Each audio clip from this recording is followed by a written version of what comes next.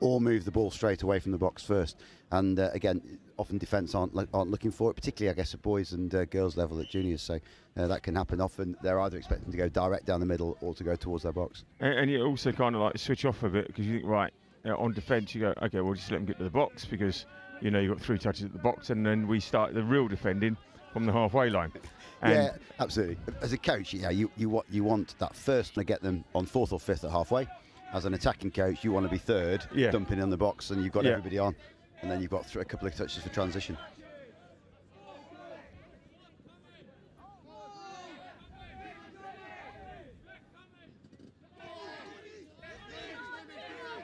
Oh, Burners. Off the scoop through. Can he finish it? Yeah, yes, he can. Great run there. So excellent play by Reece Slee, and finishing the corner by Lewis Gibson. And again, a good example there of transition. I think they dumped on 3 on halfway. The 4th was then on just over the 10 and scooped straight from that and went through. Good transition, and South East will be really pleased with that, Taipans.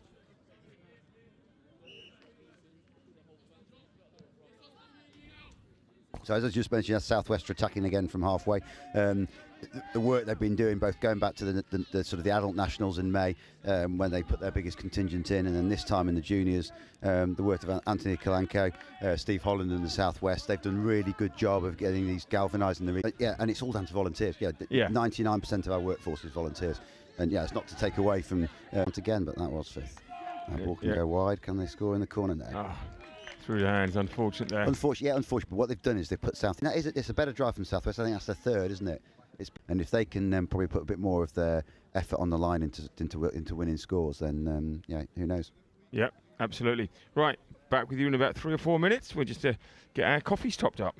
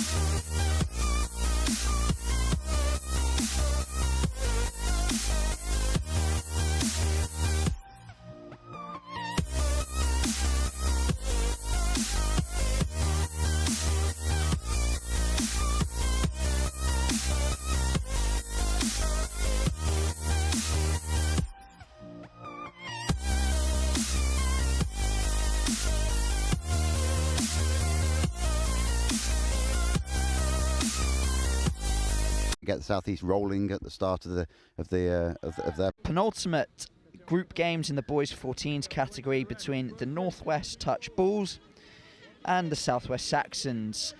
Northwest Touch Bulls playing in the maroon, going from left to right, and then we could already have a score here. It's a great start for the Northwest Touch. Number 6, Freddie Mason, what a dive.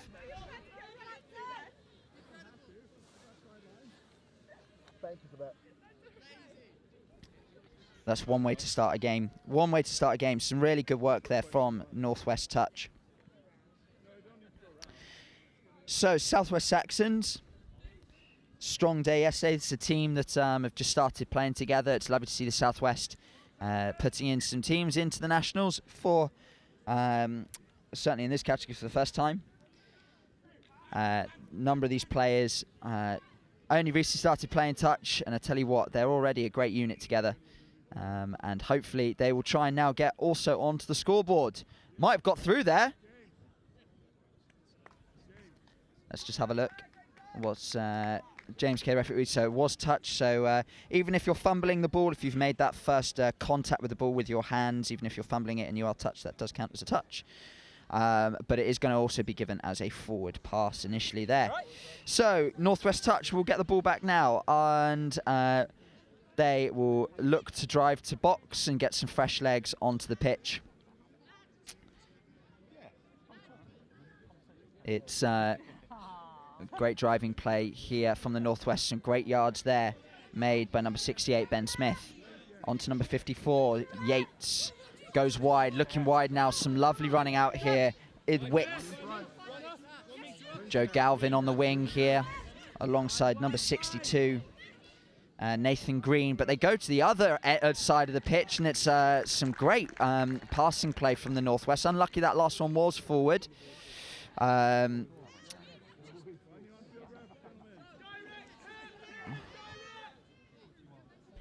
Southwest will get that. So just some great work there from Smith, Green, Yates. They're all in there making some good passing on the ball. So Southwest going away from their own box initially, trying to drive on this far side. That's some great decisionary play there from the Southwest. Number 14, Ashton Fox, Barrington Hibbert. It's a mouthful, but some great yards himself on the wing there. 16 and 13 in the middle for the Southwest. So Taylor Ross and Moran working to well there as a 3. Near side now, looking to bring it wide. Number 2, Banahan. Might have got through there, but touch is made by Northwest.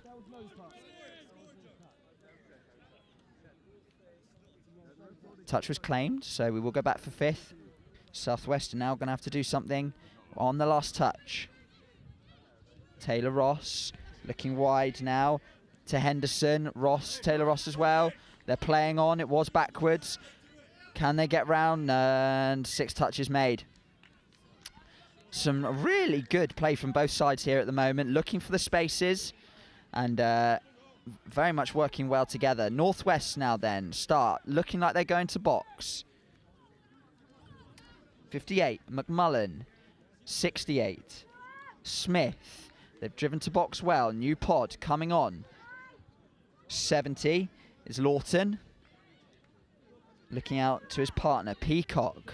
Peacock, good yards. 52, Galvin out here on this wing. Looking for the space. They're moving the ball well. Peacock. And again, Low. Looking for the pass, not quite there. It's a great attempted cutting line by, I think that's Freddie Mason. A lovely line, unfortunately. Couldn't quite get the pass away, but excellent work. Southwest then, eager to get going. Barrington Hibbert again, looking for the space out wide here. Just needs to anticipate that touch. Southwest will want to keep the momentum now. They don't want to be stagnant here. They're still in the middle of the pitch. Need to get down. Barrington Hibbert again looking for space. There isn't anything there, and he's going to be called off the mark.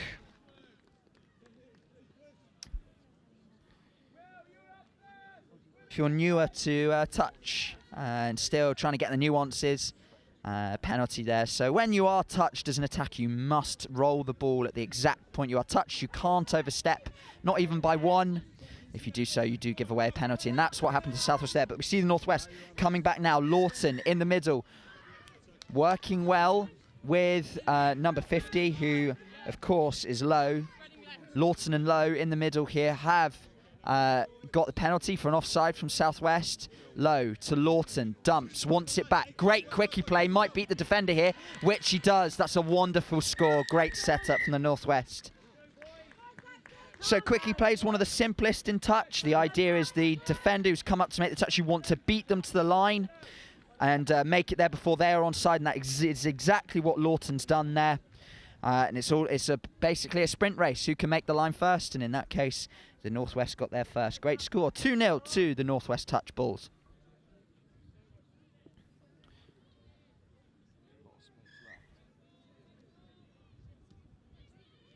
Here come the Southwest then. Number 10 is Broaders, working well with number 11, Freeman. 8, Jenkins now. He's seen space on the outside. Can he find the space? But they've made it up to the 7-metre line on third touch. Underneath him is Henderson. Back into Broaders. Takes the touch. That is 5th. They're going to have to do something now. Oh, the space might be there. The pass away, maybe. Touch made, though, by the Northwest. Galvin there has covered that well, and the Northwest will get it back.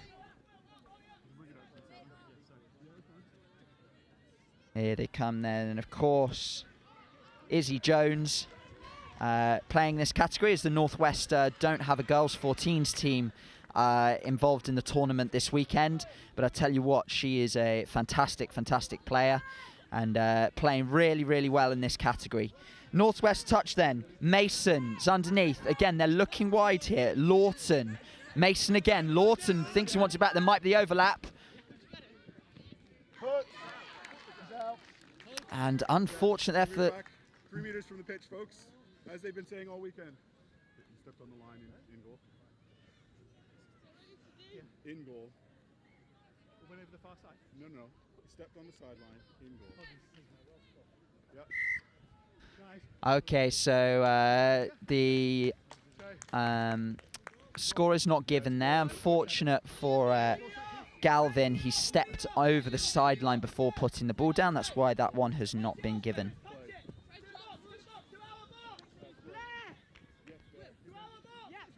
Here come the Southwest. New legs are coming on. Number 3 is Wiltshire, Sydney Wiltshire, looking for the touch there. Has been made. Again here, Southwest, they're looking wide. They're trying to go around the outside. They need to go forward first. Van Rooyen. Wiltshire's underneath. But penalty, unfortunately, given away in this scenario. As off the mark.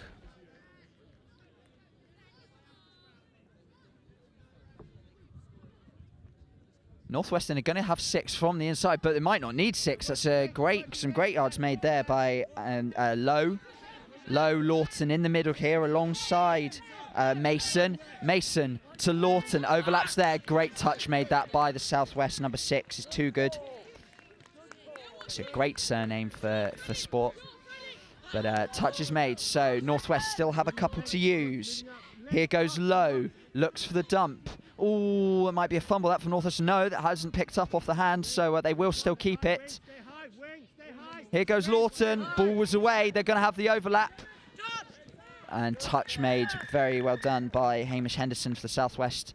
And they will get a penalty, Northwest, though, for an offside by the Southwest Saxons. Being brought back. Good advantage played by James Kay, the referee in the middle at the moment.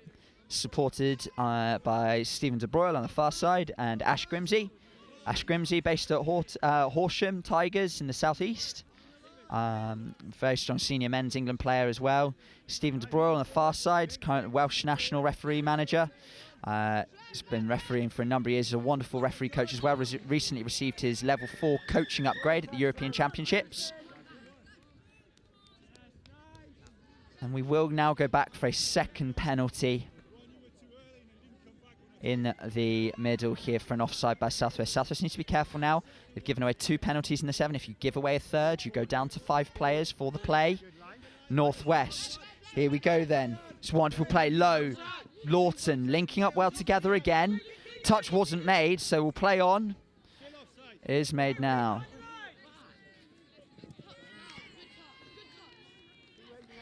And the score will be given. 2 feet, guys. 2 feet. So watch Lawton here. So number 6, too good, is called offside, and that's why we play on. Good advantage played by James Kay. That's why there needed to be no dump. Number 6 has never made the line, so remains offside. And Northwest once again get the score. Here come the Southwest then. That's wonderful yards that from 13 and 16 from the southwest. That's Taylor Ross and Moran working well in the middle. Taylor Ross looking for the gaps, can't quite get through. Moran underneath, working well together. Here they come then, the overlaps on this near side. They're looking away though. Oh, what a dive! Is he in there? Looks like he is. Excellent dive that.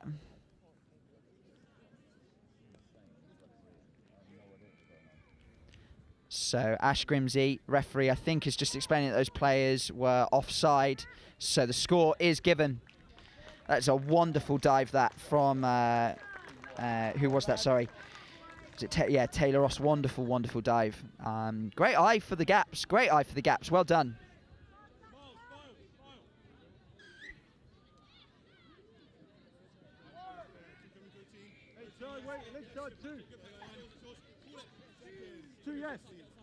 Here come the Northwest, 68, Smith.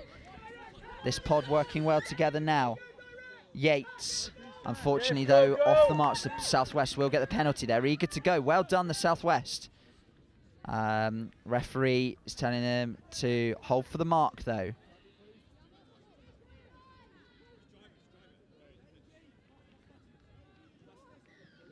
Touch made by the...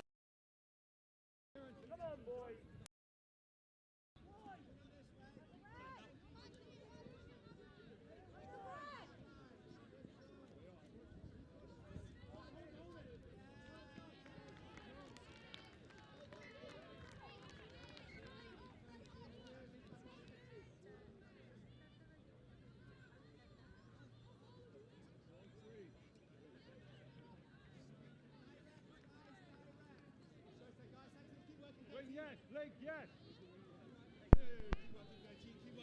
2, yes. 8, yes. Play. 3, working. Good there. Chill. I saw it. Okay. The forward pass, guys. Come have the ball back, please. Patrick, can I have the ball, please?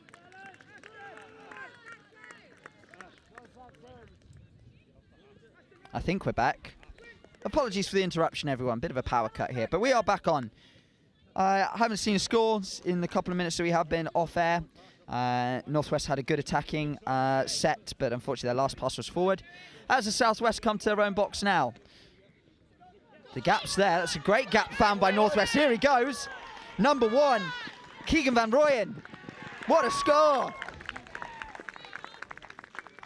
I want to watch that one again. I think it was unfortunate for the Northwest. It was the winger this side, Joe Galvin.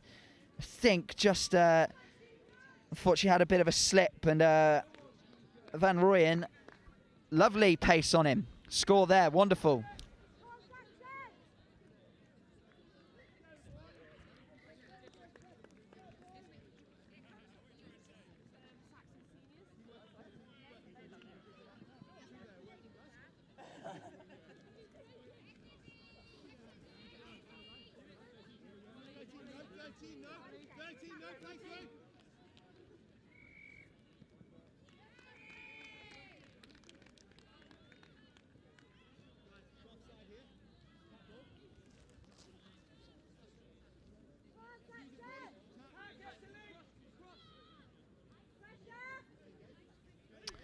Okay, so can the Northwest reply? Still up by 1. We see Mason linking well with Lowe. Lowe will have it back. Is he Jones looking for space here? Dumps well, and but is going to be called for a square hips, unfortunately. So again, if you're newer to touch, when you dump the ball, your hips must remain parallel to the sidelines. If they are not, you will turn over the ball. You've got to make an effort to square up your hips. But we get to half-time. 3-2 to Northwest Touch against the Southwest Saxons. It's been some great play from Northwest Touch, linking up well in the 7 metres. We've seen some great play, certainly. That wonderful quickie score from Liam Lawton. And good way to finish the half for Southwest Saxons. Van Rooyen seeing the space, and that half-pitch run was excellent. We will catch you in a couple of minutes for the second half of this game. The drop-off is a 1 metre warning. 1 minute neutral after the finish, and you get 2 minutes of drop-off. Referees will self-team. That's the 11 o'clock tap-off in just over an hour.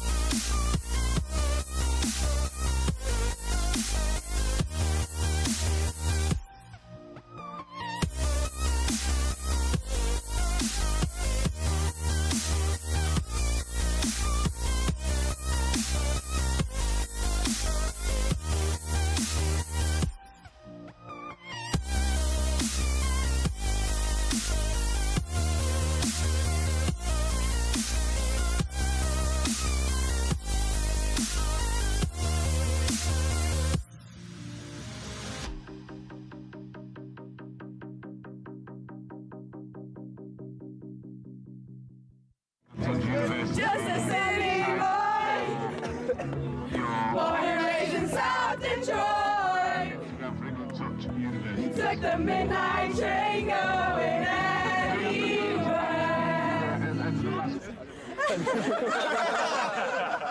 No, sport mode. That's how much I care about the threes. Even got them in sport mode. We need to make sure that we're working on staying tight in D, and then when we're up there, we need to be a bit more organised. So 32 shorts, doing the quickies. I realise the camera's on me, so I'm trying to keep talking. We're keeping them in their half really well, so keep working hard because they're taking 4 touches, 5 touches, get down the line. The last 2 scores have been exactly the same move. So just as soon as half get hands on ball, eyes up, we've got to shut them down the middle. The other impact that it has is that you don't have an impact on the game because you're so far back, they can't hear you. If you're on or behind the line, yes, let's go, guys. Now win it. The all starts in the middle, okay? If we work hard, the links don't have to step up, okay? Yeah. You ready? Let's go. Hands in. Come on, Emma. Tight! Eyes up, Tim!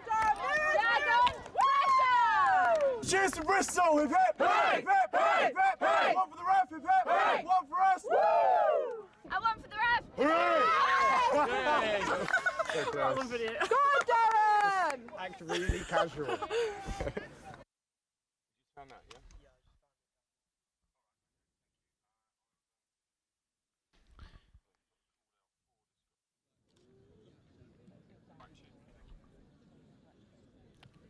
Welcome back, everyone, to Nottingham Riverside for the 2023 England Touch Junior Nationals. We're halfway through boys 14 game between the Northwest Touch and the Southwest Saxons. Northwest Touch up by 1 at the moment, 3-2. And the Southwest Saxons will get the tap off. They're playing in blue, left to right. As we see Piers Moran taking first touch for Southwest Saxons, 6 to use. He's going in again, looking for the pass. It's a lovely pass, that, by Banahan. They've got the space out here alongside Jenkins. It's a good pass that from Southwest. They're very good at moving the ball left to right. Their handling skills are very, very strong. And 16-13 once again. That's a wonderful dive, that from Taylor Ross. And they're going to bring it to 3-all. Watch this one again, people. Excellent work by Moran and Ross. So, 16. Taylor Ross. Wonderful quickie step and the dive and gap just there. Excellent work. That's very good. Very good work from South Saxons. So 3-all.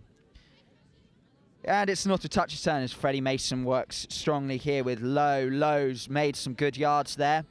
Mason and now Lawton outside him. 60 is Peacock. Peacock will pick up.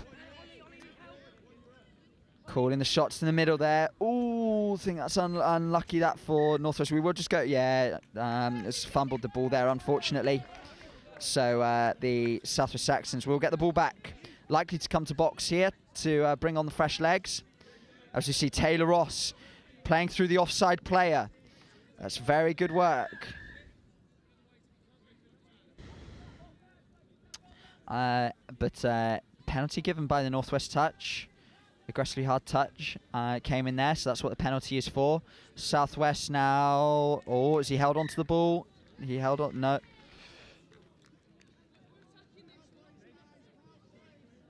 I don't think player lost control of the ball.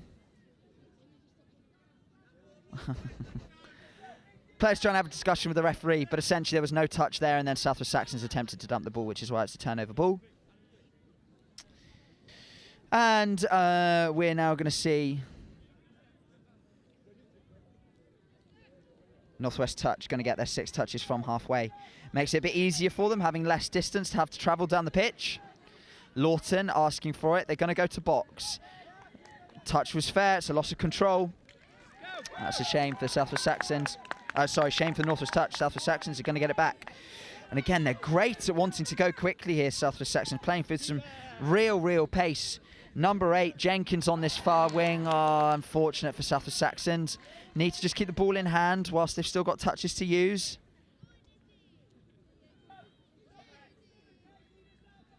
Northwest then, having the ball on it now. Yates alongside Smith. Yates and Smith with Jones as well, working well to make the yards here. Oh, that's unlucky for Yates. All he needed to do was catch it. Southwest Saxons, all they needed to do was catch it there. He's making an effort to get onside, but the Northwest will get the touch. So Yates, Smith and Jones working well in the middle here. Jones dumps. Yates, Smith on the outside. Look at this, low as well. Sorry, Yates, yes, is being commanded by Smith. Yates has it back. There might be some space out here on the outside. Can't quite get the dive in. It's good defence from the Southwest.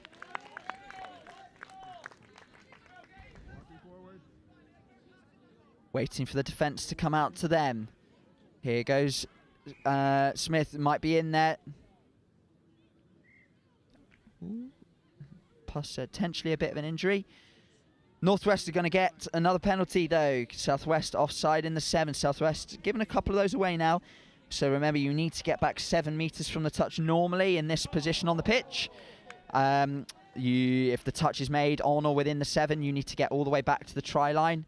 Can be a bit of a distance sometimes, and of course all you want to do is go up and make the touch. That's good work from the Southwest Saxons, putting the Northwest under pressure. 54, of course, is Yates. Yates dumps, looking back. There's space on the outside here. Excellent score from the Northwest. Great vision out on the wide here. And they'll be very pleased with that. Galvin just having to put the ball down. It's a lovely line. Lovely line run by Benjamin Smith. And Galvin puts the ball over the whitewash. Northwest Touch take the lead once again by 1.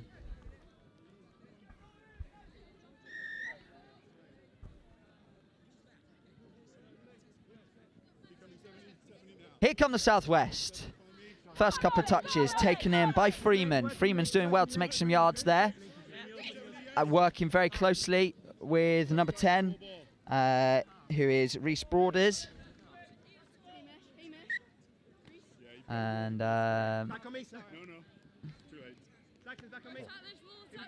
Southwest need to stop doing these silly errors here. So turnover again for not squaring the hips at the roll ball for the Southwest. Northwest coming then. Some first good touches, some great driving yards here, and we might even see a breakaway from the Northwest. Unfortunate for Freddie Mason. He did a great job to make it through there. Lawton's underneath him. Alongside him, Lowe wanting it. Touch made by the Southwest. Still need to make it down there. Lowe telling Lawton where he wants him. Lawton's going to pick up for the scoop. Needs to look for the pass. Can't get touched. There's an overlap. Might have got the ball away there. Ball is away first. It's a wonderful, wonderful play. Excellent play. So watch this. The pass goes away just before the touch is made. Boom. And excellent work that from Lawton into Freddie Mason, who makes the score.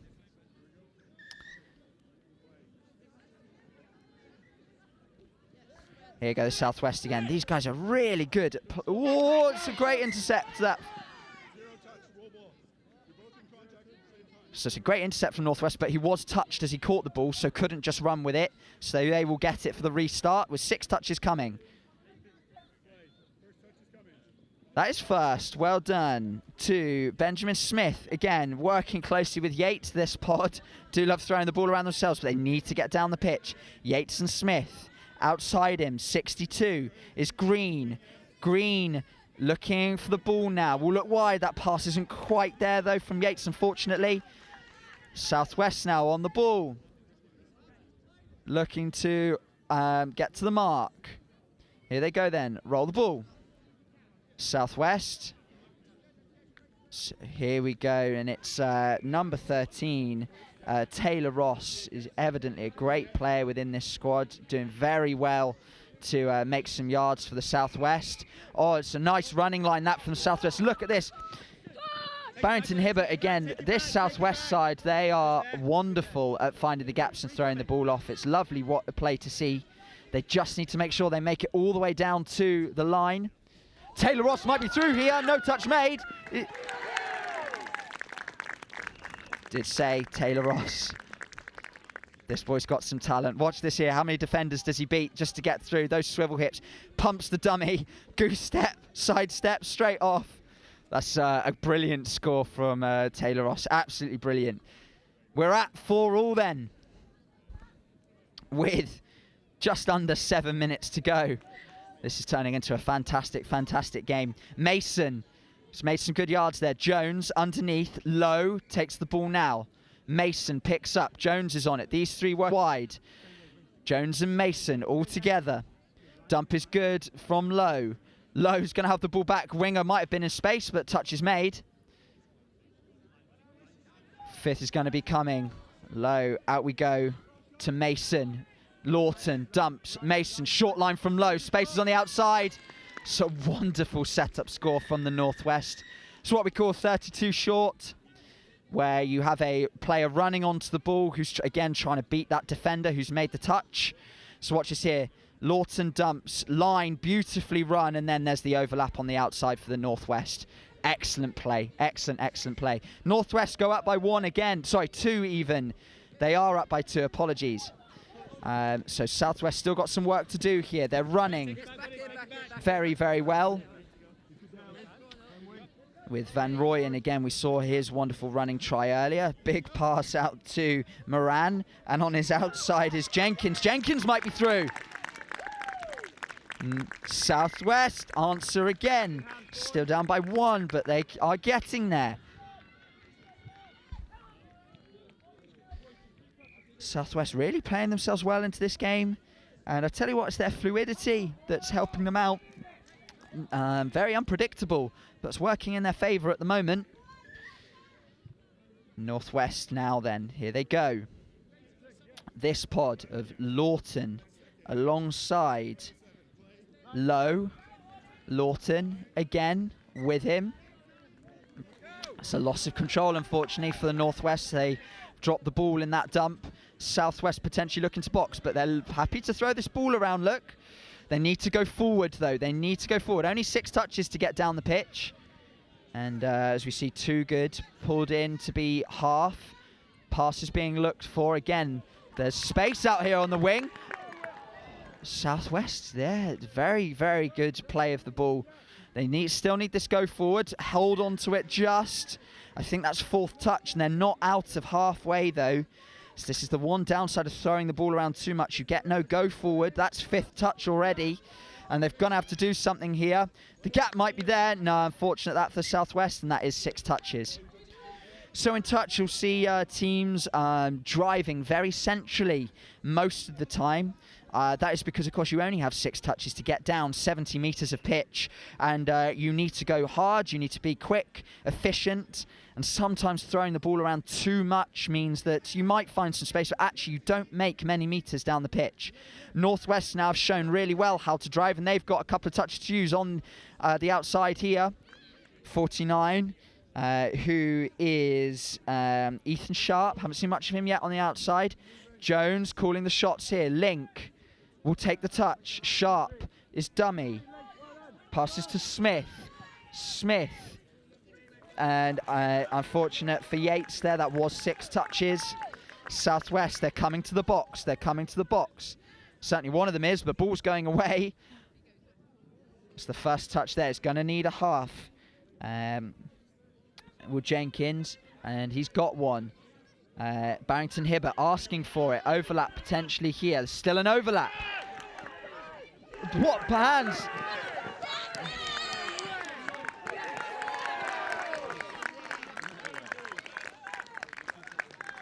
Okay, so it's a claimed touch by the Northwest.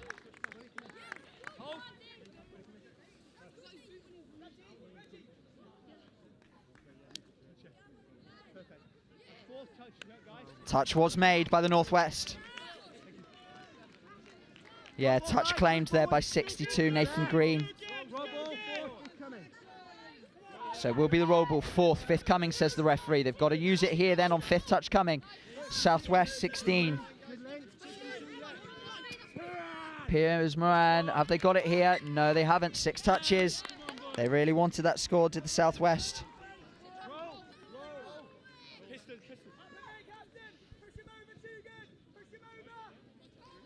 Here they go then, Northwest running to box. Some great yards there made by Tom Yates. Jones underneath him. Look at this, see, 3rd touch, and they're already over halfway. Great display of how to drive forward from the box. Great 3-man drive from the Northwest. 50, low, dumps, Lawton underneath. What a pass! No, it's a touch and pass thing, kind of unfortunately there for the Northwest. Yeah, so it's going to be called a touch and pass, no score. Unfortunate, because that was a hell of a pass from Lawton. But it's well covered by the Southwest, and then it was a touch and pass from the Northwest. So we will see the ball turned over.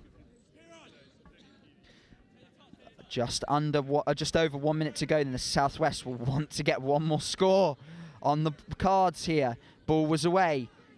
Barrington Hibbert has got round the player there. Now there's an overlap.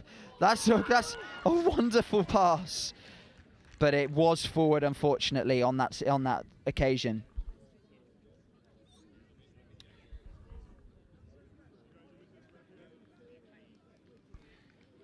Northwest will have it there. I think they know how long's left on the clock. Just trying to slow it down a bit. Here we go then. Low with Lawton. This pod, Lawton's on it now. They'll look for the setup. Lawton takes the touch alongside Mason. Mason has it back. Lawton with him. Lawton dumps. Mason underneath. Options there for Lawton. Good touch from the Southwest. No, not given. Has not made it onside. And the Northwest will go 2 up with 15 seconds to go on the clock.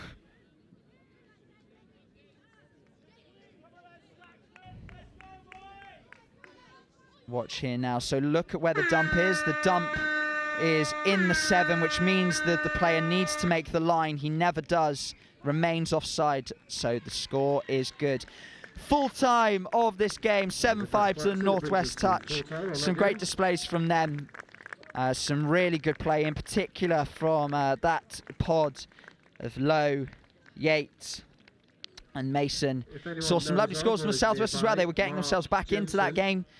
And I'm sure with their experience this weekend will only grow and grow. It's wonderful to see. Join us for plenty more games today. Next game coming up will be a girls 14s game between the West Wildcats and the South East Sharks White. And of course, the last 4 games today will be the 4 finals from all 4 divisions that are playing today. It's a lovely day, turning into a lovely day here at Nottingham Riverside. Please stay tuned with us for more action. See you in a bit. We're going to shout out to Donald Keane. So Donald Keane, it's his 15th birthday today. He's going to be playing over on field 4 very shortly. This is a very big happy birthday from all your team on the Wildcats. So congratulations to Donald Keane on your 15th birthday playing on field 4 for the Wildcats.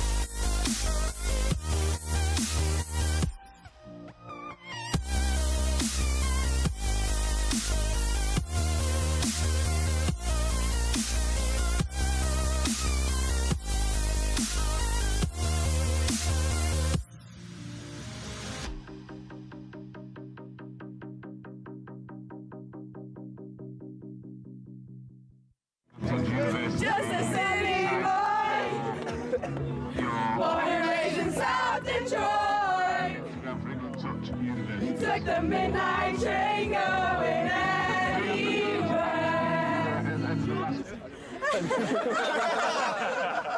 Oh, sport mode. That's how much I care about the threes. Even got them in sport mode. We need to make sure that we're working on staying tight in D, and then when we're up there, we need to be a bit more organised. So 32 shorts, doing the quickies. I realise the camera's on me, so I'm trying to keep talking. We're keeping them in their half really well, so keep working hard because they're taking 4 touches, 5 touches, get to the line. Those last 2 scores have been exactly the same move. So just as soon as half gets hands on ball, eyes up, we've got to shut them down. The other impact that it has is that you don't have an impact on the game because you're so far back, they can't hear you. If you're on or behind the line, yes, let's go, right? Now win it. It all starts in the middle, okay? If we work hard, the links don't have to step up, okay? Yeah. You ready? Let's go. Hands in. Come on, Ems. Tight! Eyes up, Dragon! Pressure! Cheers to Bristol! Hip hip! Hip hip! One for the ref! Hip hip! Well, welcome back. We are now, and there is the hooter for the South East Sharks G14s against the West Wildcats, and I'm joined in the comms box by, well, a god of the touch world, actually, Claire Rylance. You know everybody and everything, I believe. That's what you just told me. Maybe. I am potentially going to refer to myself as God of the touch world on a more regular basis, though. Well, now you've been given that moniker. Yeah, it's on the airwaves. It can be clipped. It's going to be used. Exactly. So now you said that you coach, you kind of do everything and know what's going on. So go on, give me a quick rundown of your credentials. Well, so yes, the importance. Oh, sorry, did they give that score? I think they've given that as a score. Oh. I think there was a bit of confusion. By them, us, by them, us, the refs. Let's see what actually happened.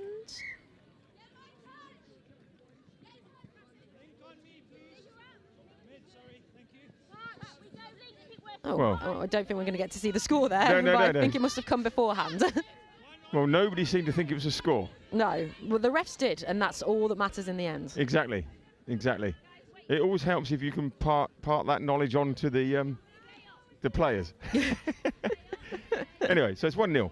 It's 1-0, yes. And this, oh, lovely. Was that a touch? No, it's yeah, the refs called that as a touch there. Yeah, it had the overlap on the outside, turned it down, but picked up the touch instead.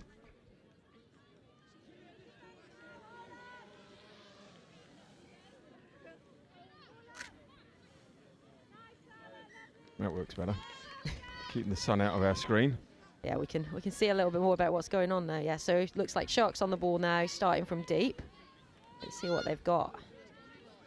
So yeah, I guess probably a time to explain a little bit, of why you're referring to me as a God of the touch world, which I am going to use and probably put on my CV.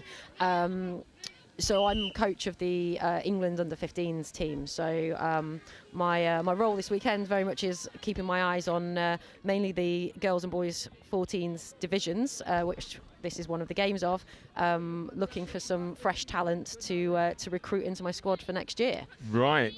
You see, so that's why you are the all-knowing when it comes to this age group, because these are the ones that are going to come into your fold very shortly. Yeah. So I've obviously, a couple of them I know. So there's a couple of players that have been involved in training squads before.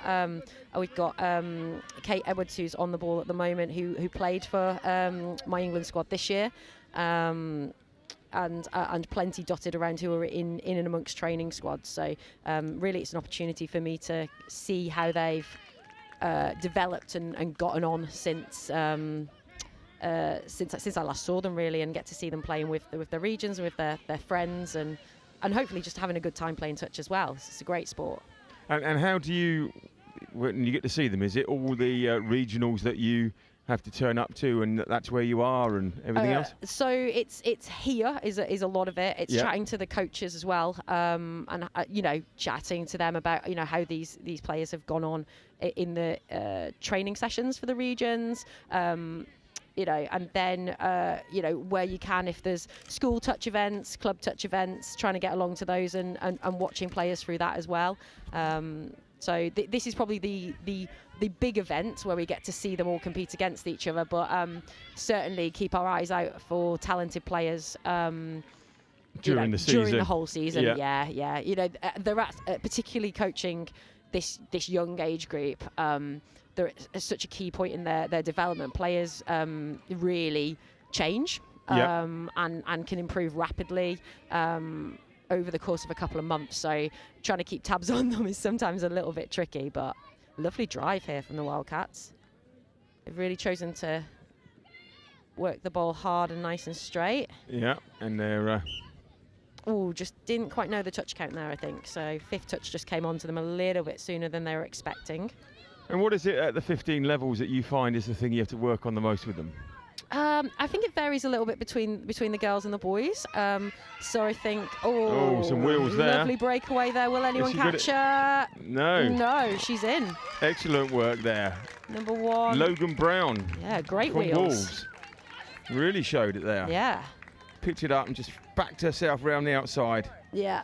Look, even the cameraman nearly got there. And over. Lovely score. Great pace. 2-0 to the Sharks at the moment. varies a little bit. A lot at this level, a lot of the players, both boys and girls, will come from contact background, be that league or union, and it's some of the finer details about initiating the touch. So the attackers can initiate the touch on a defender, and having awareness that you need to put the ball down on the mark. Yeah, not roll through it. And not just bowling through it, because you've got to go back, and that's just going to lose a team momentum. So that's one of the big things that I'm looking for, to see if people have an awareness of that. But also for some of the players that maybe don't, that are really raw, and for some of them, this is their first touch tournament. Just looking to see, are they starting to build on that through the tournament? I know certainly the early games yesterday, there were lots and lots of penalties for it, and it's just starting to kind of drop out a little bit. People are starting to initiate and know when they're going into contact more. Now that's the half that can't score. Yes, so we would call it a scoop, often done on the fifth touch, and it's often a tactic employed where we look to set that play up and get the half to run through. They can't score, but there's usually a whole heap of chaos that ensues behind them, and you just need one player to be free to pass to. That's where you become the quarterback, you see. Yeah, because and as a defenders, you've got to go ignore the ball, just run to the other players and try and read it. They can't score, but someone else can, so mark them. Yeah, turnover there. That's hips, I believe. Is that cool? Is it? Possibly, the tragedy I think call. so. Yes. It's a really good. The refs have some great hand signals that make some fantastic dance moves. Yeah. If you put them all together. That top one was that's my tragedy call. Yeah, I like it. Yeah. That's lost from some of the youngsters. The last tournament. Yeah. There we go. So there should be a scoop here. So Daisy on the scoop here. Oh, nice. Oh, unlucky. Just dropped on her. Is it getting to her hands, isn't it? Now, one of the things you've got to do there, so that's number 4. That was Kimberly Phillips, right? So I think this should be coached at a young age, right? Ponytails together and off the number, right? Cameras are on, right? So even if the cameras aren't on, somebody watching at the side, that's a little good play. I like that. Oh, I don't know who she is. Oh, not to worry, right? So ponytails, in a bun, higher, tied up, so you can see a number. We had a player yesterday, I think it was Erin, right? Couldn't see a number whatsoever, but it stuck in my mind because I had to look every time, right? So just remind them that if I can't see their number, I'll add that in. I'll add that into the criteria. I mean, her mum is just stood over there, so I can also let her mum know as well. She's she is actually the touch god around here. Right. She is the ETA general manager. Here we go. Daughter of ETA general member and women 35s player Sammy Phillips. Yeah, she's. But Kimberly is actually far better than Sammy is. That's what it says on my notes. Yeah, I wrote them. That's why. Oh right. Okay, that's fair enough. Excellent. I like it. And if there's any opportunity for me to. Discredit Sammy Phillips. I will take it at all times. Quite right. Well done. Yeah. Good hands. It's really good movement. Beautiful hands. Yeah. And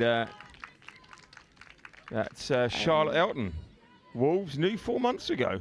Yeah. Some of these girls this will be their first proper tournament, and they're just doing so well. It's really, really good.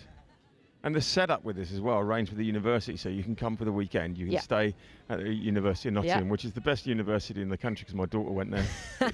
Let's ignore Trent. Not biased at all. No. I'm accused of being biased in every single stream I do, but that's not bias. That's just truth and fact. Yeah. But great facilities here, and plus the fact you can use the university, so everybody comes here. You're not all scouring for hotels and Airbnbs and spread everywhere. Everybody's in the university, so it's a great little setup.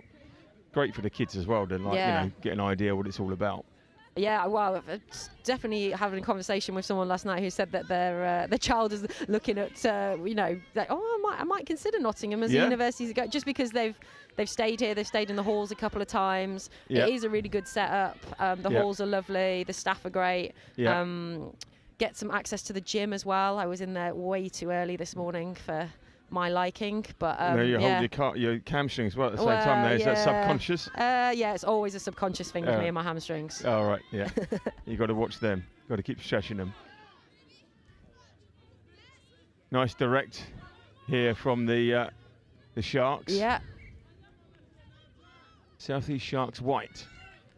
That just telling me what they've got two teams this year. South East Sharks. They've got a white and they've just gone for colour differentiation. So white and blue. Not that you can tell because they're wearing blue, but It's really good. And it's the amount of extra teams that have come in this year. Oh, it's fantastic. It's making my life particularly tricky as a selector because previously I've not had to watch that many games, and this year we've got 6 boys 14s teams and 6 girls 14s teams, 4, 6, a lot anyway. So there's a lot of games that I've got to get through. And when do you start mixing them up then? As far as I've got all the girls and boys teams. Yeah. So when do you then?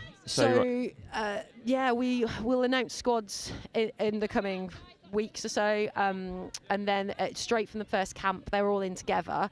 I do usually do a little bit of work where we work on the boys and girls separately in the first camps, but they integrate straight away. They have to. It's a mixed team when it gets to representative level. So is it mixed? Is it boys, girls, and mixed, or just mixed? At 15s, it is just mixed at the moment. Yeah.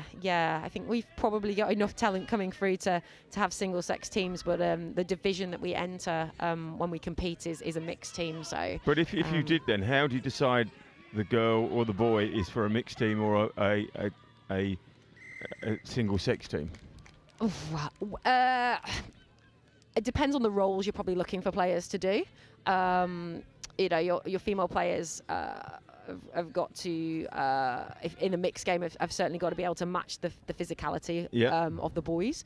So you might pick some slightly more physically stronger players. The other thing that you're sometimes looking for is that in the mixed game, often, but not always, your girls will play on the outer positions, so they'll play on the wing. So two wings and a link. So catching and finishing skills. If you've got someone who catches absolutely everything, puts the body on the line and dives, lovely step there. Then you're potentially looking at them as well, maybe as a mixed winger. She hasn't been touched, or did she run through the touch?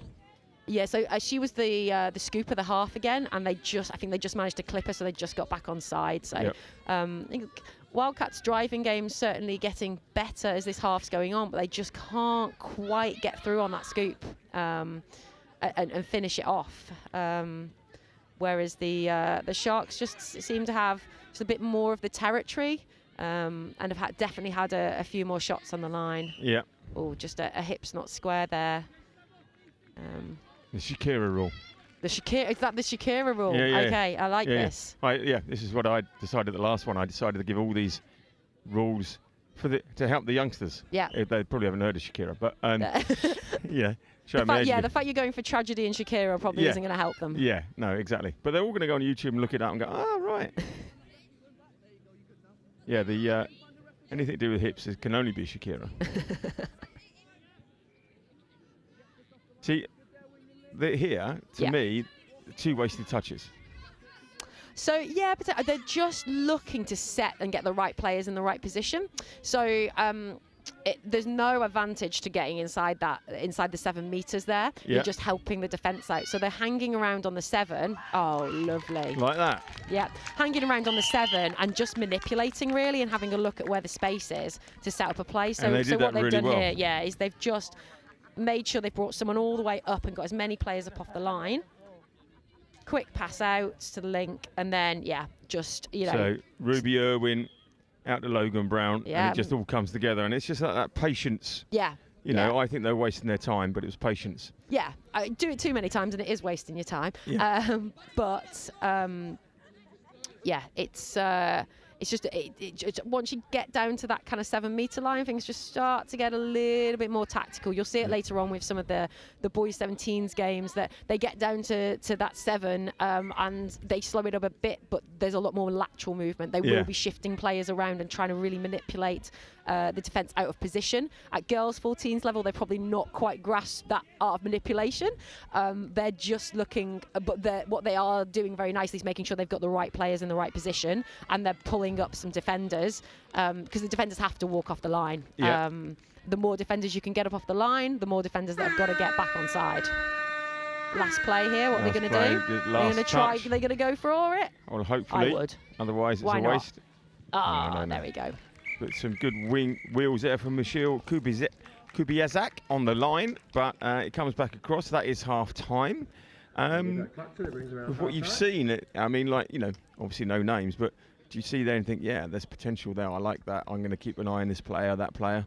Yeah, obviously I'm not going to say any names, but no. It's I think the Sophie Sharks were quite dominant there. They clearly had a structure that they're using in terms of you know, getting territory, and then on the line, nice that they're showing a bit of patience, not often seen at this level. It can be a little bit kind of headless chickens, but they've shown some patience and then made sure they've got the right players and some lovely finishing, really nice finishing skills, which is great. I think for Wildcats, they started to get a bit of momentum with their drive. I think they just need to work a little bit harder on the first few touches just to really kind of set them off and mean that they're further upfield when they're in that position for their scoops. And just, you know, I think the Sharks girls maybe just got a little bit of pace on them at the moment.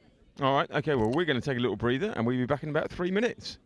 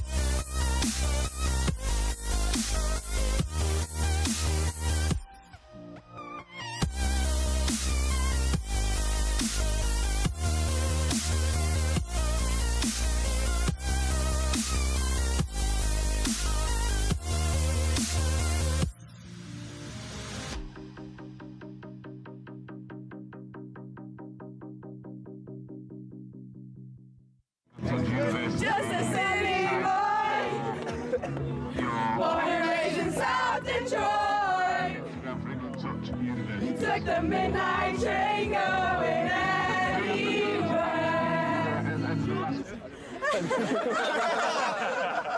Oh, sport mode. That's how much I care about the threes. Even got them in sport mode. We need to make sure that we're working on staying tight in D, and then when we're up there, we need to be a bit more organised. So 32 shorts, doing the quickies. I realise the camera's on me, so I'm trying to keep talking. We're keeping them in their half really well, so keep working hard because they're taking 4 touches, 5 touches to get down the line. The last 2 scores have been exactly the same move. So just as soon as half gets. Welcome back. We are setting ourselves for the second half. Claire, what are we expecting? So, I mean, so far in the first half, the Sharks have been dominant. I'm a little bit biased because I'm involved in the Wildcats region. I would just like to see the Wildcats just come back a little bit stronger and just put a bit of pressure on the Sharks and maybe spend a little bit more time in line attack really and show us what they've got. And this is actually quite a good group for this. Actually, we've got Kate and Daisy on at the moment. So Kate on the ball and Daisy just outside her, who play club touch together. Usually mistaken for each other as well, and they're two of the more experienced players in the team. Part of the division-winning team last year. Yes. So both of them were part of the girls' 14s team that won last year. We've had quite a shift around. We've got a lot of very young players in our team this year, and there's probably a couple of them remaining from last year. A lovely dive. So when the team is there and attracting the touch, does the defence have to come up? So at the moment, yes. So as soon as the ball's rolled now, they have got to be walking forwards, and all of them need to walk forwards. Right now, and then which is where that's. Oh. Well, I'd say that was good defending there, coming in. Logan Brown read that well. Really good defence from Logan Brown there. They've conditioned quite nicely, actually. They're the girls in the fact that they've had two where Kate's dived at the line, tightened the defence up, and then looked for the space out wide, and really nice defence from Logan there. And would you then expect the coach maybe to come on and say, listen, Logan Brown on the right wing there has got your number. There's got the number a little bit, right? So let's try going the other way. Yes, potentially, yeah. Might go, actually, she's not the one to be attacking. Equally, she's come in there and she's left her winger unmarked. The question would be, can that pass at this level get out there? Certainly in the 17s level, that they're going to be starting pinging the ball out to the winger and going that, and then the winger's got some questions. They've got to go, well, actually, is it safe for me to come in field when I'm leaving my player unmarked? Yeah. Oh, I think they're in there. I think touch might have been called, actually. There was Hattie Hitchins fell over Poppy Hitchin. So we got, whether they're sisters or somebody forgot to put the S on the other one. Maybe. We got a Hutching and a Hutchings. Yeah. And then just say... just didn't get in at the line. Yeah, didn't get in, and I think maybe a touch out there by Kimberly. That's why she's better than her mother. We might have mentioned that before. I might have mentioned that before, but Sammy Phillips is renowned for not doing any defensive work whatsoever. So very lazy on the pitch is what you were saying. Yes, incredibly lazy on the pitch. Yeah.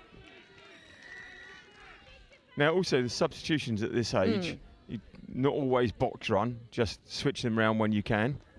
I think most teams I've seen are looking at some form of box play to kind of a drive to the box to get their players switched round.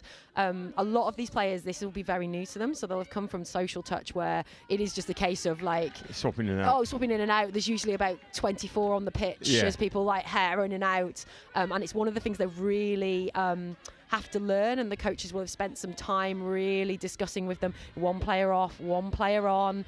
Doing it as you're going, not just waiting for a score. A bit of a break here from Imi. A strong run. Really strong run. And the Wildcats have had some better field possession already this half. Oh, unlucky. Yeah. Oh, and a penalty. So they're going to get another set of 6 on the line here. Georgia Oates plays club touch at Pershore. So are you Midlands based? So Wildcats is a very strange region. It goes as north as Stoke. It goes as far south as Maidenhead. It goes across to Worcestershire. And then it goes across heading towards kind of Northamptonshire as well. So it's the weirdest region you'll have ever met. Makes training locations very difficult and getting all these players together very difficult when they're travelling from kind of actually really almost all ends of the country. Yeah. And they're in the same region. So and so is Isle in your area? So Isle we have some Isle players. Isle is more in the Midlands, I believe. Because I was talking to Sol yesterday, and he's from the Isle Touch. Never heard of it, and then looked up Isle on Google and everything, and it doesn't come up. You see, it doesn't exist. Isle as a place doesn't exist. It's Isle of something. I don't know what it's called. Axenholme. That's the one. Yeah. Isle of Axenholme, 2 places came up, and they were about 30 miles apart. So I'm going to pick on Sol today and go, Sol, show me on a map where you are. Yeah. Well played there. Jessie Yarker starting it all off. She needs the ponytail worked on. Yeah, again, she's covering her number up with that ponytail. Yeah. Jessie was part of the England under-15s squad last year, so she's a player that I've seen before and know well. So she's been playing very, very well for the Sharks this weekend when I've been watching her, which is good to see. Go. And that's nice, and that's getting it down at the mark to keep the momentum going. Unlike that. Yeah. Yeah, and so that slows the momentum, like you were saying. You need to put the ball down where you're touched, otherwise you can't keep it going.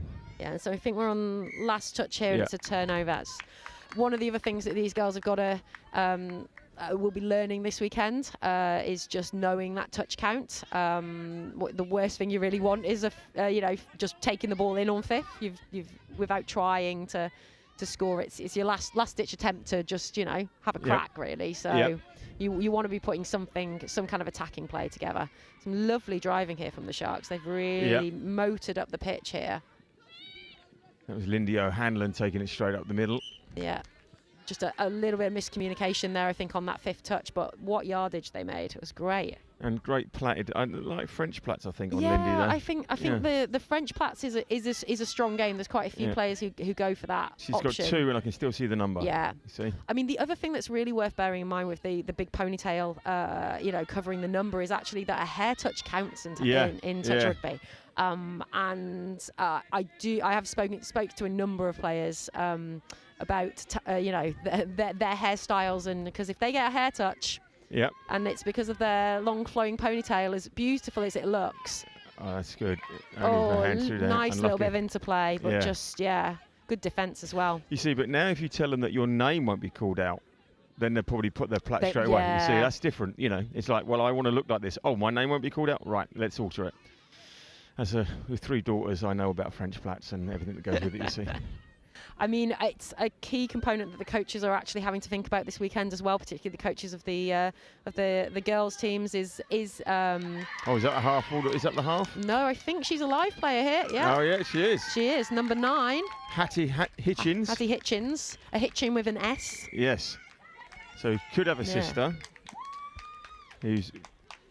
And that's the 2 of them together there. You just went through the 2 offside players, I think, there. So the 2 players that were involved in the touch, and just very, very smart. It was, again, really nice driving by them just to...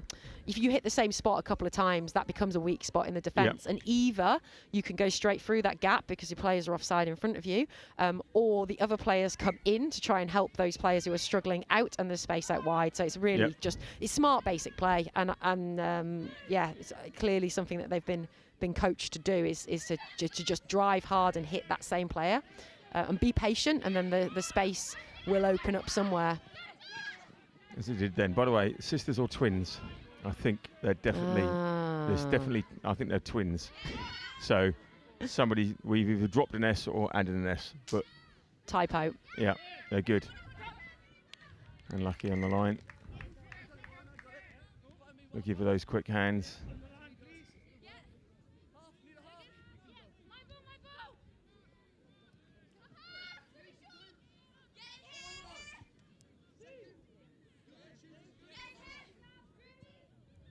This is good from the Wildcats here, just pinning them down a little bit. I was going to say, they've got them up to 4th touch. Yeah. And they've hit it halfway. Oh, and forced a turnover as well. Yeah. So that was nice defence from the Wildcats. They've definitely had a little bit more possession over in this half, which is good. And I think the coaches will be pleased with that going into kind of the remaining games today. Another penalty here.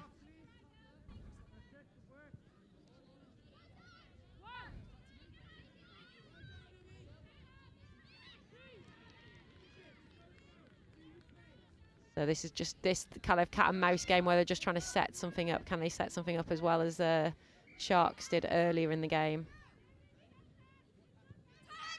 Well, nearly found a way through there, Delphine. Yeah. Maybe more of a slide dive. Yeah. I don't think she was expecting to get as far as she did with that, actually. I think someone must have just missed a touch, and then here we go. So the setup. This is last, so they've... Oh. I'm not sure they knew that was last, and now they're a little bit stuck. They've got to try and find something from somewhere. See, having those plays on the, an attempt each time, rather than building them out looking. That's where when I, as a very, very kind of naive bystander, say wasted touch, think, Yes, yeah. try your set each time. You want to, there's this kind of stuff, but you want to get a strike run off each touch. So you want to get a half in place each time. So here they're trying to set up so they've got a half in place. And then they can run a strike line. It's still a little slow there. But I think I might have mentioned this before on every commentary I do. It's easy from up here. Oh, yeah, absolutely. So easy. I'd be so easy, good if I was down there, yeah. But by doing it from up here.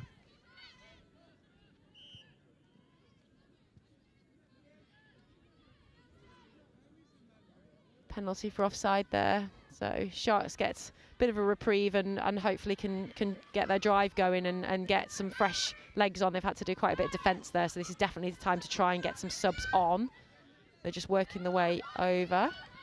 Good run. And here's some subs in the back play, just off and on. Fresh legs, which is not what the Wildcats defence will want after they've just been on the pitch for quite a while.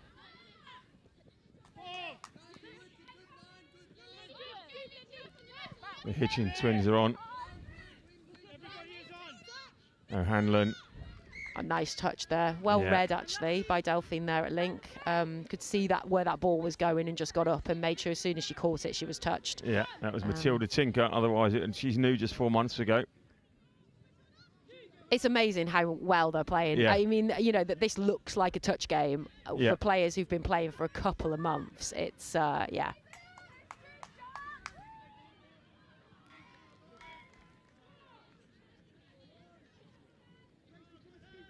Some good hands in there. Yeah. Now, I always say that go. you teach the basics, teach people to catch, then you don't have a bad pass. There's no such thing as a bad pass. It's just the inability to catch. Oh, I don't know. There's definitely some things as a bad pass as well. Yeah, I've seen some shockers. But you just got to catch it, all right? I come from a goalie background, right? My job is to catch it, right? Yeah. And so we're seeing there some really good catches there from bad passes with brackets, right? But, it's kind of like... It is very good when you see the good handling in there, and that stays with you forever. That coordination. Here we go. Right. Oh, unlucky. That was defender knocking it out of her hands, I think, or dropped. No, dropped. There's, you've got to take ownership of having that ball securely in your hands, and I think a touch came in at the same time, but she didn't really quite have hold of that. So.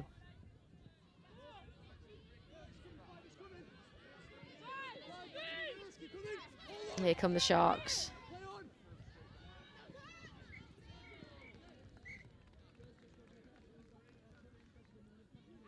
Just waiting to see what the referee's call is there. I think it's just a turnover for the Wildcats, so starting deep in their own half, and can they get their drive together and get themselves up the pitch?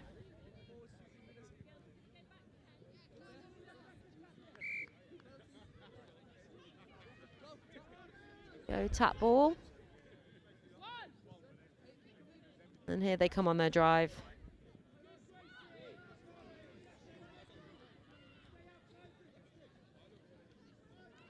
And getting fresh legs on here.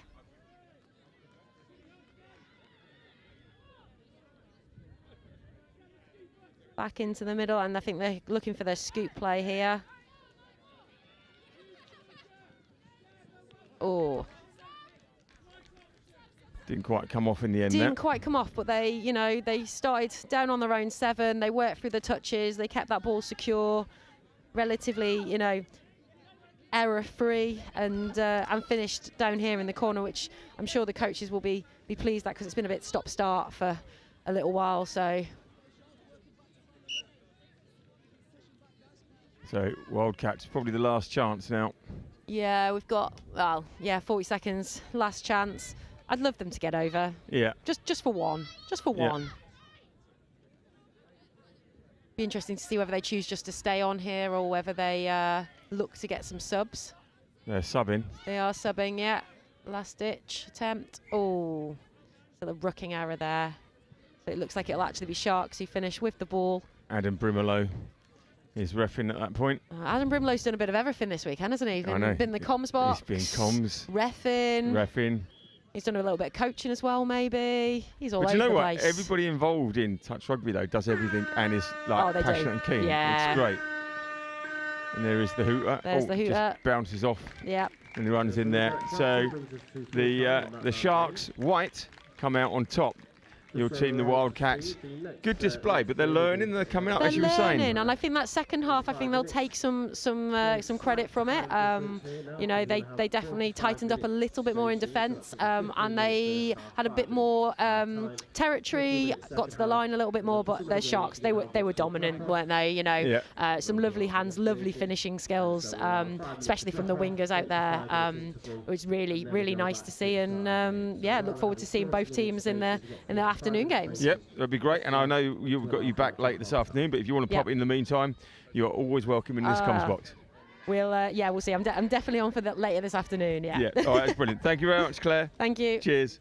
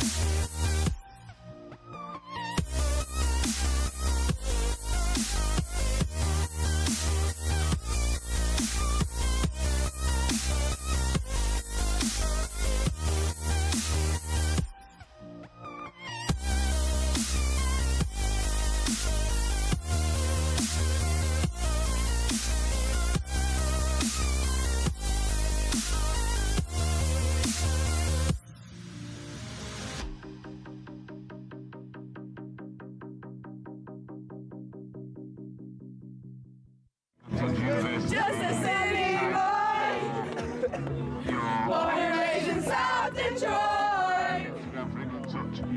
Took the midnight train going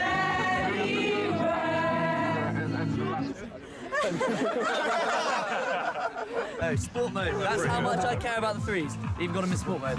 We need to make sure that we're working on staying tight in D, and then when we're up there, we need to be a bit more organised. So 32 shorts, doing the quickies. I realise the camera's on me, so I'm trying to keep talking. We're keeping them in their half really well, so keep working hard because they're taking 4 touches, 5 touches to get to the line. Those last 2 scores are getting exactly the same move. So just as soon as half gets hands on ball, eyes up, we've got to shut them down. The other impact that it has is that you don't have an impact on the game because you're so.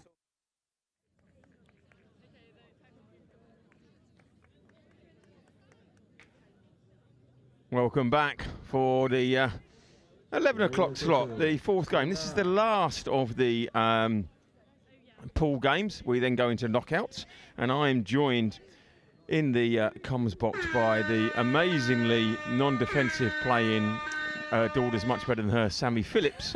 And I'm just referring to the words of Claire Rylance there, who was commentating earlier. So remember, you've got the last shout at this one. So Sammy, feel free to go in it. But welcome into the box.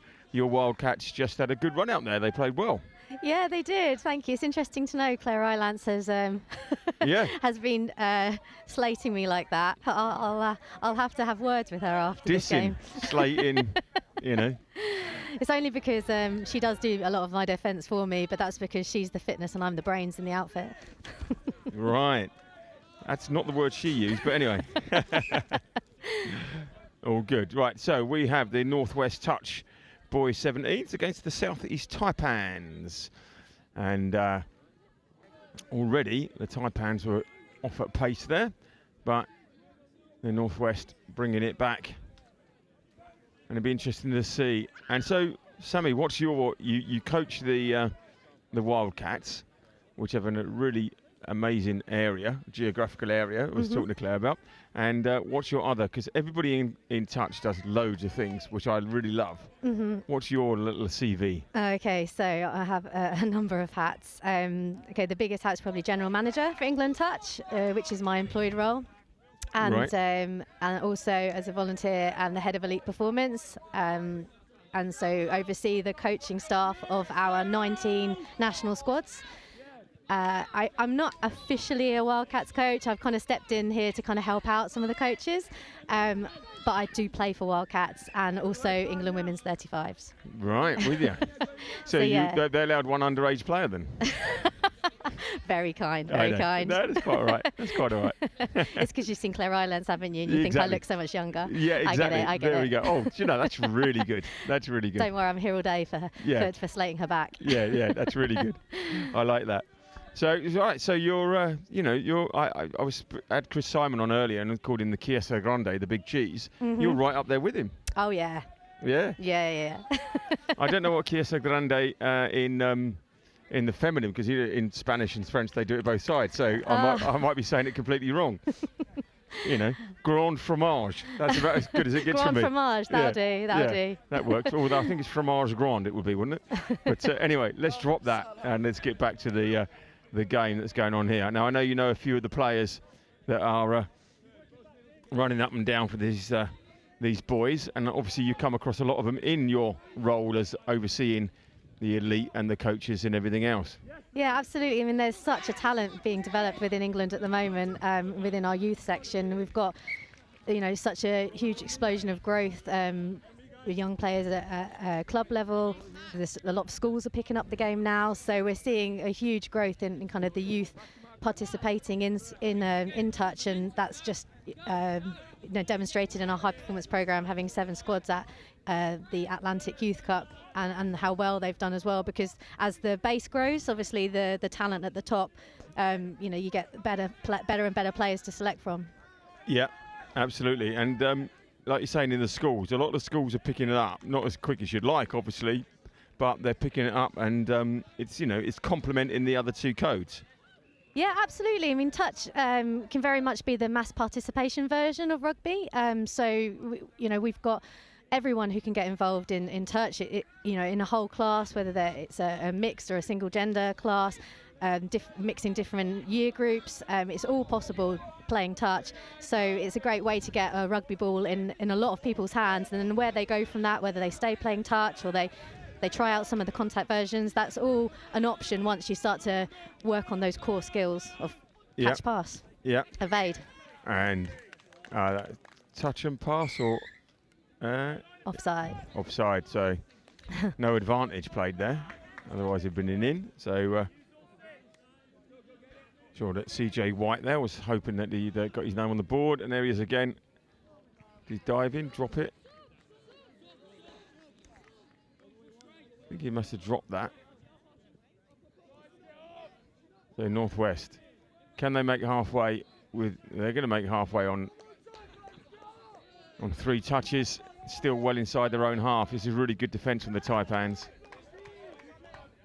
Yeah, their defence looks quite structured in the midfield here. But the speed, it wasn't quite there from Will Brock.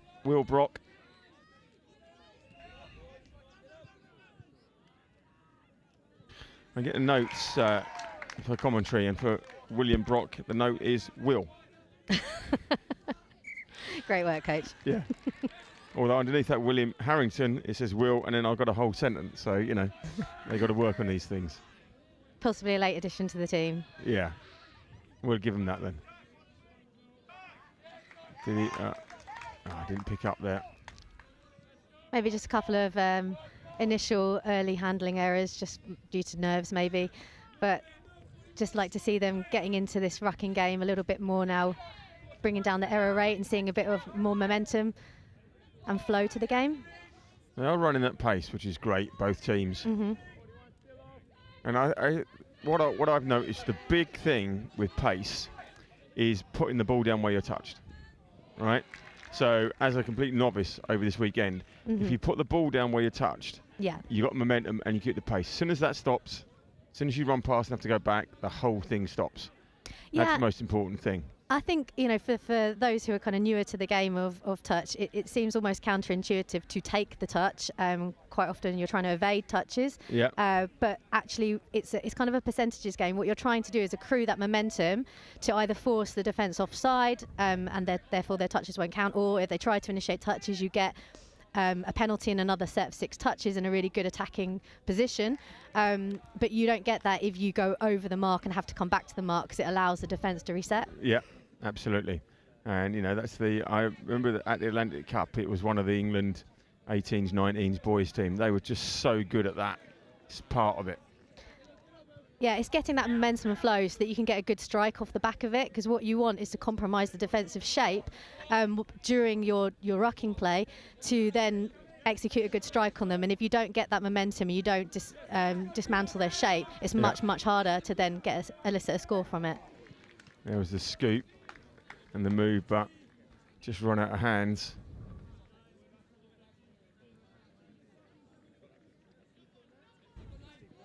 To Northwest. Try and get up again. Northwest are really good ball in hand, like trying to, well, kiss of death, but just moving the ball around defenders. They've been good at that, and they've been good at passing the ball left to right as well. So their handling game had looked quite good. I think it still has. We'll just have given that one little poor bit there.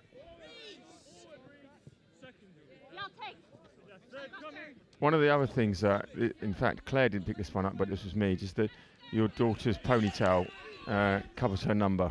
Oh, right. Right, so from a commentary point of view, it makes it very difficult. Anyway, well, Claire put it down in parenting. I just said education. But if you could French plait or something, so you could see the number, it makes it a lot easier for the commentators. Noted. Thank you. Thank you. Oh, I'm on it. Oh, I know he dropped that. Reached and dropped. Or did he get downward pressure?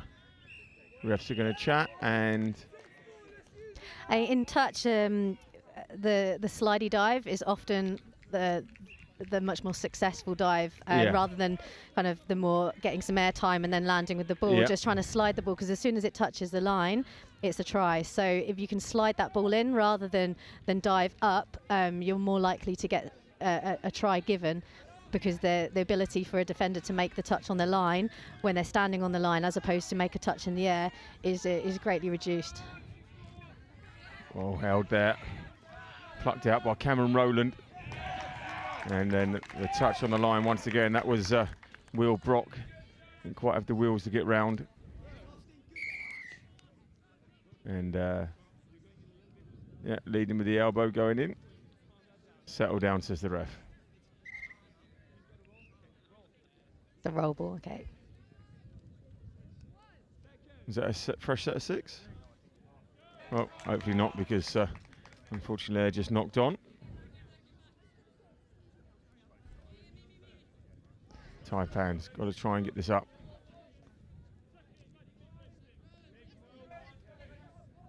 There's 3 at the halfway line. Makes it difficult to get the strike.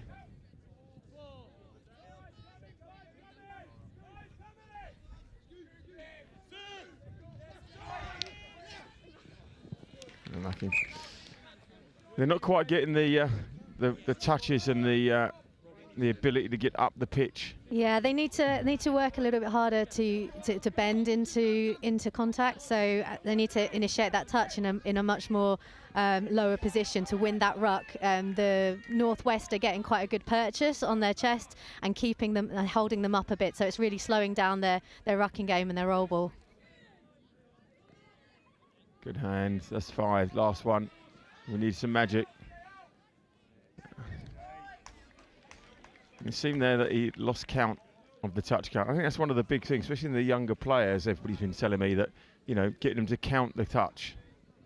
Yeah, quite historically, you know, your wingers will often keep the touch count in both attack and defence. In defence, obviously, you want to know how many touches you've got left, and it's quite motivating to hear. We've only got 2 touches left. Come on, get up, especially if you're feeling quite fatigued defending the line. But also in attack, you want to know how many touches you've got left to kind of set up some strike plays. So it's really important that the messages get in from the wings to the links and the mids, so that they can they have that information to hand to make the right decisions. Yep. It's well up. They've got a very good piston defence going, have the Taipans. Yeah, they're not giving the Northwest much time on the ball. Nope. They're coordinating their attack well. 1 shooter there, so they've managed to pass around them. This has given them a bit of momentum now. Can he execute the long ball? Go. Good chase out from the Taipans.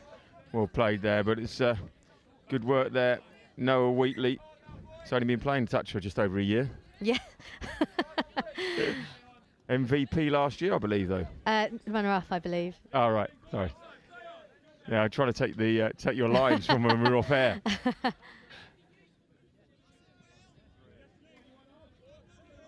These boys are going at a fair old hack. I mean, we've only been going. Oh, it is 12 minutes, but they're not hanging around, are they? No, I think there's definitely a good intensity to the game.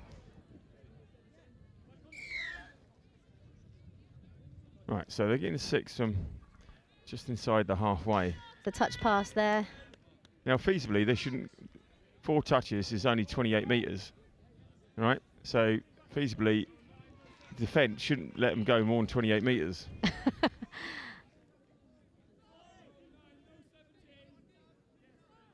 So this is the benefit of momentum. Yeah.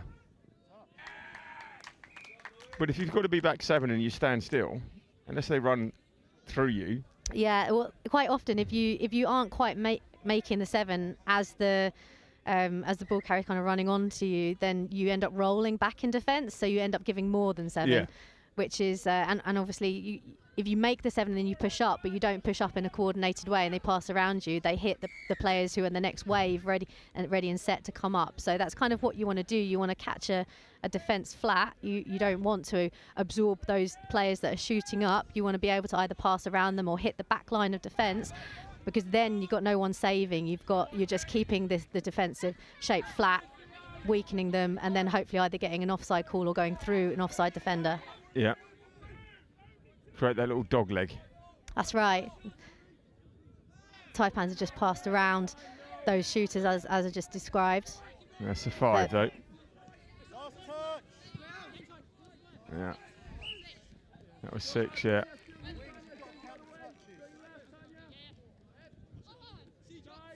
Seems to be a lot of not getting that 6th go at the line. I think there's a couple of instances where the ball carrier's kind of running away from their half, so there's been a lot of ball down time, and that again allows the defence to reset. So what you really want is to be working for your half, so that ball is down and up again straight away whilst the defence is still offside. There with the Reese Hallam Dunn, he's chasing it down. The distinctive tape on the shoulder, which also helps the commentator. Reese started playing his sport as many do in rugby, playing a good standard. Injury forced a change in sport and he found touch. It's really good. I wonder if it was his shoulder that went. And he got it off, and there's a touch back there. Didn't quite make it.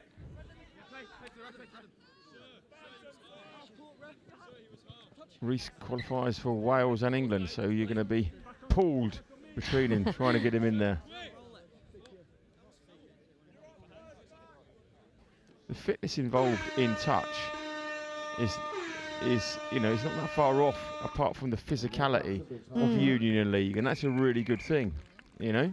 Yeah, the physical kind of components for a touch player is that kind of repeated sprint, because you get, you know, a reasonable recovery in the box comparative to what time you're on the pitch, depending on the way your team subs. But you do need to be able to execute repeated sprints, recover, and then execute them again for, you know, 40-minute game. And often teams will have 3 40-minute games a day, consecutive days of tournaments. So you do need a high level of fitness to play touch at a good level. Yeah, you do. These boys are showing it. Right, so 4 minutes. We'll have the deserved rest as well, and we'll be back for the second half.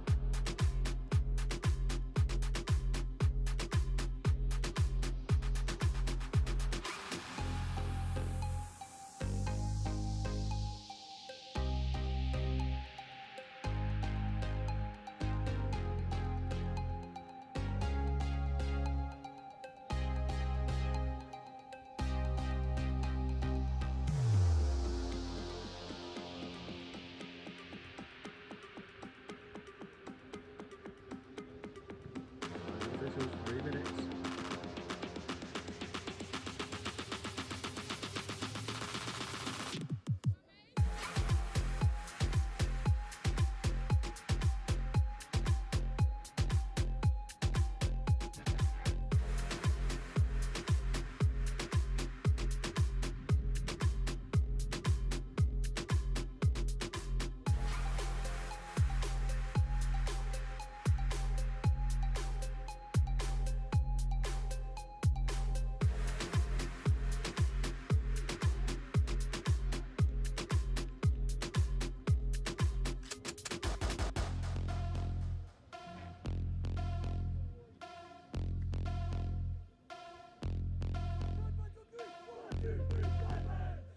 Players and officials, this is your 2-minute warning. Players and officials, 2 minutes.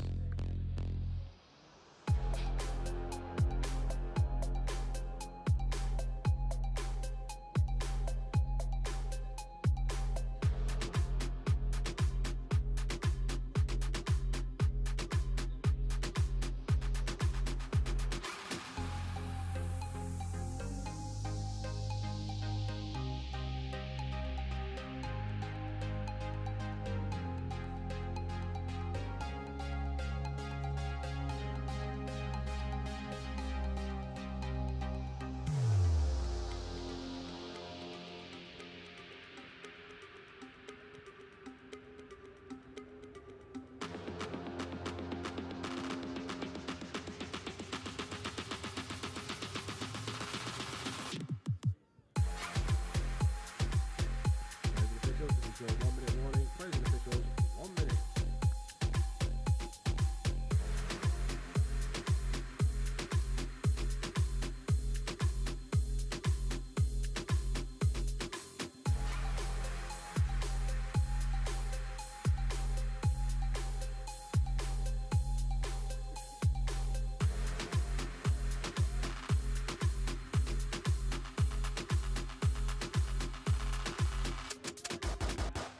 Players and officials, 30 seconds. Please return to the field, ready to play.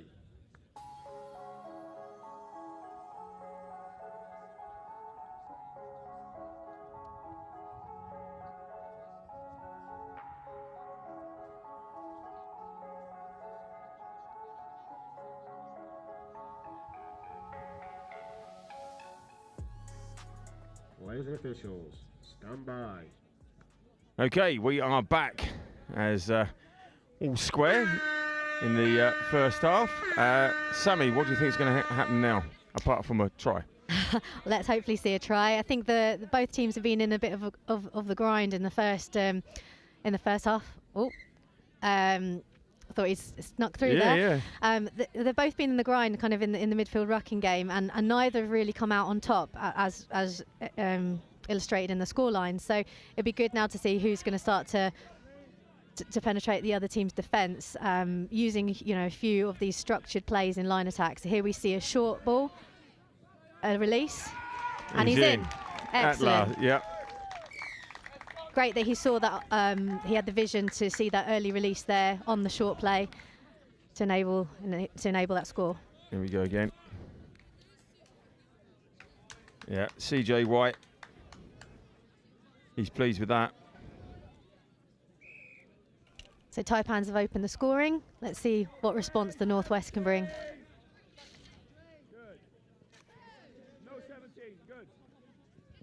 Again, the Taipans aren't giving them an inch in defence. Keep closing down their space. 2 touches left to set something up.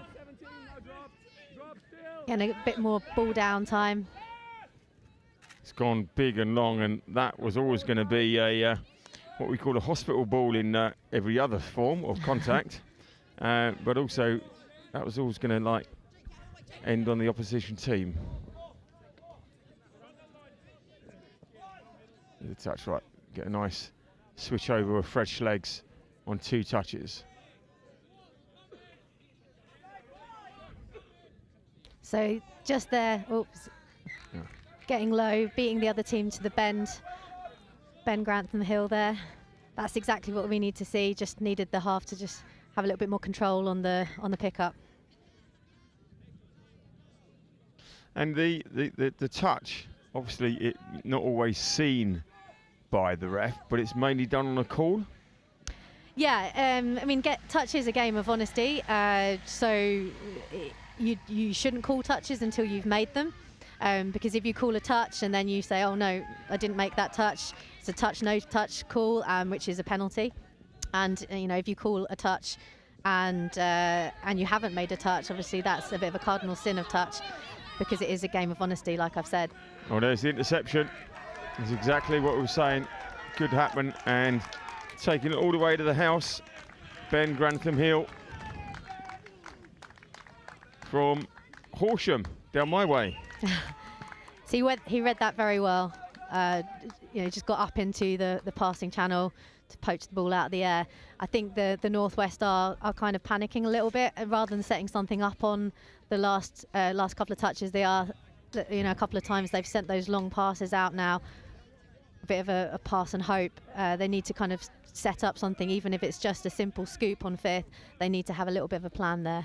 Yeah, so that was gives them the 2-0 lead. So from a nothing happening in the first half, suddenly we got a little bit of life in the game.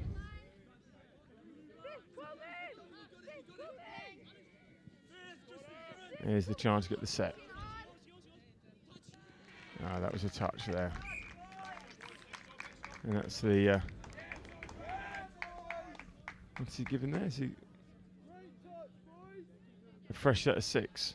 No, it's a turnover now. Oh, it is a turnover. Yeah, it's a turnover. The Taipans line defence was looking quite structured there, but Northwest didn't manage to manipulate them and pull them apart enough to kind of execute that last move on them. So turnover ball.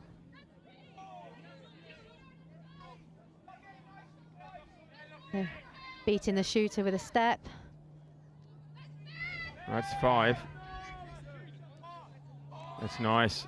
Oh, get a fresh set of 6 with, well, pretty much. So this is where I was chatting to Claire about this. Now, I think you should have 6 chances at the line, but at least a couple of these touches will just be taken in there like that. So you've got to kind of think about it in terms of percentages. What you want to do is not necessarily attack a structured defence. You need to use a couple of those touches to manipulate the defensive shape and compromise it so that you open up spaces in the defence to score. and that's what those initial touches will be doing. Yeah. And then you can identify which space to try and See, that's exactly into. what Claire was saying as well. So you two have, there is something you got in common, right? But a small amount of synergy. Yeah, but in my opinion, what you're doing though is I hear what you're saying, but you're still turning around and going, there we go. I had one chance at the line there. That was it. There were 6. I got one chance because the rest of them I just drew. That one didn't work. Right, that's it. I've run out. Well, ideally you'd want more than one chance in a set of 6. Yeah. You should ideally have 2 or 3 chances in a 3 set of 6. and 5, I was told. 3 and 5 generally, because you need to kind of weaken the defence a little bit, especially an organised defence. They're not good. It's highly unlikely that you'll catch them off guard on touch 1. Yeah. You're playing, 6 defenders against 1 ball. You need to manoeuvre them into a position where you can create an overlap, or some space in behind them where you can scoop.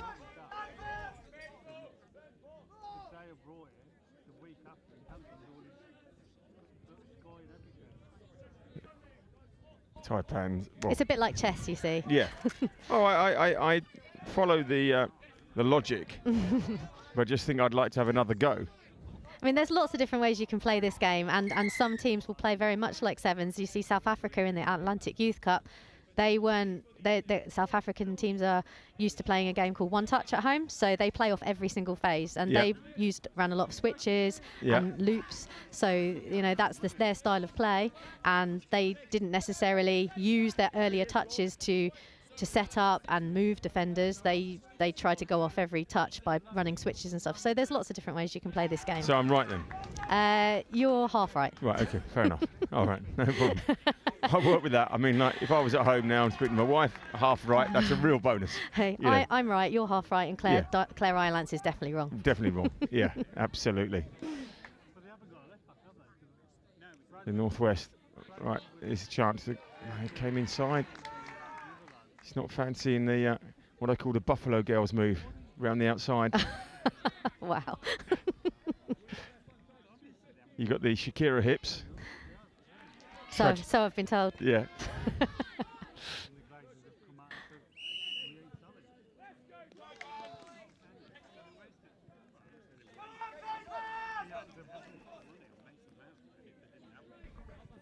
Right, Taipans could put this game away now. Another score, but those cheap turnovers are really frustrating. 6 from the halfway line.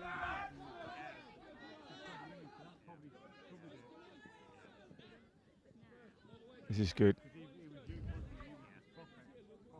The momentum lost. Players are tired at this point. Potentially, maybe a little bit of fatigue setting in. It's day 2 of the tournament after all. Yeah. There's the And it Unibar busy looks last quite night. hot out there too. Yeah. We're under the shade. It's nice. Nice ball. Oh. There was a lot Unlucky. of danger there if that ball had been intercepted. So now the Northwest have another set 6 on the line. Let's see what kind of structures they're running in attack. Doesn't seem to too much movement here. He's moving away from his half. Again, that ball down time is kind of crucial in terms of being able to attack those offside defenders on their line, because they're making the dump on the 7, but they're not able to attack it because there's not a half in position quickly enough.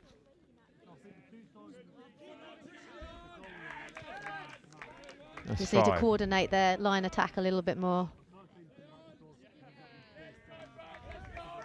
Yeah, they didn't seem to be. It's like they haven't.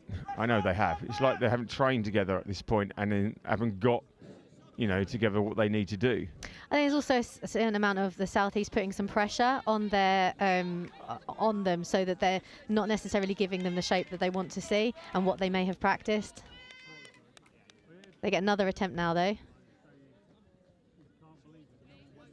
Again, it's a little bit to me, to you. We need someone to take charge here and call what structure they're actually going to run.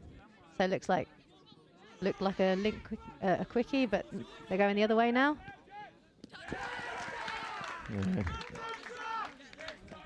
There's a good touch there in the corner, Jack McLennan.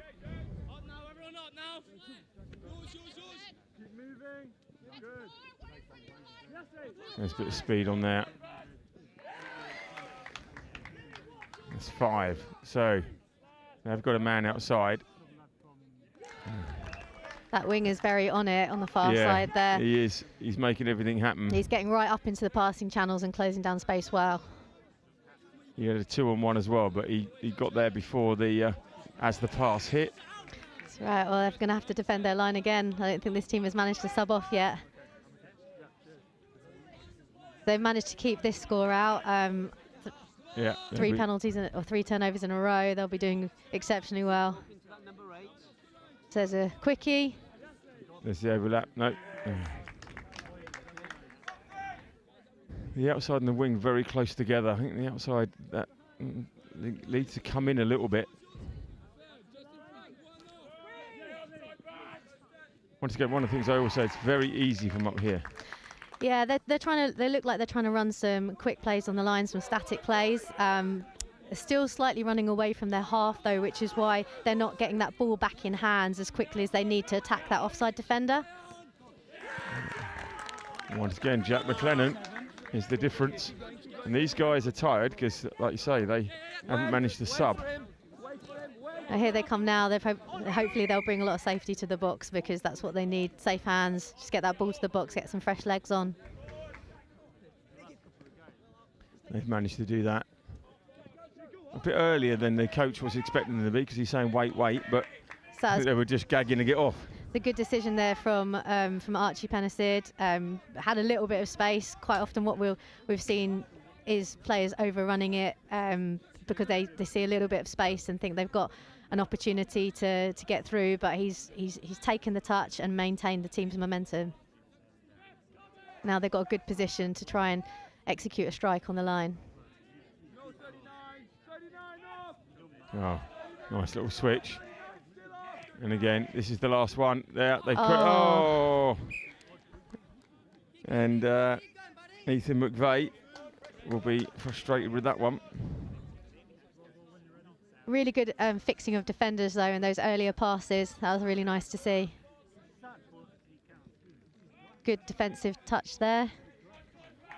Really definitely won that ruck.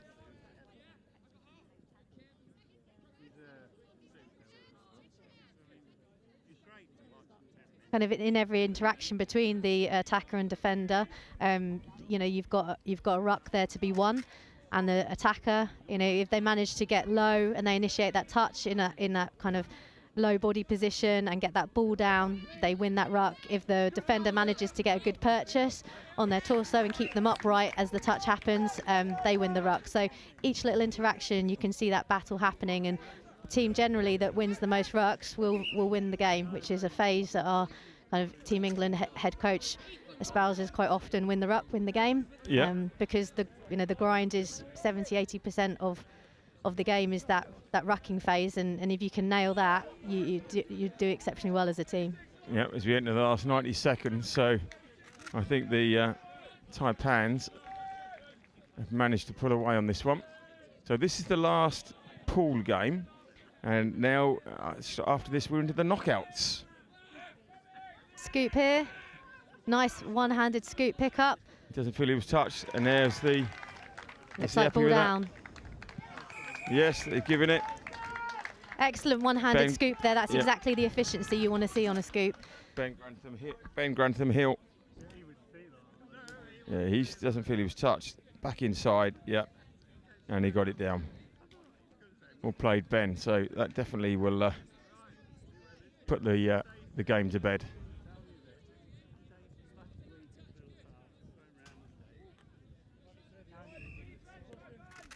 So last 40 seconds, according to us. Good for Northwest to get a score on the board. Good for their confidence.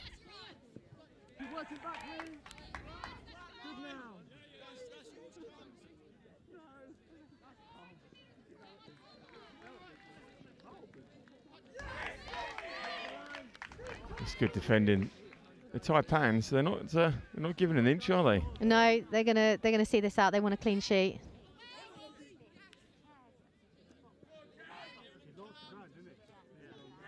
Interception, touch. So there's the hooter. Still going to go. Fancies it. Oh, he's gone around the outside. And he's away. Oh. And he's Yards got of some pace. legs. Louis Gibson finishes it off. He's around the outside. In style for the Taipans. So as the referees There we go. away, you'll have the 15-second ping. Yeah, he's got the legs. He's got the gas. And he gets there. So it ends up 3-0 to the Taipans. Good display. 4-0. 4-0. Oh, yeah, because of the one at the end. Yep, that's absolutely. right. Quite right. See, one of us can count, which is why you are the general manager. And I just turn up for doing bits and pieces. So thank you very much. It was great having you in here. I think you're about 50-50 with Claire now, so that's all good. There's no way we're 50-50. You got Claire on later, so you can always come and have a little chat with her when she's on air, you know. When get is those she on? grievances out, you know. Sounds like a great idea. Yeah. I'll be back then. I look forward to that.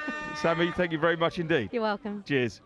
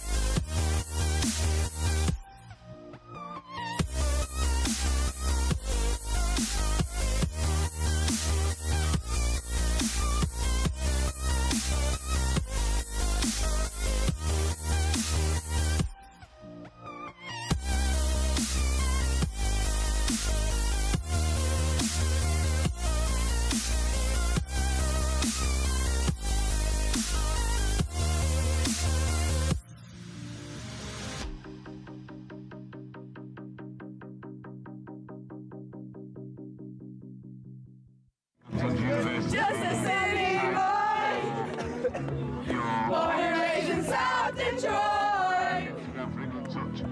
Took the midnight train going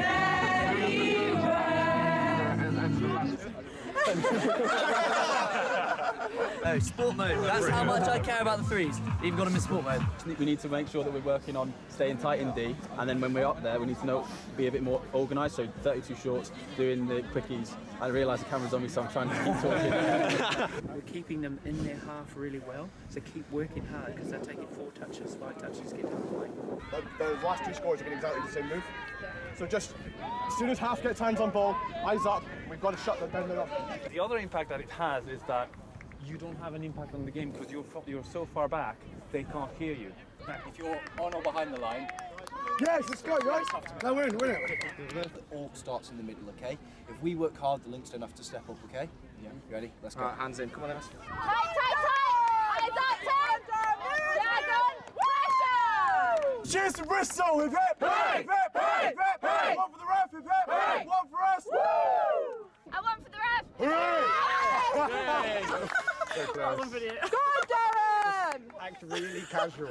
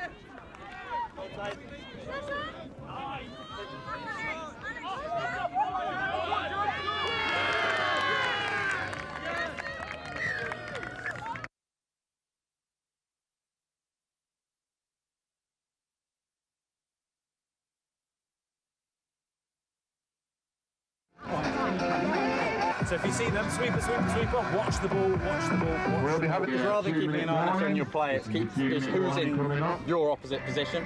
Yeah, exactly. Because it's quite, including me, I will follow the player rather than the position. So if they swap, I'm swapping the player I'm marking. But also when we 1, 2, 3. Yes! So just come up. If you're worried about being run round, come up and force them to do things. And then that way they won't be able to get all that space. Up, Sarah, get Brad, up, get toes on your toes. Get up! Take the space! Take the space! You work hard and defensive. Get onside early, help each other out, okay? Alright, quickies, you stay tight. Push out, okay? Put a smile on your face, enjoy yourselves, yeah? It's a big game. Let's get it, yeah?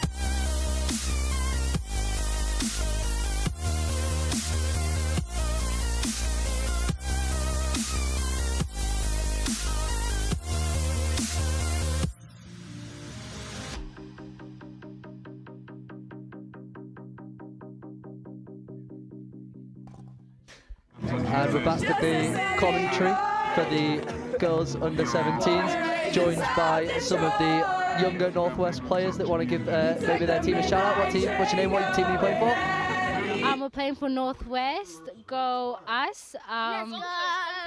Broncos for the Broncos. And who's your coach?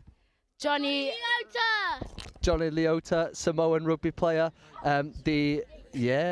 He is the lesser-known partner of Liana Leota, netball superstar, England women's netball coach.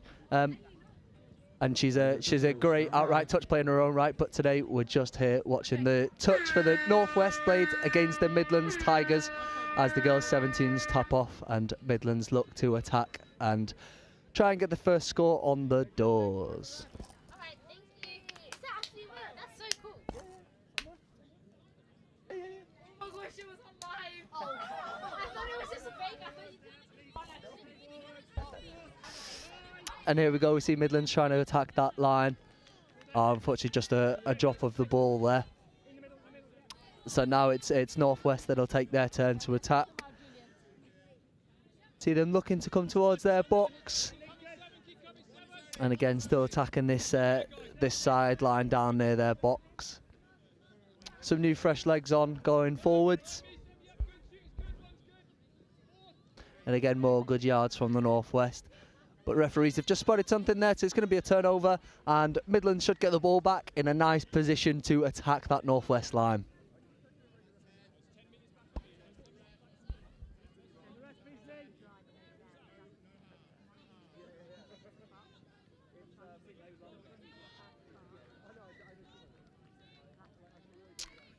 Yeah, so Midlands had a set to attack that line, but referees have spotted something again. It looks like both calls were over the mark, so we'll be looking for players just to take a little bit more control when they're dumping that ball, maybe trying to initiate so they know when they're going down, just like that.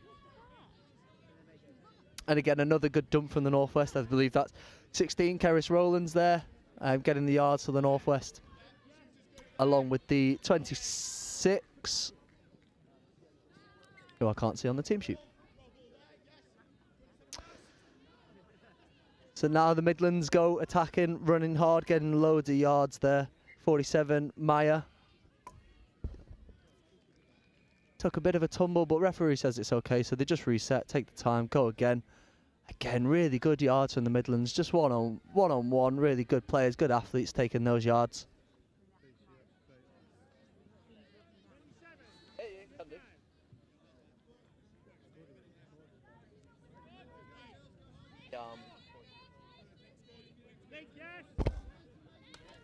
And I am joined by the excellent Robin Budd, referee coach, referee manager, England everything, and now commentator. Welcome. What a fantastic introduction. Thank you so much, Adam. I am, of course, the most important man in touch, so thank you for recognising that. Yeah, well, when you keep going paying me those tenors, I'll keep saying nice things about you. You're an extraordinarily cheap man to buy. How are we doing so far? Is 0-0 so far? It is still 0-0. We've had a couple of early mistakes, but it seems like teams are just warming up into the game. You see them starting to get those yards now. It's a couple of individuals starting to take the game by the scruff of the neck. So this is, do we know where these two are in terms of the pool? Are these two of the stronger teams, or? Oh, putting me on the spot and I know absolutely nothing. So I did Northwest and the Southeast earlier, and Southeast did win that game. So I think it might be sort of middle of the pack. There's some really good players in the Northwest team. How many of these would you know? Because they're all your neck of the woods, aren't they?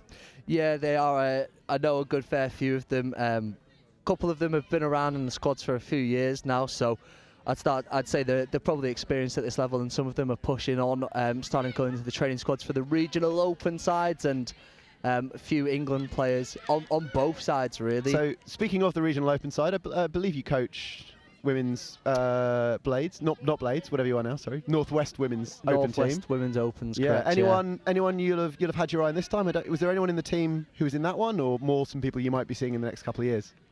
So on the team sheet we've got Anna Dennis, who I don't believe is playing, and Annie Ainscough. They both played up, I believe, yesterday in the mixed 19s, but they played last year.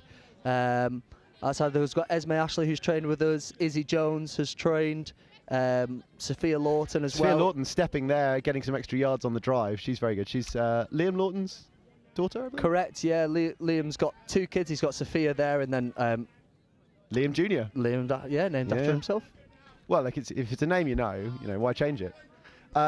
Really good. When I was refereeing them, I found Esme and Sophia especially really good communicators with the rest of their team, really sort of marshalling their troops. Yeah, they're those sort of players that are starting to get that experience, and as you say, they're stepping up and starting to take controls of the teams, which is really difficult to do at that young age, but they're doing it well. and hopefully they'll get some reward as they get this set on the 7. So 6 touches to attack the line here. Indeed. A good opportunity for Northwest to set something up. So in the Midlands, I've had a look down the list. We've got Maisie Pollard, who played at the Atlantic Cup, I think in mixed 19s. Yeah, a bit of a famous last name as well, that, isn't it? Yeah, Pollard. another big touch name. And then possibly one on the rise, Thea Hall, one of 3 Hall siblings playing this weekend. So she's got a sister called Acacia and a brother called Lyndon. Both of them are also playing. So maybe one we hear more for in future. Definitely. I commentated a game with this Midlands team yesterday, and Hall was one of those standout players, someone that we really talked about, as was the number 1, Louisa, who played for the mixed 18s at that Youth Atlantic Cup, and she was great there, just as she was yesterday. So be looking out for her. Number 1, quite small, very nippy. Believe she's in the box at the minute. She's got a few people down there who are they've got other sports against their name. So apparently she's a talented footballer. There's someone else that said here, who is it? England women's rugby development team. So obviously lots of, there you go, Ashton Adcock. So what was your second sport, AB? What was your... touch was my second sport. I was originally a contact player. So I played rugby union from age of 5 to 20, 22. So only stopped contact really 3 years ago. Just as I tried to play touch a bit more seriously, and then that career quickly went down the drain, and now I'm slumming it with the referee team. Listen, and we're grateful to have you. You know, we will obviously take whoever we get. And that was number 1. That was Amelia Wilkinson stepping around there and also making some yards. So bit of a grind. It's still 0-0, but we are getting a end to end. So they're putting the yards in, just not finding the end product quite yet. Yeah, no, but what normally happens is you'll see one team will finally get a score, and then it just sort of opens the floodgates and it turns into a bit of shootout, which I've got my fingers and toes crossed for. Well, we love a bit of an end-to-end thriller, absolutely. So Northwest now driving off their line, looking to get some subs on. They're a little bit light on the bench, aren't they? Just the 3 players, which means is she through? She is. Number 8. Number 8, Millie Edwards, great pace right around the absolute Midlands wheels defence. Around the outside. And she looks absolutely gassed now. Bad news for her with the team with 3 subs, but I think she might be one of the 3 allowed to have 5 seconds on the sideline from that. But fantastic work there, and almost out of nothing. Yeah. Individual moment of magic, I'd say, and well earned, well deserved. So I don't know if you're here with your referee hat on, but obviously you are you're involved in the Women's Open setup. When you're looking at players this age, who maybe some of them are very new to touch, do you look for anything specific in terms of skill or anything like that? What would you like to see in players coming through at this point? Yeah, I think at this age we look for the uncoachable stuff, or the things that's harder to coach. So natural ability, things like pace. I know firsthand you can't coach pace, so seeing Millie run around like that's a big tick for us. Catching, passing, chat, all those things that are harder to coach. Natural agility. We think we're good enough to coaches to teach them how to play touch, but those natural talents is something that we want to see just from them. And it is always something that's quite enjoyable about the nationals, especially juniors and seniors. Is it's often sort of extra people picked up into the squads who maybe are from teams that don't play an awful lot of touch, and it's their first experience to being part of a structured team. But you were very much part of a club when you sort of came into the sport, weren't you? Are you around people who already knew how to play and could kind of talk you through it, or were you? Yeah, so I think around 10 years ago I started playing touch up at Manchester Chargers, and there was a golden era, a good few popular names who were in men's and women's opens, and I was told to catch up to them very fast. Yeah. So be useful, did they say? Listen, be useful for us. Yeah, not that nicely though. But we didn't have a junior nationals at that time. I actually played in the very first junior nationals that England ever hosted, and it was just 2 teams. It was a northern and a south team, but to see the progression and to see so many people, so many more teams, different categories, it's really nice to be able to see, and at this level as well. Yeah, definitely, and always good to see the game growing. So we're almost back into that grind a little bit. I think Midlands couldn't make that score off when they had the tap off, and now Sophia Lawton scooping, looking a bit dangerous. Oh, and there's an absolute clean grab there, and she looks absolutely gone. Yeah, she's getting extra yards there. She's got number 42. I think that's who you said before, Ashton Adcock. Absolutely fantastic. Just grabbed it and went. When you're, I think you played a fair bit at Link, didn't you? What are you kind of looking for in terms of what gives you an interception? Is it, can you tell, can you work out it's going to be on here and you go hard, or is it sometimes just luck?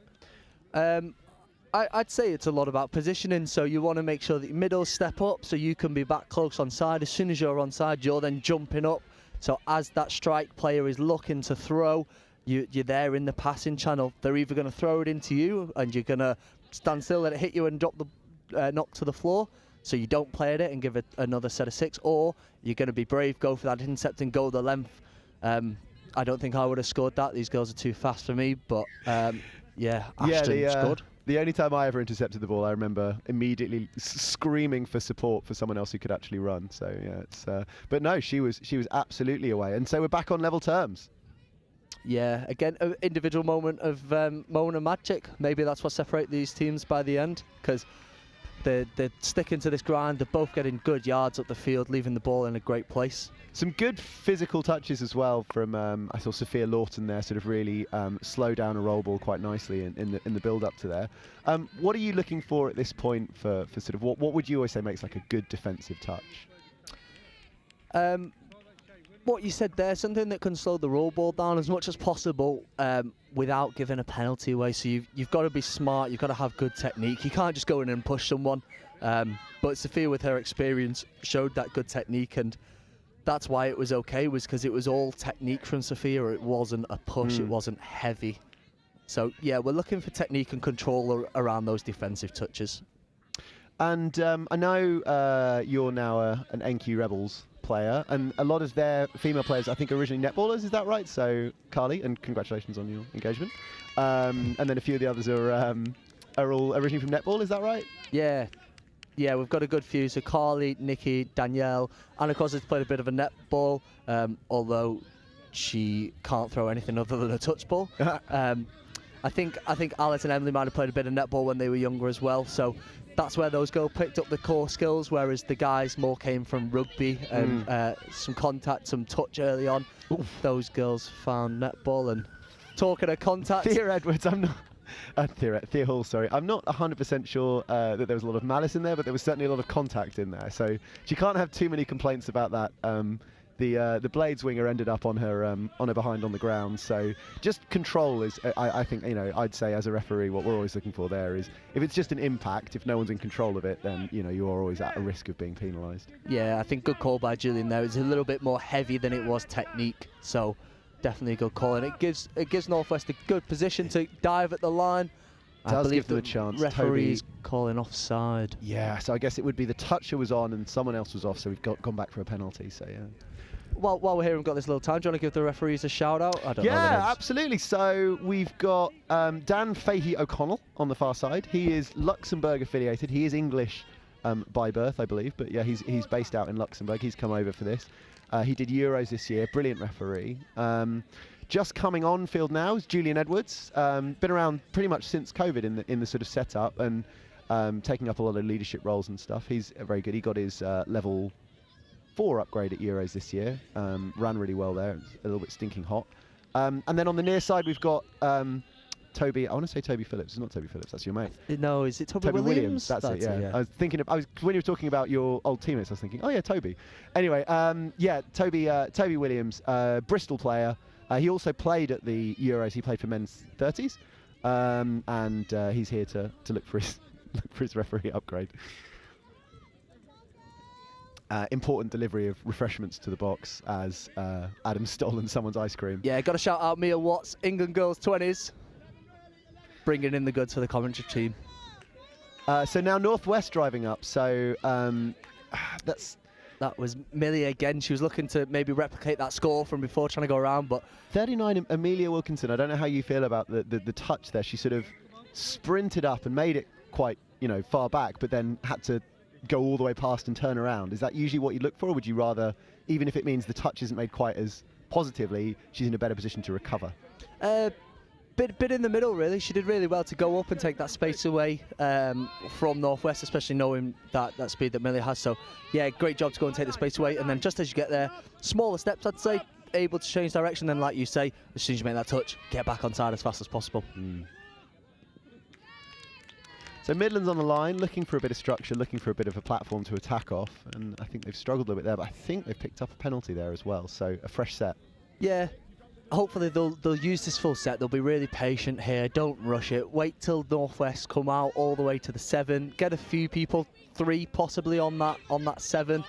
Nice and patient, and then looking to strike at the line. Oh, it's a nice little play. I know there's a name for it that you'll know, is when you sort of run it and then check it back the other way. But yeah, it looked a little bit like a QB play, quickie back or quarterback they call it. I think maybe the Hooter just put her off on that drop there to finish the half. Well, half-time and a time for both teams to regroup, and we go into the second half still level. Yeah, and we'll be back in 5 minutes.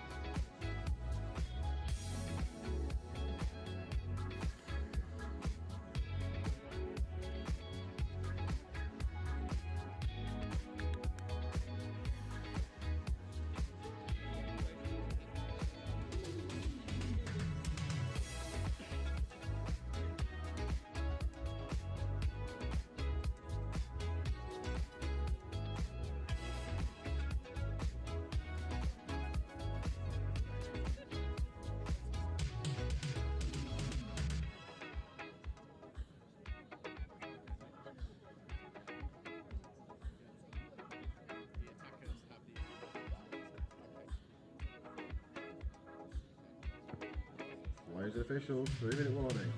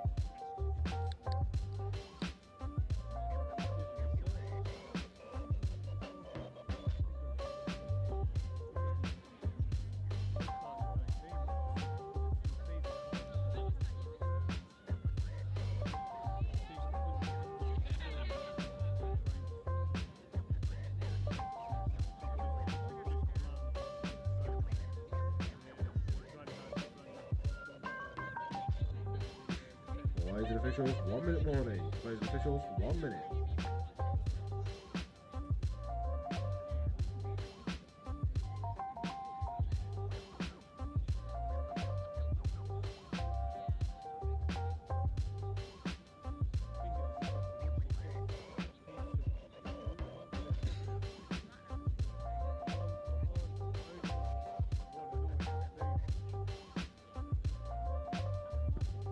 Officials, 30 seconds. Please return to the field, ready to play.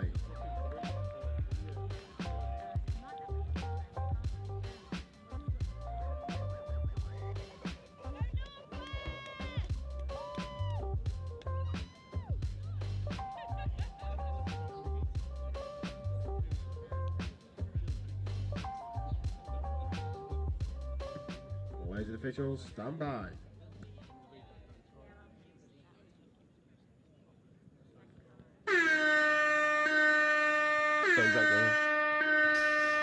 And we're back with the second half of this Girls 17s match. 1-1. Rob, anything you're looking for in particular in the second half?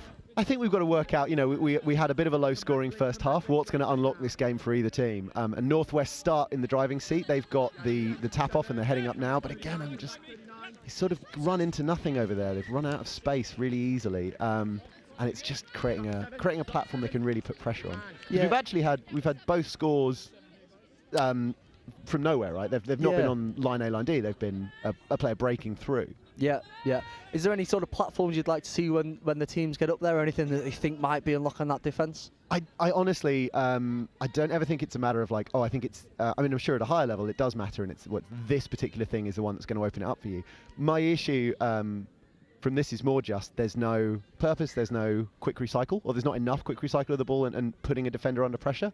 I think that might partly be a little bit of an experience. I think that there's, like, you need 3 players on the same wavelength to get a quick attacking play of the ball, and I think they're just, as a team, neither of them are quite on that wavelength quite enough yet. Yeah. Really, and this is nice. They've rolled up to the line quite nicely, but again, it's just slowing down just a little. What about you? What would you be saying if you were? A little bit of what you're saying there. Ball down faster, half there sooner. As soon as that ball can get into the next runner's hands going at that defence, the better for us. I'd be asking for some wider play, so maybe coming and dumping on one edge, a sort of 32, and then a long pass to the other one. Defence seems quite tight. We can see 2 or 3 people making touches on the line. That probably means there's space out wide somewhere, so I'd like to see longer passes off the ruck and wider plays. I think also in the middle, so if you look just now, they've gone over the mark there and they were on about, I think, 4th or 5th touch, barely off their own line, and it's because they give Northwest a very narrow profile to defend. There's no movement of the ball wide, so the Northwest players were shooting quite aggressively and were able to really grind that drive to a halt. Trouble here. Just got away with that. And yeah, as you say, Northwest are very over this side of the pitch. What we want to see here is Sophia maybe pushing over to the left now as she starts to go. She's being patient, she's trying waiting to call a for those player in. defenders. They're trying to just set up a 32 for her or something like that, but bit of a scoop. Decides to just be patient again, which I don't mind. Just take your time, be patient. And they look like they're going to try and run a punish outside. And, it's the honor, she throws long.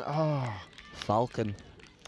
Ooh. Yeah, good option by Sophia there. Unfortunately, just hit her own player's head, but as she was trying to throw to the wing, which I think that space was there. Yeah, completely agree. Yeah, they had the overlap to score, but just couldn't quite execute.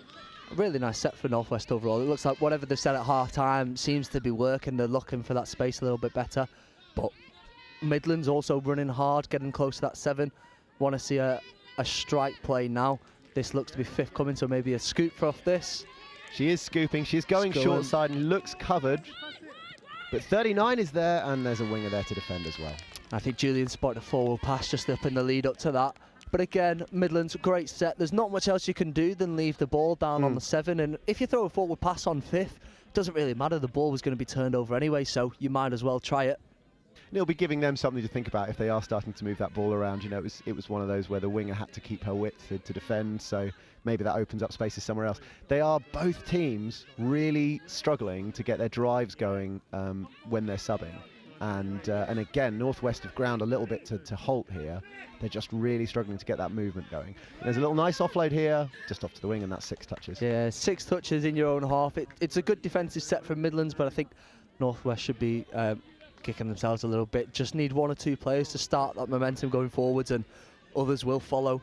It's interesting. What we want to look for as referees in that scenario is this definitely because of defensive play?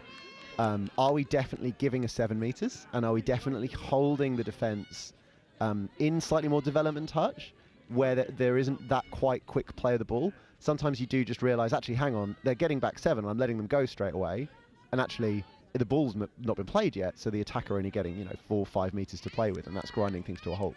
So we want to keep an eye on that, make sure that they're opening it up. It looks fine so far, and I think it is just that both teams are defending very aggressive. Pressure on the referees for this set then. We'll be keeping a close eye on them. They know I love them regardless, of course. But yeah, I think there's an interesting thing about I think refereeing touch is not some sport, little bit of a flat pass there. Some games to say about the referees, if you don't notice them, if you don't really feel that they've been involved, that's a good game. And I think, as much as that can be said as a compliment in touch, I think you really do need to have quite a big influence on the game. And I think if it's going a bit in a particular direction, you can look at it and say, well, how can we change this? What can we do to open things up a bit? So it's not a bad game at all. And they are driving, and most of the time they are getting end to end on those drives. But just look at it and think, can we give them a bit more space to play in, and would that make things a bit better? Yeah, it's definitely something that we as players and coaches don't really think about. It's difficult to see those sort of things as a referee, and I think it's quite a high level thing to be seeing. I do think, as you said, the referees are doing a great job in this game. Yeah, and if you look here, it's actually that 7 really opened up nicely, and now all of a sudden Midlands have got a bit of attacking flow on. So they've taken it back down to the other line. They've scooped again. And she's scooped and she's free, but there is a winger who's just lurking out there ready for the touch. So, oh no, checked it back in. Ball's still alive, still play on. It's last touch though. And was that a forward pass call? I think it might have been a forward pass call. Yeah. I think they just sort of ran out of depth essentially, and ended up forcing a pass there just to try and find an option. But again, like you say, I suppose it's 6 touch. You've gone down the other end. There's nothing on. If the worst thing that happens is you turn the ball over for a penalty, it's 3 meters different than if you just took 6 touch. So good. Yeah, exactly. Might as well throw it. Yeah, good effort through the middle here. So you were, would you describe yourself as a ball player? You've got a reasonable long ball, don't you? At times. If the wind's going that way. Yeah.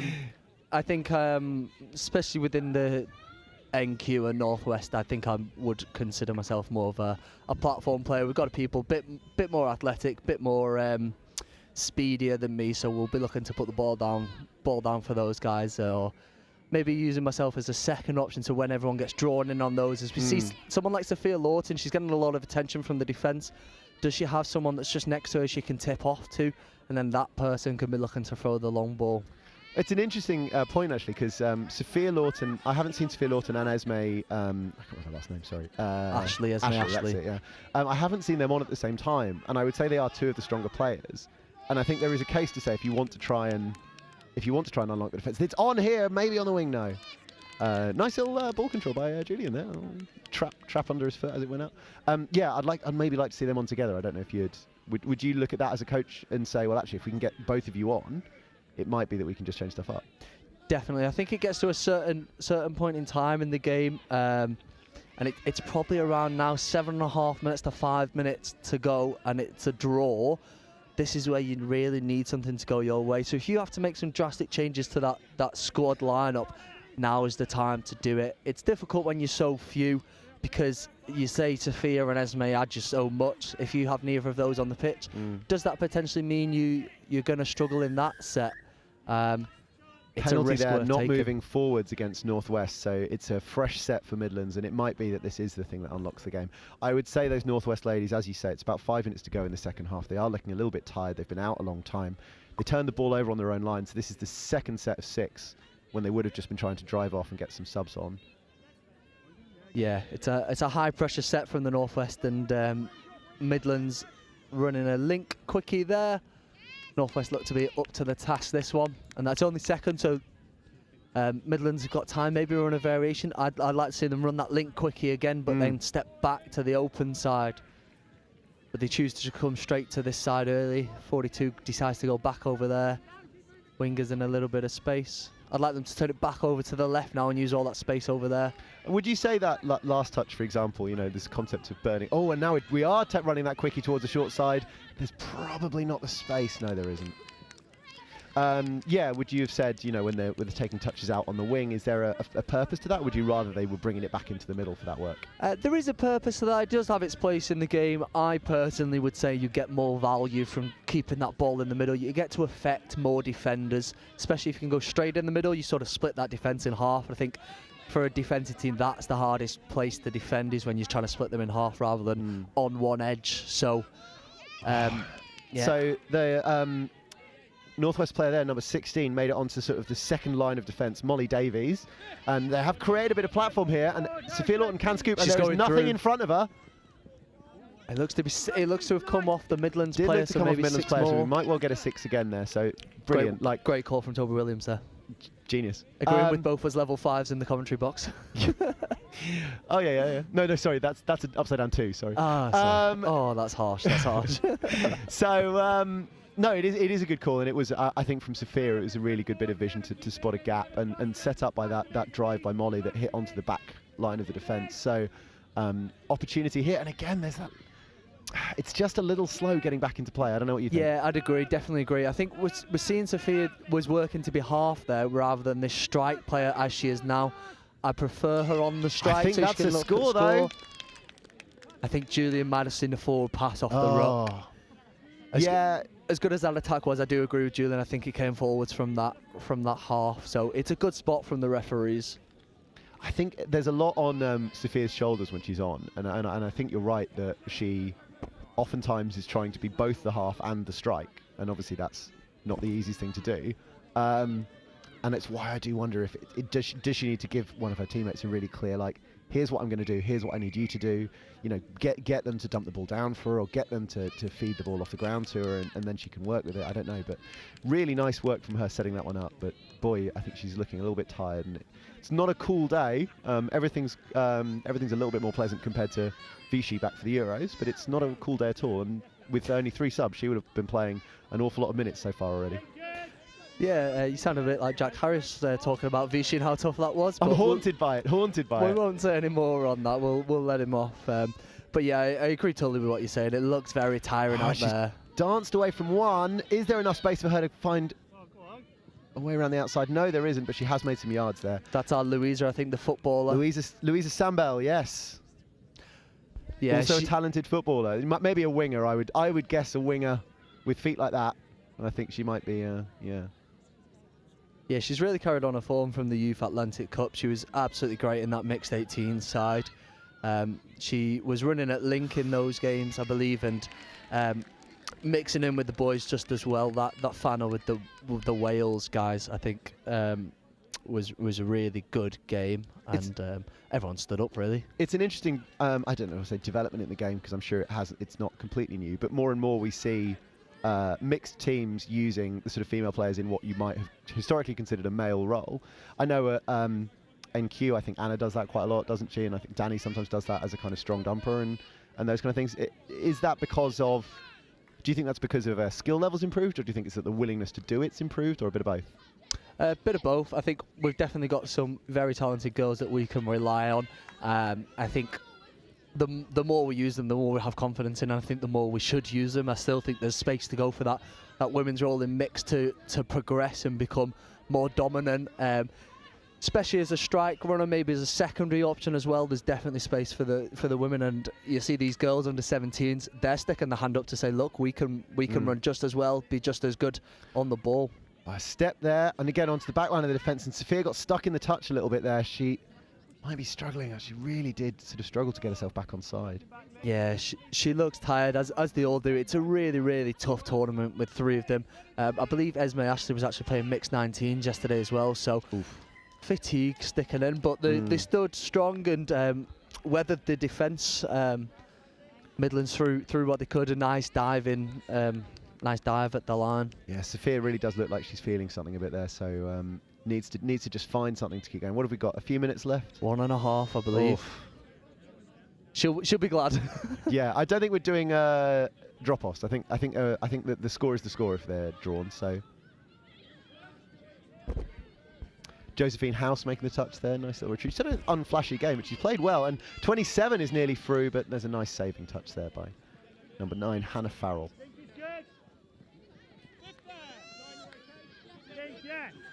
Hard to pick out, you know, we've talked about Sophia and we've talked about Esme as well.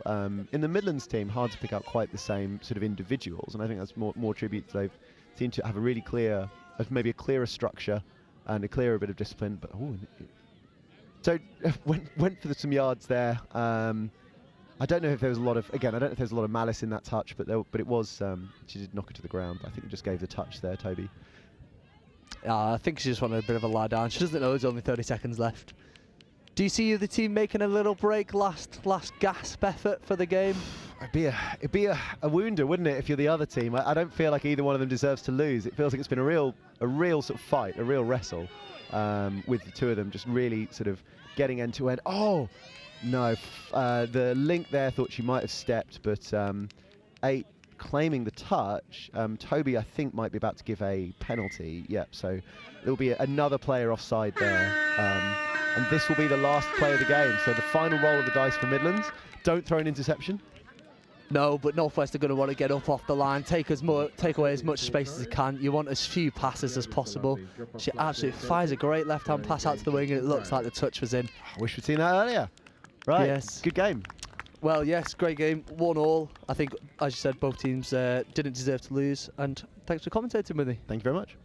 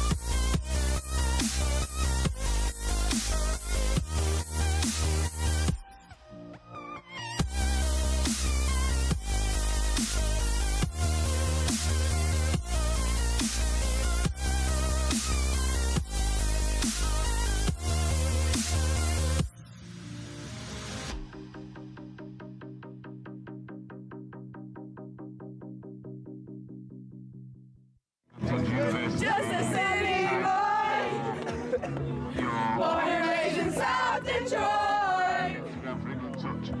Took the midnight train going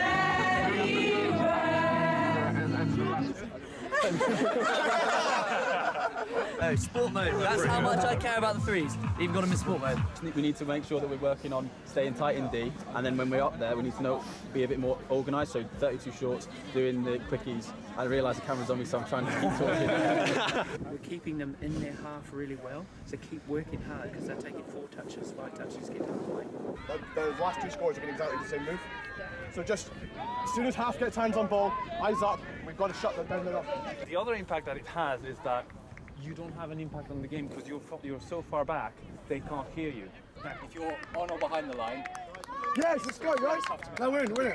It all starts in the middle, okay? If we work hard, the links don't have to step up, okay? Yeah. You ready? Let's go. Hands in. Come on, Ems. Tight! Eyes up, Dragon!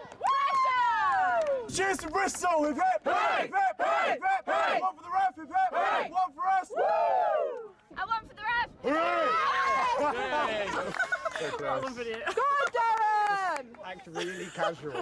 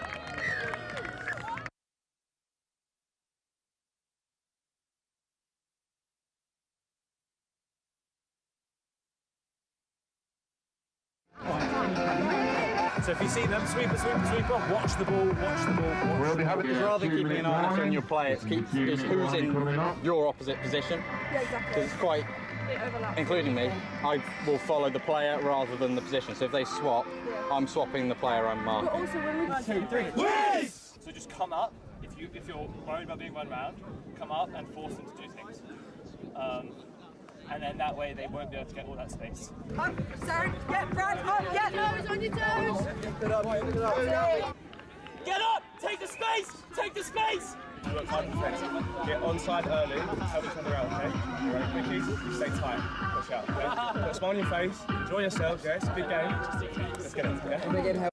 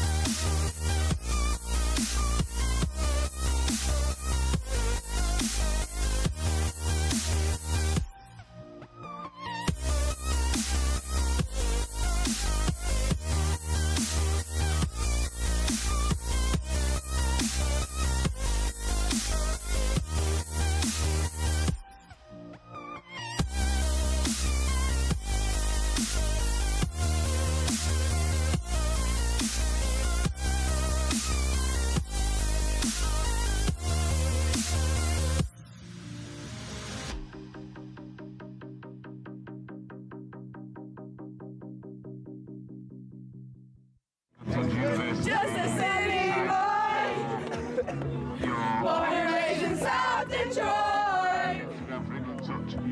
Took the midnight train going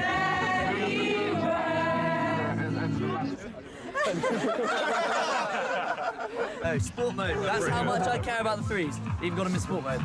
We need to make sure that we're working on staying tight in D, and then when we're up there, we need to be a bit more organised. So 32 shorts, doing the quickies. I realise the camera's on me, so I'm trying to keep talking. We're keeping them in their half really well, so keep working hard because they're taking 4 touches, 5 touches, get down the line.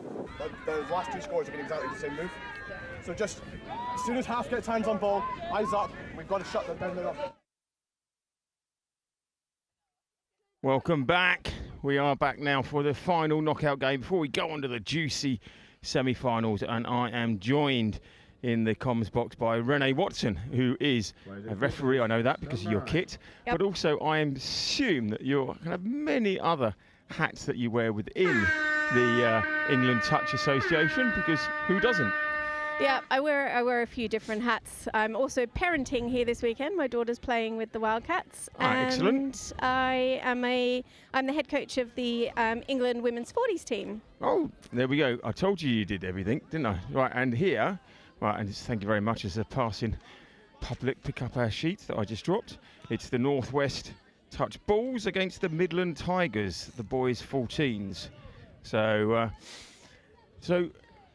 as I was chasing my paper there, refresh me again. What do you coach again? The England women's 40s. England women's 40s. Yeah, fresh off the back of a gold medal at Euros. So wow. Yeah, wow. happy with that. Are they happy with having such a younger coach than the age group? You're very good. Thank you very much. Thank you. I try hard, you know, and sometimes it's that's what gets me into trouble. But anyway, the wind has suddenly picked up. We haven't had wind for a day and a bit. Now suddenly notes are flying everywhere, but we're getting there. We are getting there. Right, so this is going to be a really tight contest, I think. I've actually reffed both of these teams, I think, this weekend. And we've got, as with many of the 14s teams here, there's a real mix of experience and, you know, lovely to see lots of new players coming up through the ranks. And, yeah, so it's going to be a good game. It is, and we do see, I mean, 72 and 98 there, all sizes, and that's great to see. Max O'Dell starts Sister Rugby, Suster Rugby? Do you reckon that Sister plays rugby G14s or Suster Rugby Club? I think it's Sister playing members, girls 14. Oh, yeah, because they said members at Cambridge Touch, great stuff. Oh, dear. Unfortunately, we've seen quite a bit of this over the weekend. You know, just with the less experienced players, quite a few rucking errors, and it's a real balance to keep the game flowing and get the kids learning how to play the game, whilst also making sure that there's no real unfair advantages happening. Yeah, I mean, it's here's the scoop. Well, that's a nice ball. Charlie Snelling comes inside, but the touch is there. That's 5. What a glorious day, though, isn't it, eh? I know. Where in the world would you rather be than here in Nottingham in sunshine on the beautiful grounds at Riverside Sports Complex? And on that note, I know that you're, because I can tell you're not a local. No. Canada? I've been here Canada? a long time. No, I'm Australian. Australian? Yeah, it's I touch did pick rugby. that up. I mean, your chances of getting an Aussie or a Kiwi are pretty high. Yeah, that's very true. That's very true. I didn't think you were, obviously you've been here a while, because I didn't think it was strong enough to be Aussie. No, I've been here over 20 years. Wow. So, yeah, long time now. That twang's still there a little bit when you go for it, so well done. Not that my family thinks so. I get a lot of stick for it. Yeah, I bet. And which part from Australia, just to... Near Canberra. Canberra? Yeah, right, sort of rural New South Wales. Kind of ACT Brumbies area. Yeah, exactly. There we go. Yeah. Some of us has worldly knowledge, you know. Unlike my producer and the camera guys, they're very young. Don't know a lot. No, I come from a long line of rugby players. So excellent. Yeah, a lot of players who my brothers played in the junior Brumbies. Never made it. They weren't quite tall enough for the full-time Brumbies, but good play there from the Panthers. That's yeah, it was a nice drive. Oh. Yeah, it's 94. Who's that in there? Had a little bit of netball going on there, I think. Someone trying to take the ball out of hands, which you're not allowed to do in touch. Not anymore. Not at this level. And number 73 sporting a fine mullet there. Yes, that is. In fact, actually, I remember seeing him yesterday. That's good old, because the numbers aren't numerical, Harry Smith. So we have names, but not in order. That's not particularly helpful for and those that's Claire of us Pylance, who does the over 35s. Yeah, she does. And she is here selecting this weekend for the England Juniors as the coach of the mixed 15s. Yep. She was on our comms earlier. And she's just an all-round legend, really. She certainly is. And then we had Sammy Phillips as well. Lovely. So another legend. God, it's just full of them today. I know. Speaking and of which, then the third is here. We have Imogen, I think it's Imogen, the female player for the Northwest. The only woman on the pitch here because they didn't have enough to field an entire women's team. Isabel Jones. Isabel, not Imogen. I knew it was something starting with I. Yep. And she's been absolutely carving it up. It's been so glorious to see how well she's done this tournament. And she's been playing as a link as well, not out on the wing. Link really and good. mid, actually. I've seen her in mid. I reffed a game yesterday where she made a break through the middle, ran the full length of the pitch and scored. Excellent. It just shows you know, it is a game for everybody. Oh, just a little bit heavy there for Max O'Dell. But you got to put it in his bread basket. We're getting into that phase of the game here where it's a bit of a grind, and it'll be the team that can stay composed, can keep their rucking and their driving really solid. The discipline. Oh, he's got the legs. There's no touch. Oh, he had to take his bucket hat off on the way. But what a run. What a... That's Freddie. Freddie. Oh. So he's fresh off the Look at junior this. Euros. Goes. Now, look, he has to take his hat. He's losing his hat. Brilliant stuff. Freddie Mason. Yes. Great stuff. So he played mixed 15s for England at the Euros recently. So excellent. That sort of pedigree. Yeah, gives a massive boost to the confidence, particularly when you're a youngster, doesn't it? A great experience. Yep. So you have the baseball cap backwards. That's you can only wear that if you've got speed. Yeah. Bucket hat, you're a cool dude. Absolutely. That's bucket what I was told earlier. I just bucket hats all the way for me. I think.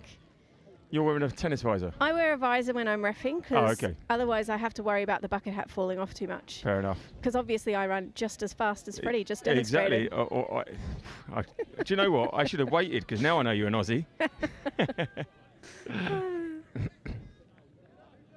Now, some other very interesting information that I found out earlier for the people that are watching from the Isle of Axon home is I found out what Isle was. Because Isle is a touch rugby club. And I thought, oh, Isle of Man, Isle of Wight. And I was being told, no, it's Isle. So I looked it up last night on Google and it didn't come up.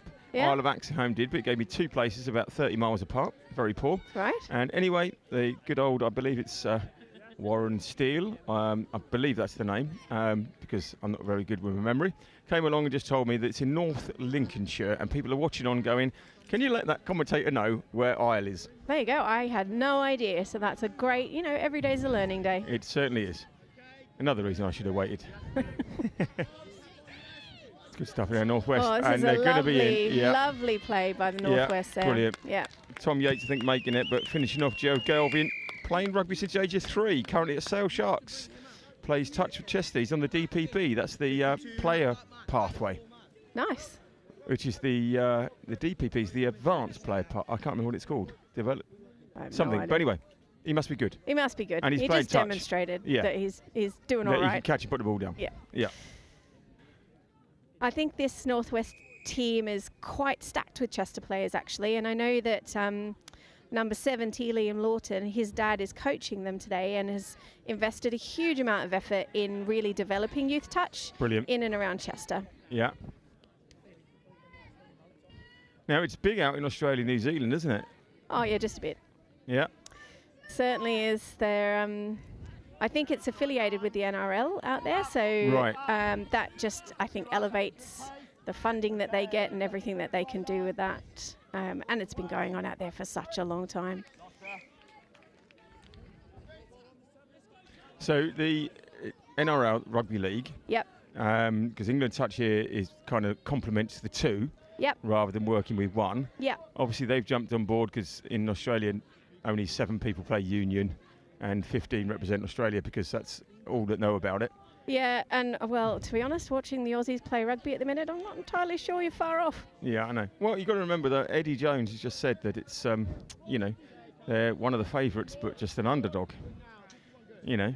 That's what you call putting a positive spin on things. Yeah, and here's another good hands and through, and oh, look at that for a roll. I didn't even see the number, but I'm willing to put money that that's Mason. Freddie. Yeah, Freddie Mason with the roll. Full of personality, Freddie is. Again, that came off a really solid drive from the Northwest. Great composure on the line and just hands through, looking for and using that space. Look at that for a roll. Lovely. Wonder if he did judo when he was a kid. It's a bit of a judo flavour to that role. Now this is a knockout game, so at the moment, Midlands has got some work to do.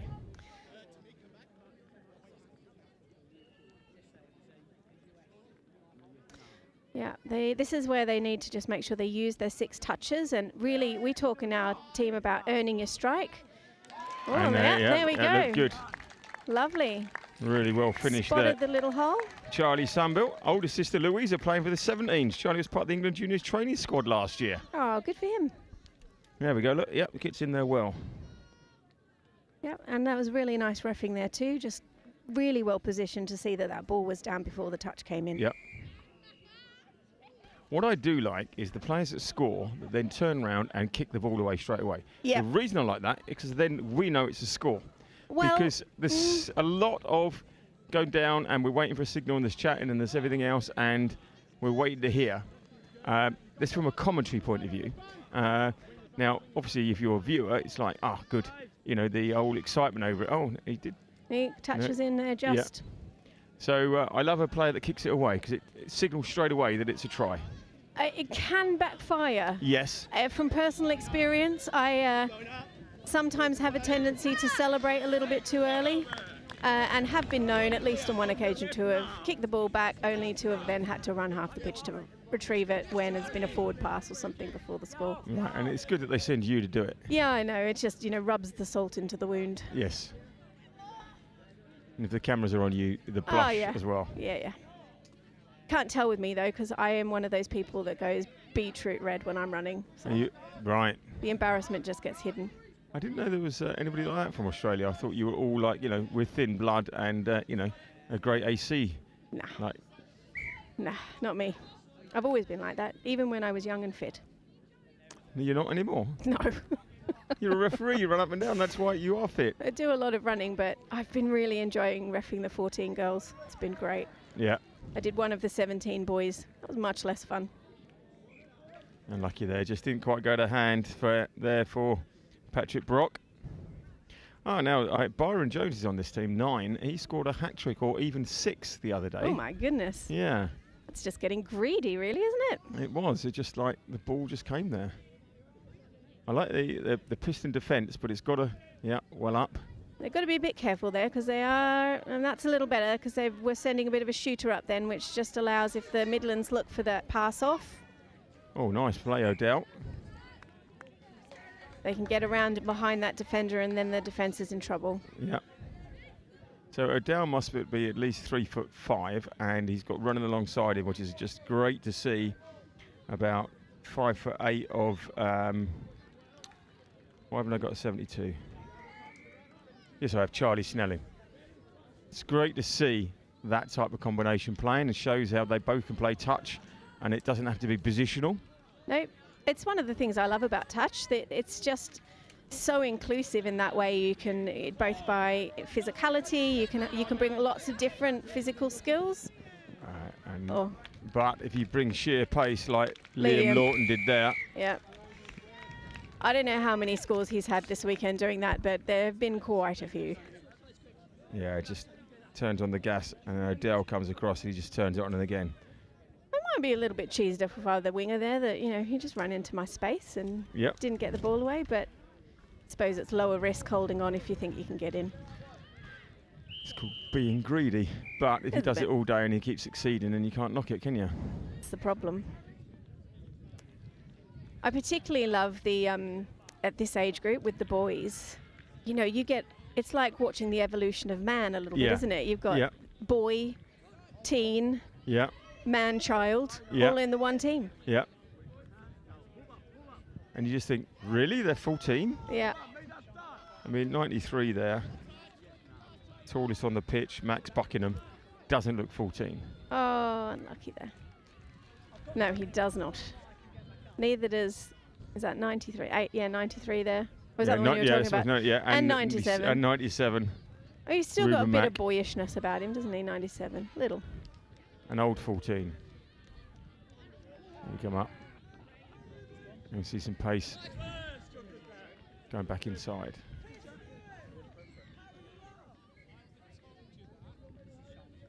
So what do you, in touch in Australia, is it just... see, like NRL is very much I'm going to generalise a little bit here. Well in the corner. At the minute, the Northwest, they've got a solid drive and they're just beating them in that 7 to 10 metre zone on speed on the outside. So Midlands probably need to really tighten up and get them get their midfield drive a little bit, defence a little bit more solid, so that they're not giving Northwest quite so much space to attack that line. Yeah, that's a really, really great finish. Tom Yates, great play. And there is the whistle, the hooter.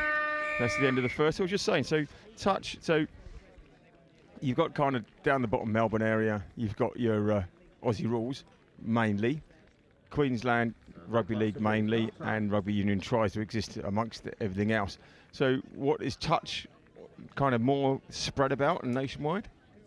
I think you see that if you look at their NRL, so the NTLs, the National Touch League, and who wins that, it often comes down to like the different Queensland sides, and then there are a lot of teams around Sydney that tend to do very well as well. So it's down to two things, I think, mostly, is where the biggest population is and where the best weather is. Yeah, right. Because you're getting to play more of the year round, right? So that's, I mean, I've not been out in Australia for a long time, so someone out there might know a lot better than me, but from my observation of watching some of that seems to be the NQ well, I would say Bulls, I think. A blue sky is the nicest place to play and the easiest place to play. Exactly. I mean, it's on a day like today, which is... Exactly. How can you go wrong? To Nottingham playing touch over the last couple of years a lot. I feel a little bit like this is my second home, and this is definitely not normal. No. And there's no hoolie blowing here. No. But on that note, let's have a quick break ourselves, and we'll be back in about 3 minutes. Great.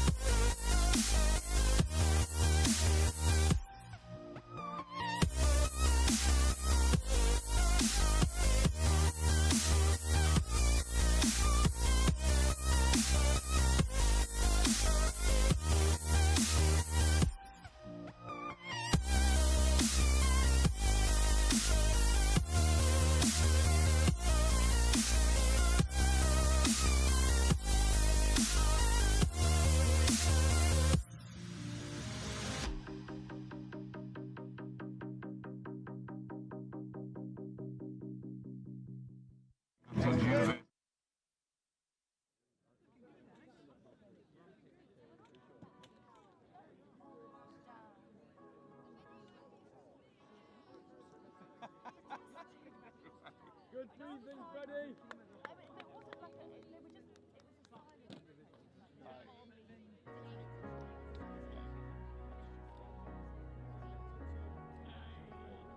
Waiting officials, 30 seconds. Please return to the field, ready to play.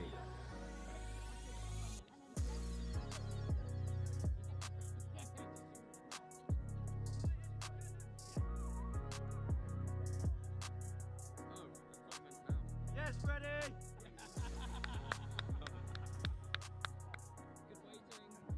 Stand by.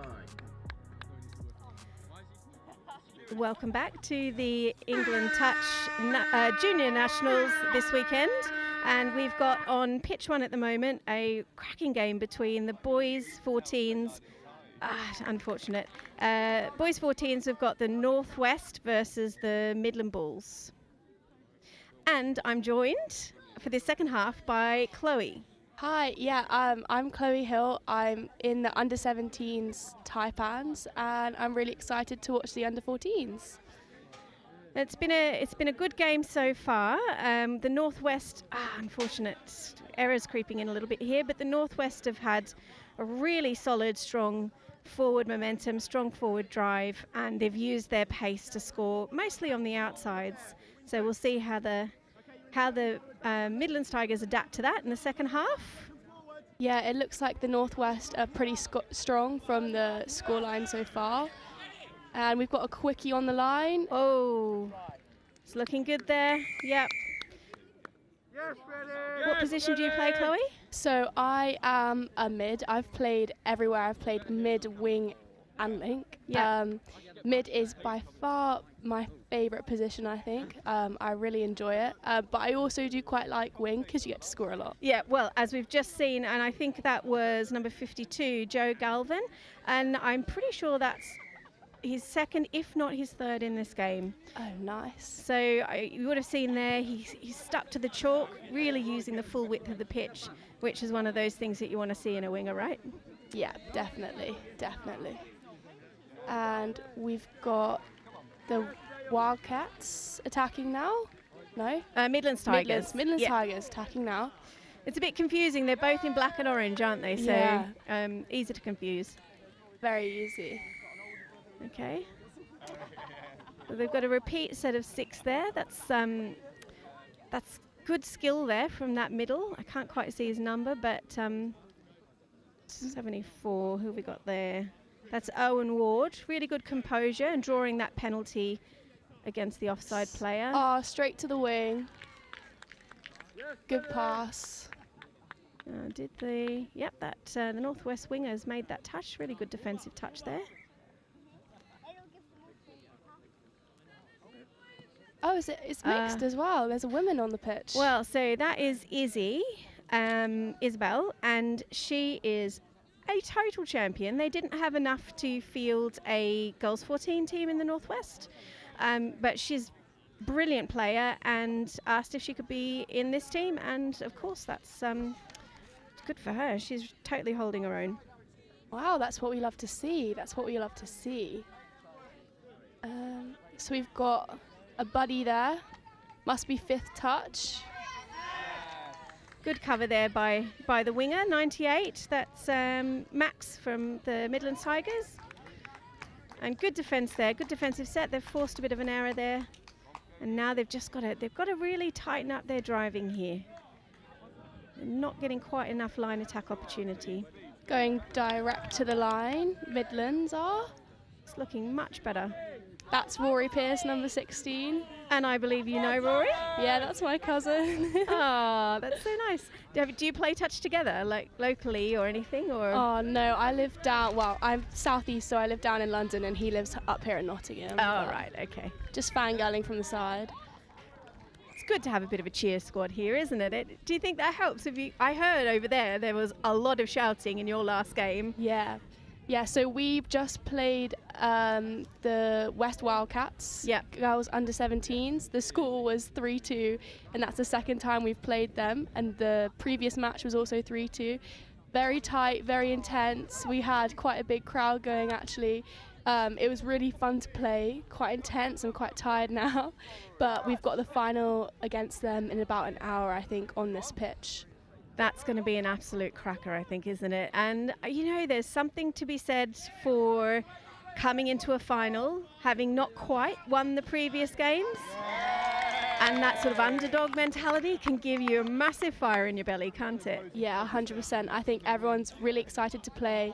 We're all up and we're all ready for it. And also 3-2 is a really close score, so that's definitely something we can come back from. Yeah, absolutely. I think sounds like it's all to play for. Definitely. So we've got Oh, Midlands. we've got a fast guy around the side there. That's really good cover. Great scrambling defence there. Liam Lawton, number 70, made the nice touch there, but really good using the width of the pitch again there, the Midlands Tigers. Advance, advance, advance, advance. Oh, that's unlucky. Oh no, playing on, the ref's playing on. They got away with that one. Oh, lovely hands. Oh no, it's a late pass there. Thought he looked like he might have just gotten that away somehow while he was falling onto the floor. That was Max Buckingham. Little wing sub from Midlands. Yeah, and I mean, you obviously in under 14s you get a massive variety in sort of development, so you get some little ones, some middle ones and some big ones, but over here in England we're still really developing our youth touch, and under 14s is the youngest age category, so there may be kids in here who are sort of 10, 11 years old, as well as some who are currently 14, which is another reason why you see such a huge difference in size on the pitch. It's really good to get the young ones involved. It's really good skill set to have from such a young age, and they'll be really competitive by the time they reach Opens level. Absolutely. Yeah. I spend a lot of my time wishing I had started earlier, and I was already quite old when I began. I think there is rumours that we're going to have under 12s next year. I'm not sure. Oh, that would be amazing. I think we've seen such a massive growth in the number of teams coming in. That was a lovely quickie there. Ah. Ball down. It would have been really amazing hands if he got it though. It would have done. That was number 62, Nathan Green. Was a good setup. It would have probably been slightly better if the middle had have got the ball on the link. I think he still got it on the mid, so they didn't have a huge amount of space to work with, and not a massive overlap. But it was really well executed and a good attempt. So we've got subbing on. We've got all four on now for Midlands. Scoop through. Let's see if he can make it. I'm not sure. Right, I think touch back there. Oh, we're having a bit of a chat here. Things might be getting a bit heated. The boys in the middle might need to just keep their cool a bit. They've got nothing to lose their temper over, so. That was really good defence from Northwest. They were up and they had man on man and pushed them into a corner. So really good there. Yeah, they stayed really well connected there. You're right. Totally what you want to see in line defence. There she goes. Yeah, I watched her score a full-length try doing just that, but finding a bit of a space earlier yesterday. Dangerous player through the middle. She's got good speed and really good eye for space. Sounds very good. She sounds very promising. Yeah, she was in the England under-15s training squad. You know, and that kind of thing just really builds confidence, doesn't it? Yeah. Have you got your eye on anything after this? Anything after this? Any teams you'd like to make? I'm not sure. Probably just England training squad again. Yeah. See if we can get that again. Yeah. So, yeah, England under 18 is really fun. I've done mixed 2 years in a row now. Okay, nice. Yeah. So really enjoy that. Have you made one of the final teams? Yeah. I played 2 years in a row. Oh, great. Yeah. Well done. Congratulations. Yeah. So we were in Vichy last year, and well, today it's quite hot actually, so it's quite hard to play in this weather. But Vichy, when we played there for Euros, was like 30 degrees. It was so warm. Super hot. We were dying on the side, and honestly, I feel like that today, even though it's only probably 20 now, but it's boiling today. Yeah, it looked a bit kind of cool and misty this morning, but the clouds have burned off and it's hot. It's actually looking a bit aggy on the pitch at the moment. Let's see if the boys can keep cool heads, otherwise I think we'll have some penalties coming this way. Yeah, I guess that's one of the things, isn't it, when you get a bit of heat as well, you know, people, oh no, we've got a boot. Stepped on your foot. We've all had that happen, haven't we? And it's no fun. I think that was Ruben Mack. Good cover touch, I'm not sure. Good cover touch. Good Slightly cover touch, brutal. Yes. A little bit aggressive, but he was definitely right up there, which is what we like to see. Keep him out the 7. And there's no infringement there. That's just an accidental thing that Nice little dummy Aussie. Ooh. And they've kept the ball alive. 55, go forward. Oh, that was really good effort there by the Northwest. They executed that quite well, just couldn't stick the final pass. Keeping the ball alive well. Taking it back to the mark. It's something, yeah, go ahead. So you can get some momentum onto this ball, which I think they have. Yeah, it's looking better. I think particularly in this under-14s division over the weekend, because there's such a mix of experience, sometimes those rucking errors, the over the mark, not initiating the touch, has really caused some teams some issues. And there we go, we've got a score. From number 97, Ruben Mack again for Midlands, which will bring the score to 6-2 to the Northwest. Oh, no, it's not been allowed. I don't know what's happened there. Maybe a touch came in. I didn't see. I got distracted and overexcited and didn't see quite what the ref said had happened. Oh, the Midland Tigers would have been so happy with that because there's been no scores this half, and for them to have scored one compared to their 6-1 first half scoreline, I think they would have been super happy with that. Oh, that was a lovely scoop. Set it up perfect. Ah. Really nice platform for that, though. That was a perfect scoop. And that's Freddie Mason again. He's been a really critical player for the Northwest. He's got great speed and has done a really good job of setting other players up to score too.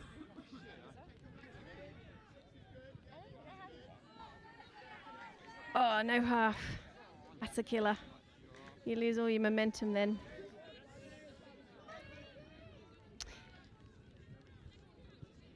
See if we can pace them out on the wing. Maybe not. Touch made on number 97, Ruben Mack again. He's on fire today. He's having a great game. That's Rory Pearce there with the pass. Again. There's 6.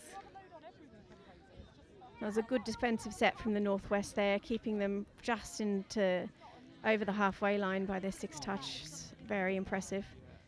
And that all started to fall apart a little bit for the Midlands Tigers when they didn't get a half on their first touch. Oh, wow. You don't want to give him any space. Who's that? That's Nippy. number 60, Adam Peacock. Lovely little show and go and through the middle there for Adam. And a lovely little kick to send it back to halfway. So is this, Chloe, this is clearly not your first nationals. So how did you get on last year? Were you in Taipans last year as well? Yeah, so Taipans last year we actually won. I think it was quite miserable here. It was raining and the pitches weren't so good. Yeah. But Taipans last year we won. And the year before... Do you remember who you beat last year? I think it was West Wildcats as well. Yeah. So it's a constant rivalry between West Wildcats. A friendly rivalry. But yeah, constant rivalry. And we've got a try. There we go. Midlands have finally scored. And that was... I think he scored one in the first half as well, if I'm correct. Number 14, Charlie Sambell.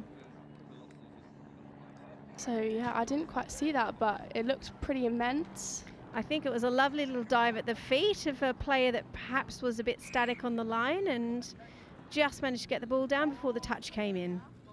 Now it says that Charlie has an older sister, Louisa, who's playing in the girls' 17s, but I'm guessing she might be Midlands Tigers too? Yes, so I know Louisa well. We actually played England under 18s mixed together this year. There you She's go. lovely, yeah. And I didn't even know her brother played. He was very supportive. He actually always carried snacks around her for her, funnily enough. So now that's what you need in a brother. Yeah, brotherly Someone love. to carry snacks. Brotherly love. And we've just had Freddie Mason go in for another score. Unfortunately, backing up from his try, Charlie Sambell didn't quite get the touch in, and when Freddie dived at his feet. So they say apparently there's some statistics around the time when you're most likely to get scored on, and it's immediately after you've scored a try. So your strongest defence should happen just after you've scored, but oftentimes teams switch off a little bit, get a bit heady with excitement after the score and let an easy one in, a bit like just happened then.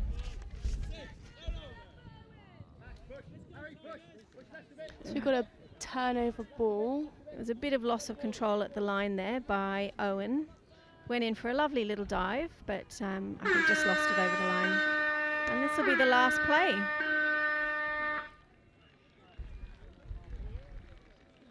Northwest, unnecessary, but choosing to keep it alive. And that's the game. Final whistle blown. And our final score, 8-2 to Northwest. They did dominate most of that game, but really lovely to see the Midlands Tigers getting a few scores in there as well. Yeah, I think everyone did really well, and this is the Midlands Tigers first team, and they've got two. They've got the Tigers and the Panthers, I think, so quite a big age group for under 14s. Which is great to see. Well, thanks so much for joining us, Chloe, and good luck in your final. Thank you very much. My daughter's playing against you in that final, so not too good luck. But I'll be watching and enjoying that. Perfect, thanks. See you later. Thank you very much. Excellent work there, Rennie and Chloe. And we will be back with you for the last of the knockout games before we hit the semi-finals. And Renee's going to do the honours in the middle of the pitch first. Excellent stuff.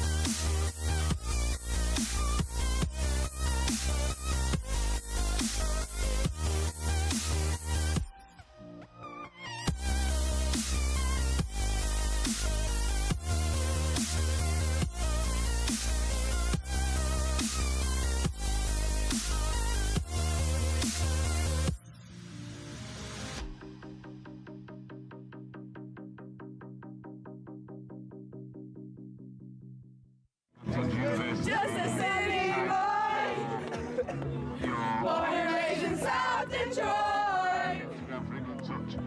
Took the midnight train going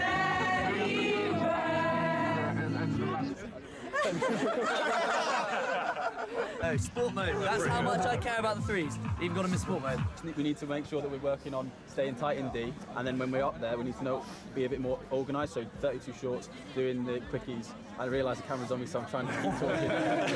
We're keeping them in their half really well, so keep working hard because they're taking 4 touches, 5 touches to get to the point. The last 2 scores have been exactly the same move.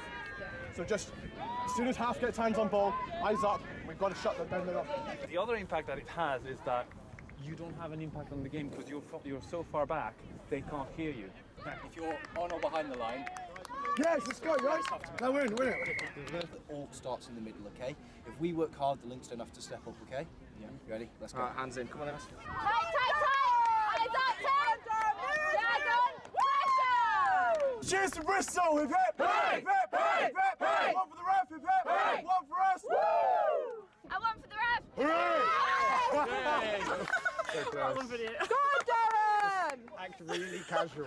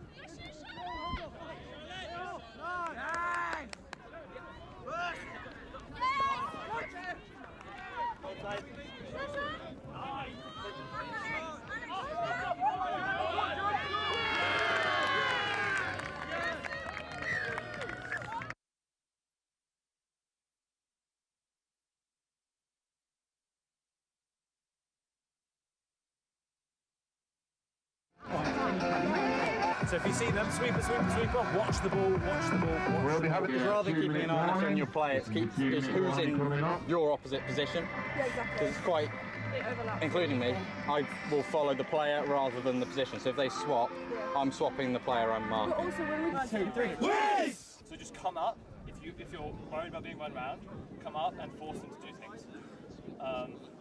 And then that way they won't be able to get all that space. Up, Sarah, get Brad up, get toes on your toes. Get up! Take the space! Take the space! You work hard defensive. Get onside early, help each other out, okay? You run quickies, you stay tight. Push out, okay? Put a smile on your face, enjoy yourselves, yeah? It's a big game. Let's get it, yeah?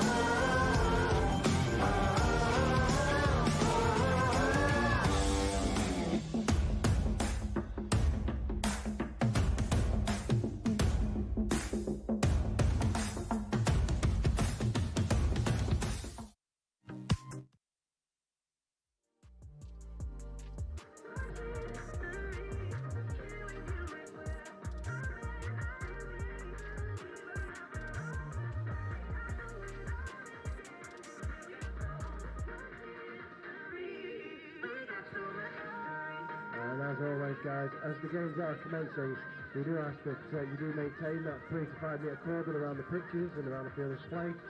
This is the touch lines, the try boxes, and the foot boxes also.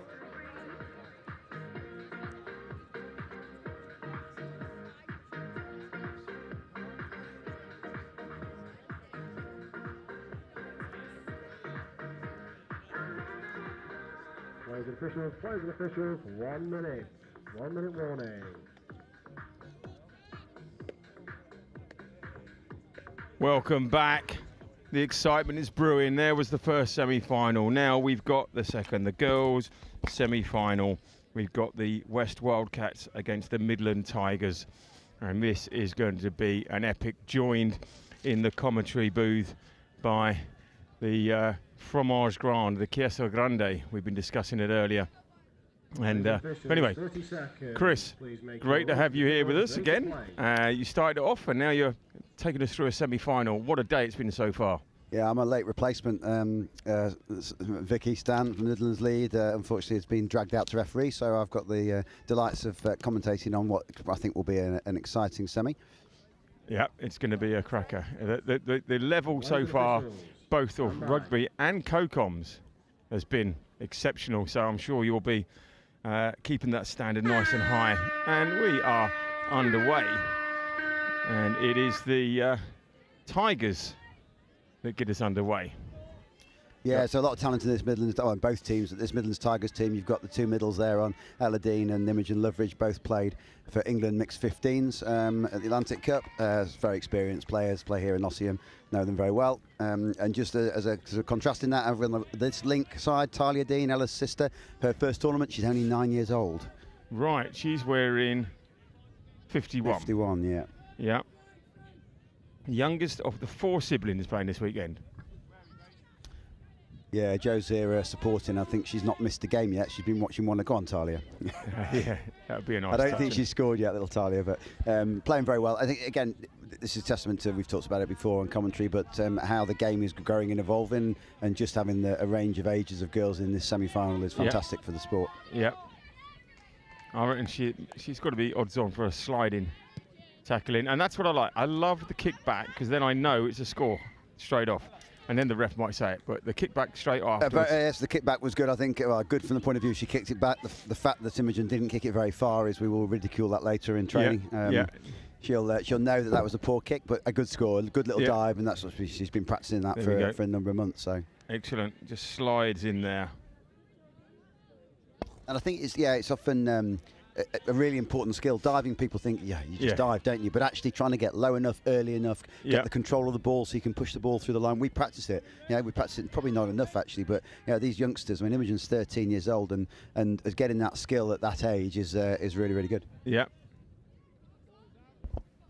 And on the refereeing is our previous co-coms, who in the second half became full-on comms because Chloe came to join us from the Taipan, playing in the final.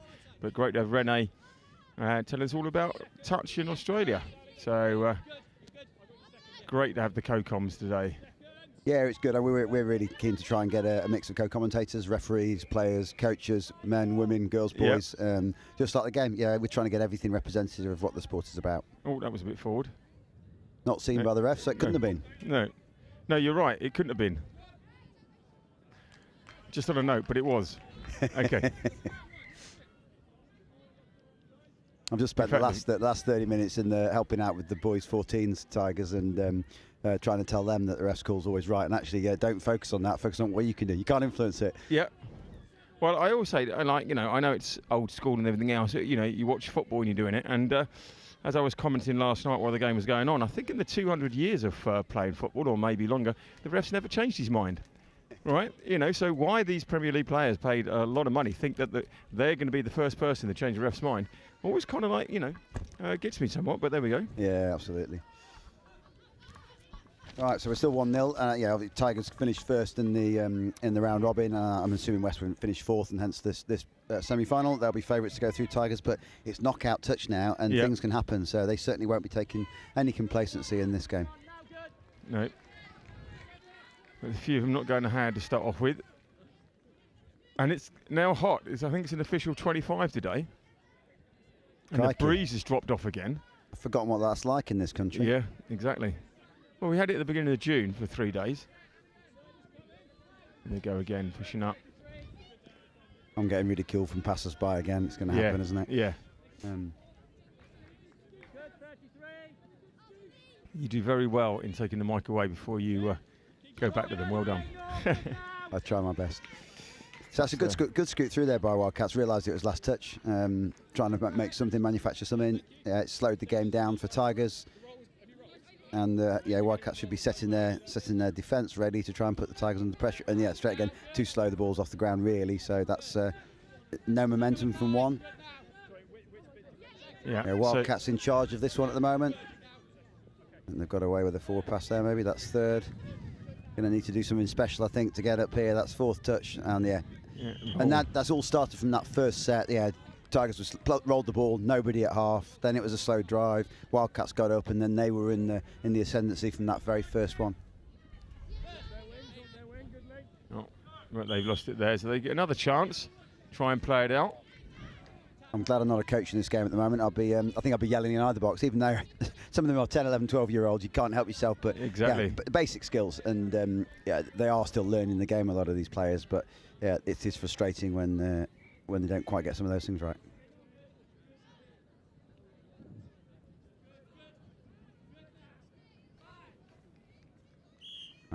Sixth touch. Talia's a good little half in there. She is. I mean, I think when they selected her for this Midlands Tigers team, there's a number of squads probably thinking 13, 14, 15 players, give Talia a chance, probably going to feature out on the wing.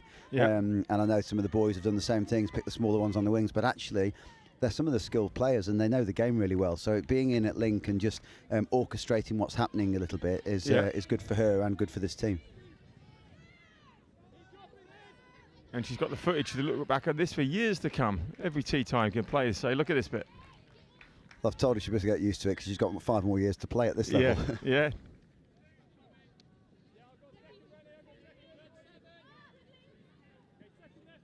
Steady. Okay, so they've got the subs on now. Over halfway on 3, that's not so bad.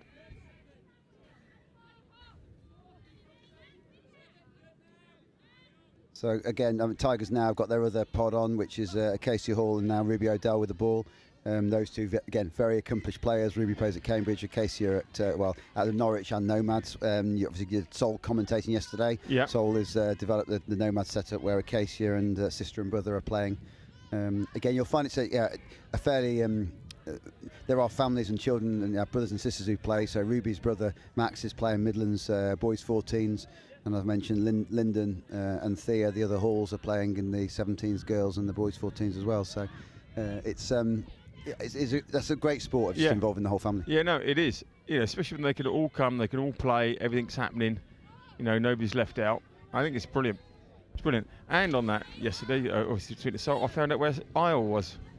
Yes, Isle of Axholme, isn't it? Yeah, exactly. Well, I googled it, and Google aren't exactly on the ball when it comes to Isle and Axholme. But anyway, is it Warren Steele? Yeah, Warren. Yeah, and I think he came up to see me earlier, and he said, "Did he put you right?" He put me right. He said, "People on the stream have been telling me you don't know. Straight through the middle." That's a great scoop by Ella, but she is half, so she's going to be looking for somebody to offload to. Out wide is on. That is a great score. I think there for composure, she's 14, Ella, and the composure of not throwing the ball, running around through the end zone there, just is very, very good. Yeah, she scoops there, and she's bossing Imogen there, her partner. She's telling her to go. She's through.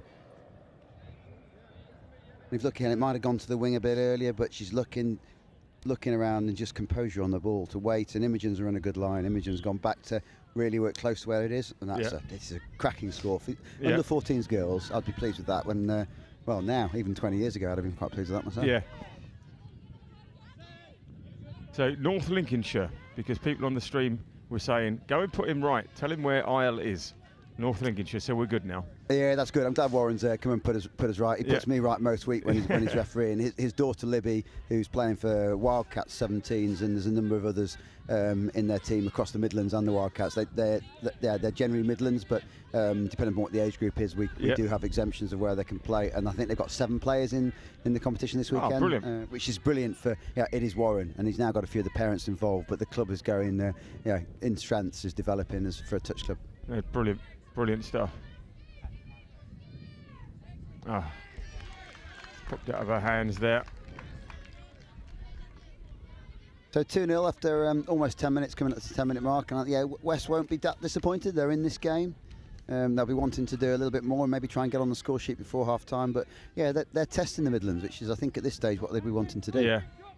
There's the pod change, fresh legs. That's 4. You can see that the Midlands girl, the Wildcats, they're looking. Just didn't quite go to hand there. The Wildcats are looking for somebody to boss them, really.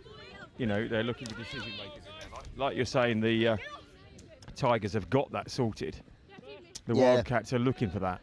And I think if you look at the England players, which happen to be the most experienced ones, and at 14s level, probably the most experienced in the Midlands. Yeah. You look at 17s, and the Wildcats, Southeast Taipans have probably got the most experienced players in the girls' 17s.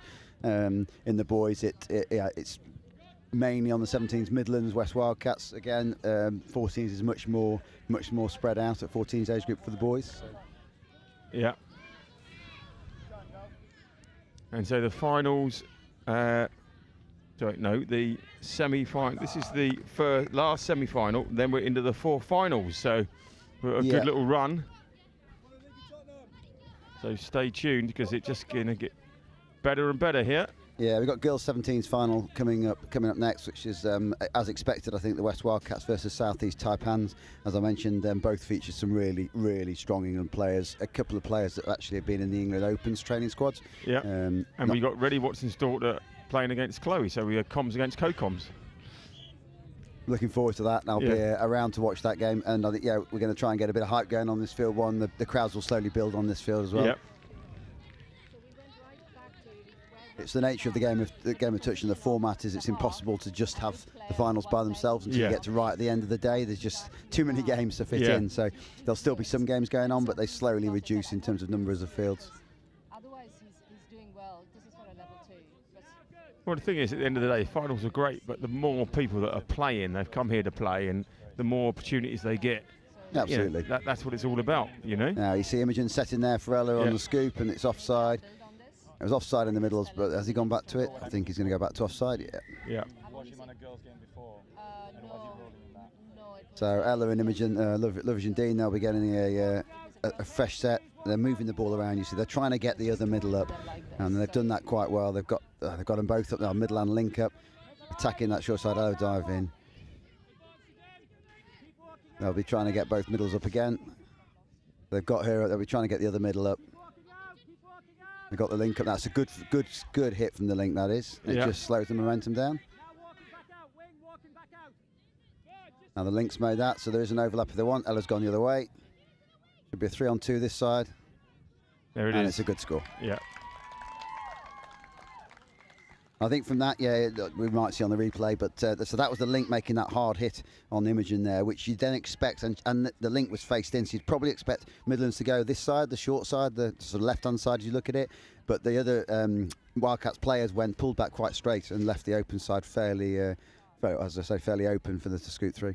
And Emily Williams takes the plaudits in the corner. It's great for the girls of all ages to mix as well. You know, that's a big social thing as well, you know. And it's weird that you see the social, and actually you'd think a 10-year-old and a 14-year-old don't have anything to talk about in common, but they do. Yeah. And they're quite happily mix and chat and have a bit of a laugh and fun and games. So. Well, they've got something in common, the game for a start, so that's good stuff. Yeah, I'm just trying to attack. Get the attention of our Welsh counterparts just walking in front there. The Carrolls, Nick and Kate. Nick's just come back from Vichy playing for Wales out there in the men's 45s. Excellent. I keep telling them they should play for England, but I've not managed to get them converted yet. Well, it's very difficult with the Welsh. They're very stubborn, aren't they? You can tell that. Hopefully they'll listen back to this at some point. Yeah, well, hopefully. That's lots of control there, and Midlands trying to drive out, and again a little bit static, a little bit slow. They're ahead in this game. What the coach will not want them to do is get too complacent. It's 3-0, and they're in control of the game. And what they won't want to do is concede in this set. And they just got to carry on controlling that game. You know, dictate the pace of it and everything else. Yeah, and you said the temperature. They will start to feel it now. There's no shade for them out there. We're lucky under here, aren't we? But they've got no shade. They're having to work for 30 minutes, either in the sun here or in the sun on the field. I'll see one of the Midlands players, I think it's Sophie Whitmore, has just headed off to get some treatment, I think. Yeah, it was a touch. That one not given there. She's not quite making it in the corner. That's Grace Ward. New to touch, but brings great rugby skills, does the blonde winger. So just worth mentioning about Wildcats as the region, the West region, run by Sam Powells, but the junior lead is Claire Rylance. I think it's done some comms with you this weekend, who's also our England Mixed 15s coach. They've done a phenomenal job at really getting a lot of growth in the development of the junior games particularly. So they've got, I think it's 5 or 6 teams here, and the 14 age groups, boys and girls, they've got an awful lot of players and are doing a lot for the game. Yeah, and we were discussing the geographical reach of the region, and it was very interesting from Stoke to Maidenhead, etc. It's a challenge, I think, for a lot of the regions. But if you're on one of the fringes of the regions, to get to training, to get there to mix with your teammates is really hard. Yeah, and also the fact is that Claire was saying there's a lot more travelling now for her to see all these school of everything. But I think she's enjoying it. She didn't say, so I need more expenses, so it's good. No doubt she'll be asking me that afterwards. Yeah. So that's the half-time interval there, and I think a solid half for the Midlands. They might want a little bit more. West will be having things to work on, but actually they're still in this game at 3-0. It's certainly not over. No, it certainly is. Right, back for you in about 4 minutes.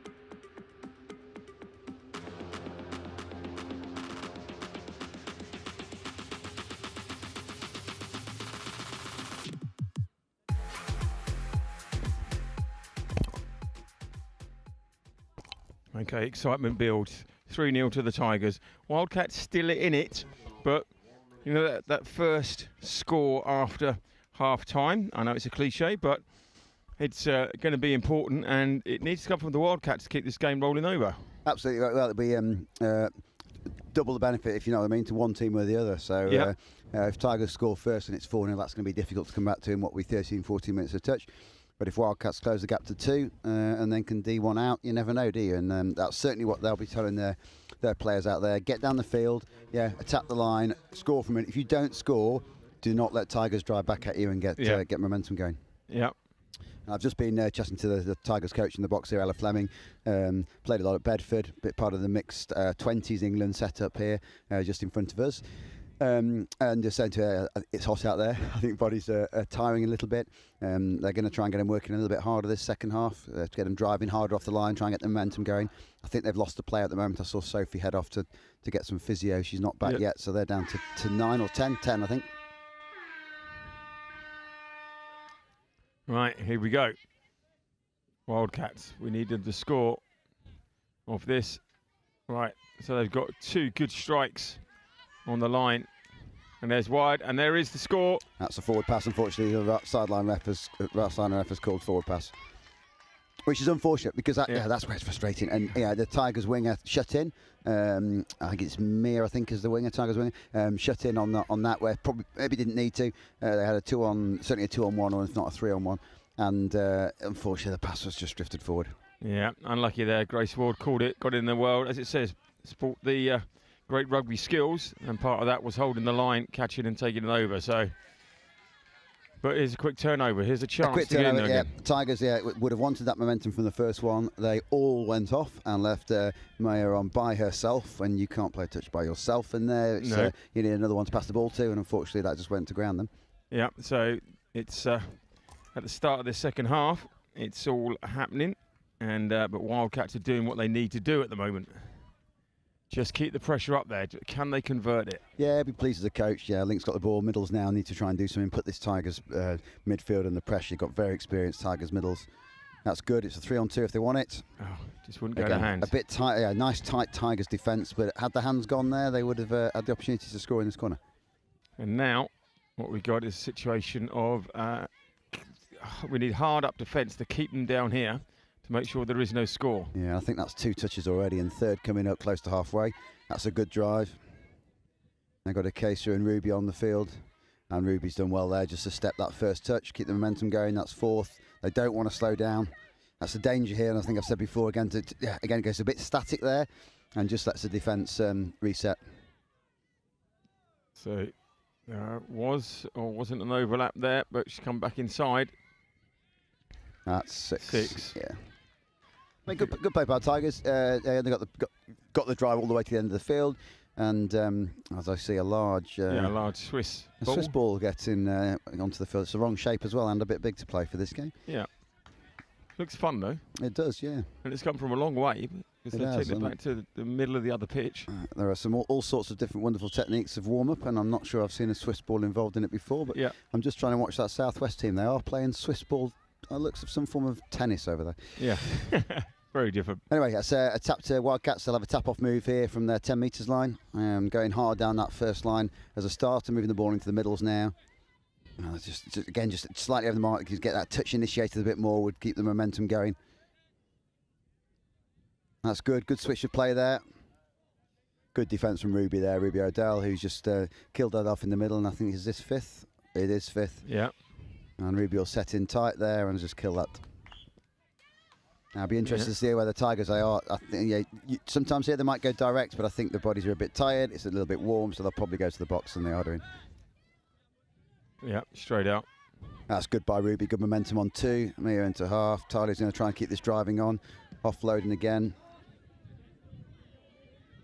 Sister Ella on the ball now, and these 2 middles will do something. That's 5th. They're going to try and go, and Ella is very quick. And she scoots through straight to Imogen, and Imogen's going to score for touch 4. Score 4, sorry. And again, I think those first 2 or 3 were good. Ruby said a good drive off with the pod that was on. They said a good drive off to get to halfway on 3rd touch, and then 4th came in to really set Ella on the scoop for 5th. And Ella, as we've seen, I think 3 or 4 times in this game, she scoops through, and Imogen went with her to dot it down for 4-0. So they did well because they held out for 4 minutes. So absolutely. And spent a lot of time down there. We've got a lot of encouragement from that. I know it seems strange, but at 4-0, it doesn't seem out of it as much as they conceded in the first minute, which they managed to hang on. And again, unlucky there. Good hands, maybe just trying to force it a little bit. Sometimes you think, they've now got Tigers are now in control. They've got the opportunity to drive off their line.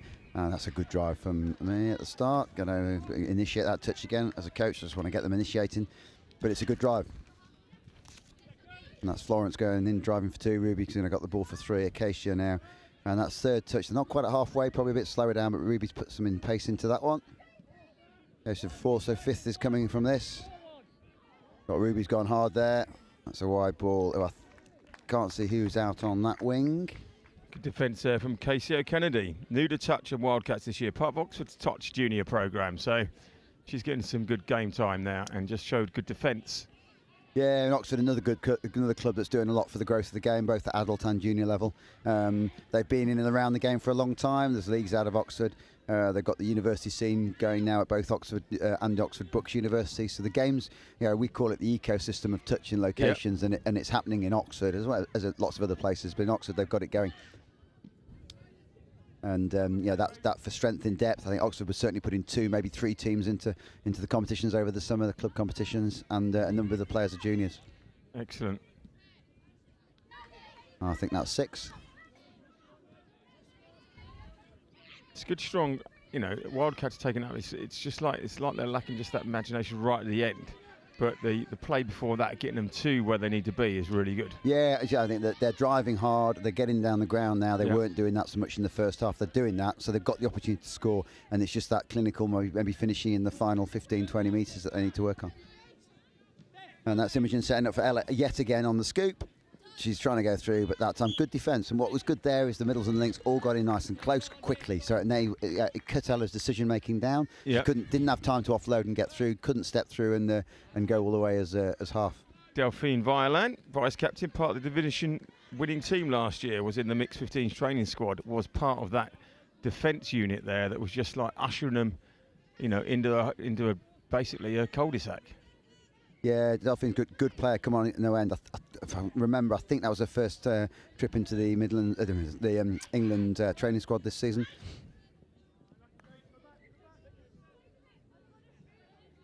I can hear the Tigers coach saying go direct, where Imogen immediately dumps the ball and gets off the field because she doesn't want to go direct. She's hanging. So and I think sometimes they've just done 2 sets. I saw them do 2 full sets. Sometimes as a player, you're thinking, whatever the coach tells me, I'm going to ignore it because I can't move anymore. Yep, I've got to get off. And you can see that by Ruby now injecting some pace yet again. And the Casey's hit that line. Are they going to give a touch and pass, or are they going to let it go? They're going to let it go. One of those fine calls that, Ruby's hands would go in, so they normally let the ball go there. I think unlucky for Wildcats. That could have gone either way, but good finish and good line of running from Acacia Hall to make that 5-0.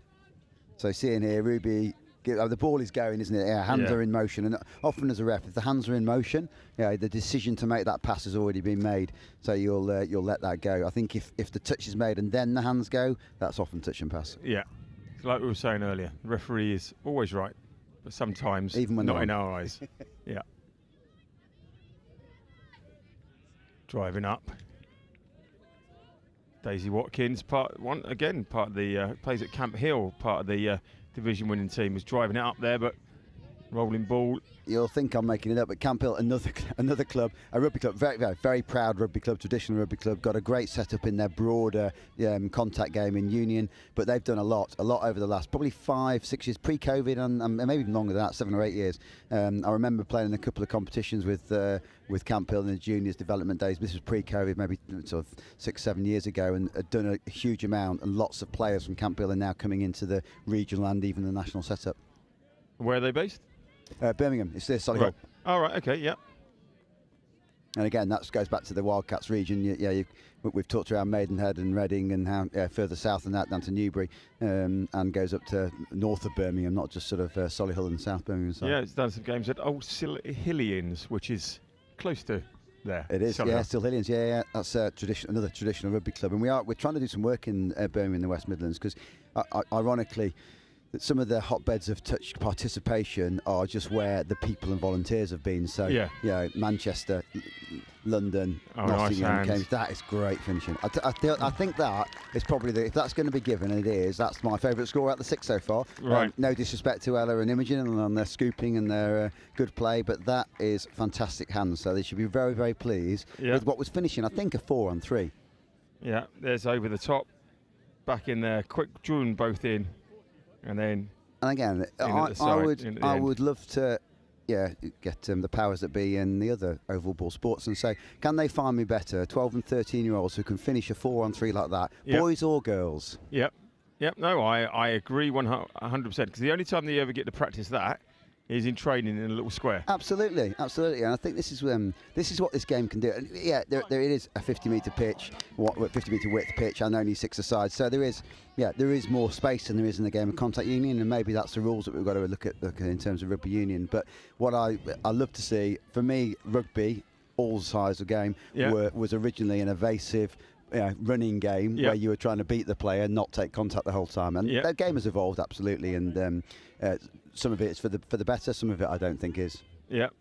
And people still want to smash each other, but I think there's nothing better than finishing a good old 2-on-1 or a 3-on-2. Hands are running, absolutely. And lines are running. But the big thing is with all of it, it's complementing it. You complement both the sports. It was interesting that Rene was saying that in touch in Australia, which is big, is backed by the NRL. Yeah. So they've got on board with that, and it's just like just works hand in hand, and that's good. Pace, is she the half? She is because she's looking. She's looking. And they've got her. And that is good from Wildcats because you see all 6 players there were chasing back on their player to ensure that Ella had nowhere she could go, and the person that Ella ran through on went back and made the touch. And that we talk about again back to mirroring and very good defence. They'd be really pleased as a group there. Ella's done that most of this game, scoop through, and to make that one not come off as a score is very good to Wildcats. Yeah. Right, so we just need a couple of things now in the rest of this game. What we got left, we've got just under 4 minutes left. I think 2 things for me. I'd love to see a Wildcat score 2. I think they deserve it. They've run much harder in the second half. I'd also like to see slightly bias from me, but I'd like to see little Talia Dean go over for a score as well. Yeah, wouldn't that be good? So, do we tell the refs? Do we tell the other team? Well, I think there's a deal to be done between the two of them, isn't there? You will let you score one if you let Talia score another. Yeah. I don't think that's going to happen. I certainly, knowing Imogen who's on the ball now, she will not want to concede anything. She is one of the most competitive people I've ever met, and she's 13. Yeah. God knows what she'll be like when she's somebody was saying yesterday that refuses to. It was one of the boy players. Never becomes a half because the half can't score, and so does what he can to make sure that he's not the half when he gets into the 7. Well, my lad Ollie did do that when he was younger. I think just sort of say, I think a touch and pass has been given for Wildcats, but Ruby scooped through. I think probably I got into scoop through, but certainly found herself in a lot of space. And fair to Acacia, who dotted it down, but unfortunately went back to the touch and pass, I think, on Ruby, unfortunately. Yep. Again, good drive here. This is on 2 from Wildcats. So keep this momentum going. And again, just there, no half. Half's now caught with the ball. It's half court. And Tigers in the start of this game, start of this half, had the same thing. They did the first really good touch, drove down the field. Everybody went off. The half was there. There's nobody to pass to, and that is frustrating as a coach. Just communication. Yeah, somebody's got to stay. Somebody's got to work for the rest of the team. But at the moment, they're just tired. They are tired. They are tired. Yeah. But that. Like we all know, if you can keep the discipline when you're tired, that's the real mark, isn't it? That's going to be a forward pass. It is, yeah. And I think, they've... Yeah, we've it's 30 minutes, which I think was definitely a right decision. By the way, on that, absolutely, definitely. 100%. Yeah, and I know yesterday the 19 started as 40-minute games, and by the second game there were 30-minute games. Partly the temperature, partly the fact you're playing 3 or 4 games in a day. 3 if it's 40 minutes, 4 if it's 30 minutes, and that's a lot of touch. And you're at you're a high intensity, so the game is not sort of one level for the whole time. You're almost interval training for the 2 days, and that's what it feels like. Here we go. Good touch. So Mia's defence, I don't know Mia on this wing here, but I think her game is coming on no end. Just through this game, her defence and reading has been very good. Made a couple of good shots. Yeah, reinforce it. And that's 5. We need to see what Midlands do here, whether they go direct. I think they're going to box because they're looking a little bit weary. Is it fair to say? I think very weary is the wording I'll be looking for. So that one on the ball there, stump in, little Florence Williams. I think I'm not sure I mentioned on commentary, but new to the game here in Nottingham. We've sort of identified her as another Ella or Imogen of the future, hoping we can keep her involved in the game in Notts, and playing alongside some of these girls with another sort of white vest in the future, maybe. Yeah, absolutely. There's the break in the middle now. They can get it up there. We've got they've gone left. I don't think she thought that was going to be given. There was 2 maybe questionable touch and passes, both Imogen and Ella. did what we call that over-the-top pass, which they play in rugby. In touch, we say, do not make the over-the-top passes because invariably it's going to be a touch and pass. They both got away with it, but the winger thought that that was going to be given as a touch and pass, so she... Well, we're into the last 30 seconds. And we've got an injury here. I don't think it's going to make a big difference now, No, but play it on and off. I think we're slightly behind on that clock as well. We've maybe got seconds to go, probably.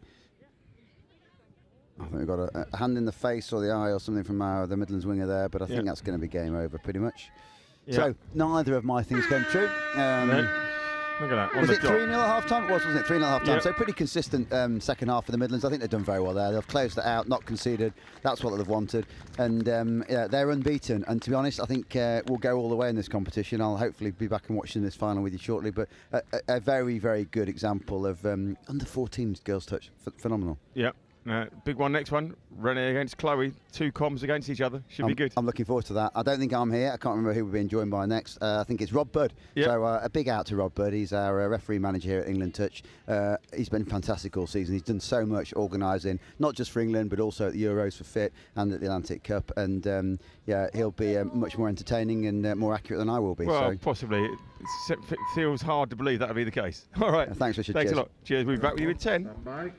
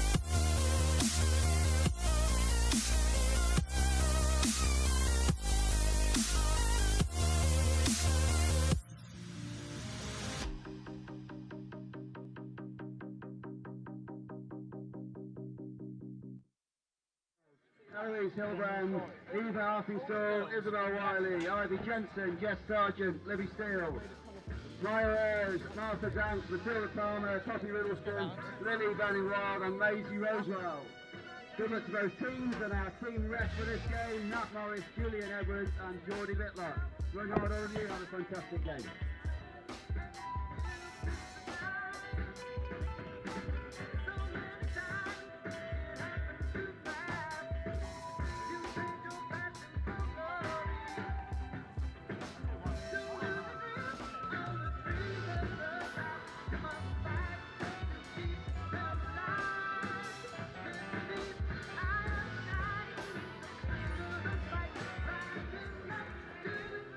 Welcome back. We are here now for the girls under-17s final, joined in here by the guru of England touch, refereeing Mr. Robin Budd. Robin, great to have you alongside us in the comms booth. Lovely to be here. Thank you so much for adding refereeing. I was worried for a second that I'd been massively overcommitted. Yeah, look, good game. Finals footy, right? So West versus Southeast, right? Southeast, yeah. Taipans versus Wildcats. I don't know how that happens, how that works out in the nature as well, because I'm not quite sure how the Taipans would like. That's a great question. Yeah. You've got to fancy the venomous snake, surely. Yes, yeah, exactly. Yeah, no, really good game. I refed the Southeast team earlier. I refed the Taipans earlier today. Really strong team. Yeah. Lovely sort of game that was. So I think this is going to be an absolute corker. And we've also got, looking for it,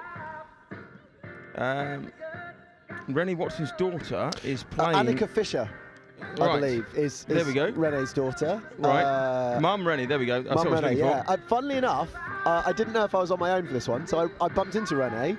And I said, "Can you come over if I'm on my own over here?" So she might still drop over, and we can let her give her daughter a little shout out. Yeah. So well, it's number 4 black is Annika. She did commentate earlier, and she was saying about it. And I said, "What about coming on when your daughter's in?" She said, "No, I did that once, and it didn't end very well." All right. Okay. Well, she'll be relieved that she's on standby for this one then. So, yeah, Annika's I know played for a good while. Cara Edwards, I hate to say it, brilliant player. So she'll be huge for the West. She was in and around the Women's Open team this year. Played junior grade at the Atlantic Cup, so she was huge. She'll have a big say in this game. Iris Nazir for the Southeast has played for a very long time. Again, another really strong player. So, and we had Chloe Hill, number 10 for Taipans, was co-coms with Renee. So, crikey! Yeah. So all kinds of conflicts of interest. They kind of wished each other well not, you know? Yes. Yeah, have a good game individually, but I hope your team don't, is usually the compromise. So yeah, like, bit of a cagey start. Usually when we have these finals, everyone wants to just sort of feel the game out a little bit, but we'll see where we go. 5 meters away. Players and officials, stand by. Right. We are close. We are nearby. And obviously, you're going to be sharp on the ball when it comes to the refereeing department. So we're good. Right. I do try, but I mean, look. Hopefully, we won't see too much from them. Really strong defence from the West. Yeah. They stood up. I think it was Iris Nazir in the touch there, and forced her into an error. And now they've got the ball back straight away. As good a start as you can hope for them. Now you can wear hats in touch. If you're new to the game, you think I like my headwear.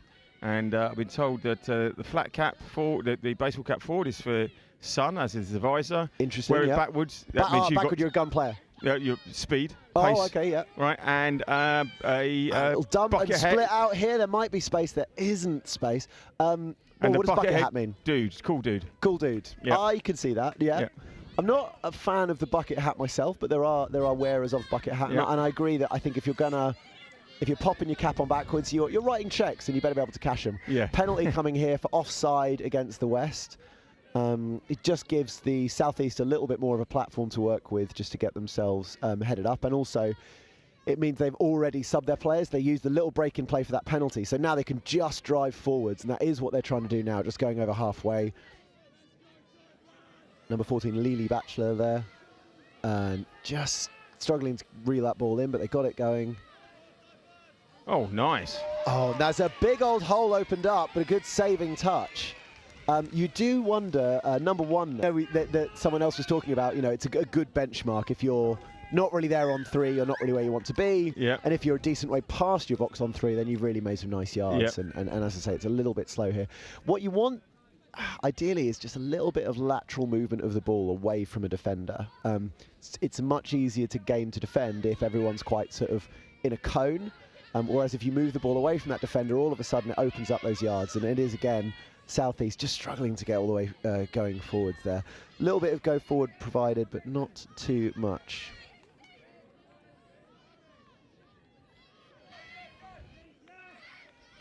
Good injection of pace, gone out wide, good hands. Oh. Yeah, you could see Iris sort of marshalling her players, so telling that her teammate to go down dump for her so she could scoop off the back, but it was just a little bit too static to really get any kind of platform off. It's a bit quicker. Stay on was the call, but they subbed. Yeah. So they're 3 over the halfway line. Yeah, and that's a nice set, and they have got a bit of a roll on. And a nice dump there and a nice quick pickup. There is an opportunity here. She will scoop into the in goal. Can she find a score? Yes, she can. Brilliant work there. Really, really tough for the winger there, for the Southeast winger. Just caught in no man's land. Sorry, go on. Oh, there you go. Yeah, no, it is a really tricky one. She could have come in and tried to make that player, but then it's an easy pass out to the wing, or, you know, you fully stay out with your wing and try and cut that option off, and in the end, just a little bit stranded, and a sort of pretty nice score for the West. Yeah, Eva Artinstall, another graduate from the back-to-back winning G14 Wildcats side, and went on then to play for the mixed 15s at the Atlantic Cup. Half court or a 6th touch, so it wasn't a turnover for that, right? But I think that probably was what killed the attack. It's an interesting one there, and you talk about physicality. So the Southeast player there, I'm just waiting for her to turn around so I can get her number and tell you what her name is, but she was just sort of slightly upright in the touch and got like muscled a little bit off the ball. Yeah. And there is a really fine balance to strike in terms of what you want to allow on that. You can't have these players shoving each other around. That's not what the game's about. But you've got to be kind of set and just run out of space. Yeah. They had the numbers, just didn't have the space. Make the pitch and that's 5 metre wider, and that might have been a just score. straighten up your running earlier, as my coach would have said. Yeah. I think the you talk about scooping and you talk about snapping short side and options like that. So very often, what players try to do when they scoop is force the defence one way, then step and drag the other instead. And the idea is, if they've committed to retreating in one direction, you create bases if you then flip to the other. In that case, there was a little bit of a room, a little bit of overlap, but it just kind of drifted into nothing in the corner. Nice roll ball there from number, I think that might be Eloise Hillebrand. Number 12, yes it is.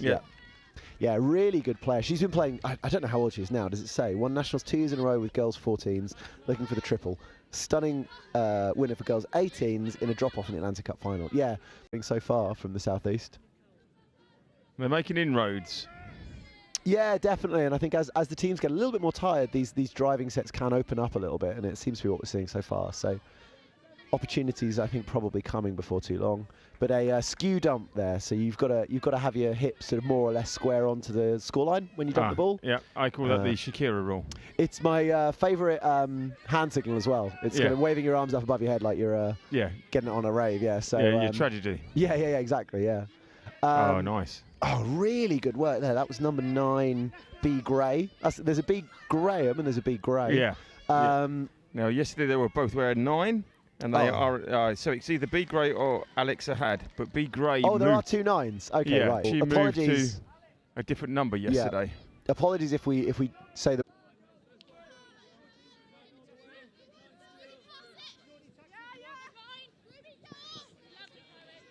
So we are in this sort of back and forth now. I think West have probably looked slightly more threatening when they get to either end, but absolutely there's teeth in this Southeast team as well. There's fangs in this Taipans team, but they are just getting a little bit stuck there. They're getting a little bit kind of locked up into each other on those transitions out of the box. There's just not a lot of go forward, and now she's picked up and she's gone, and they are making the West Wildcats team look under a little bit of pressure. But the ball's turned over just past halfway, just not enough distance to attack over to really create sort of pressure on the teams. They're both still going at it strong, 10 minutes on the clock. And we're saying the heat, it's going to, then it comes down to who can do the basics and keep their discipline. Yeah, definitely. Good catch there, by the way. I can't see who that player is in the black cap for the Wildcats.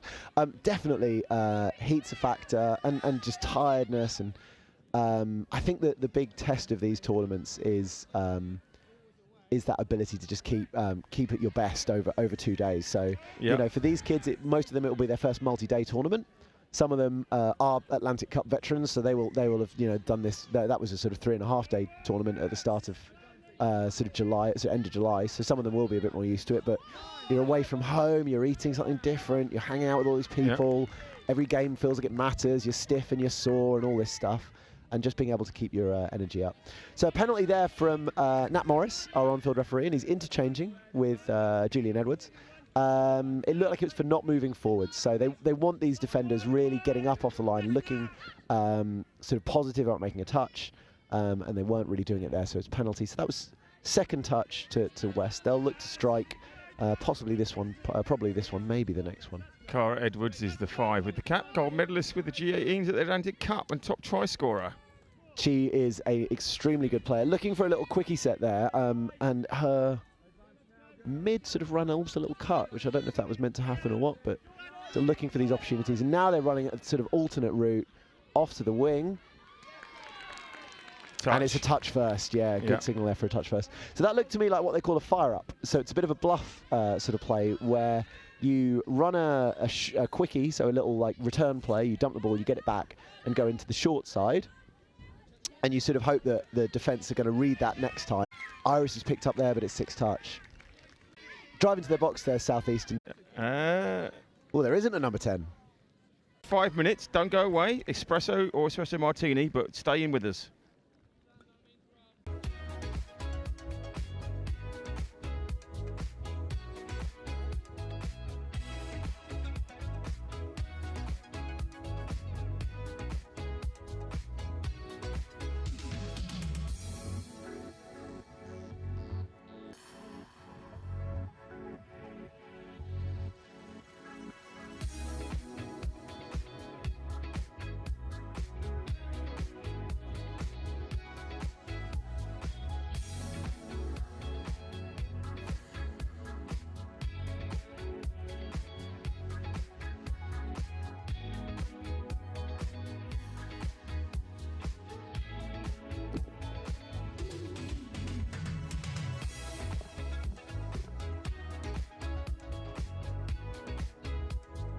Players and officials, this is your 2-minute warning.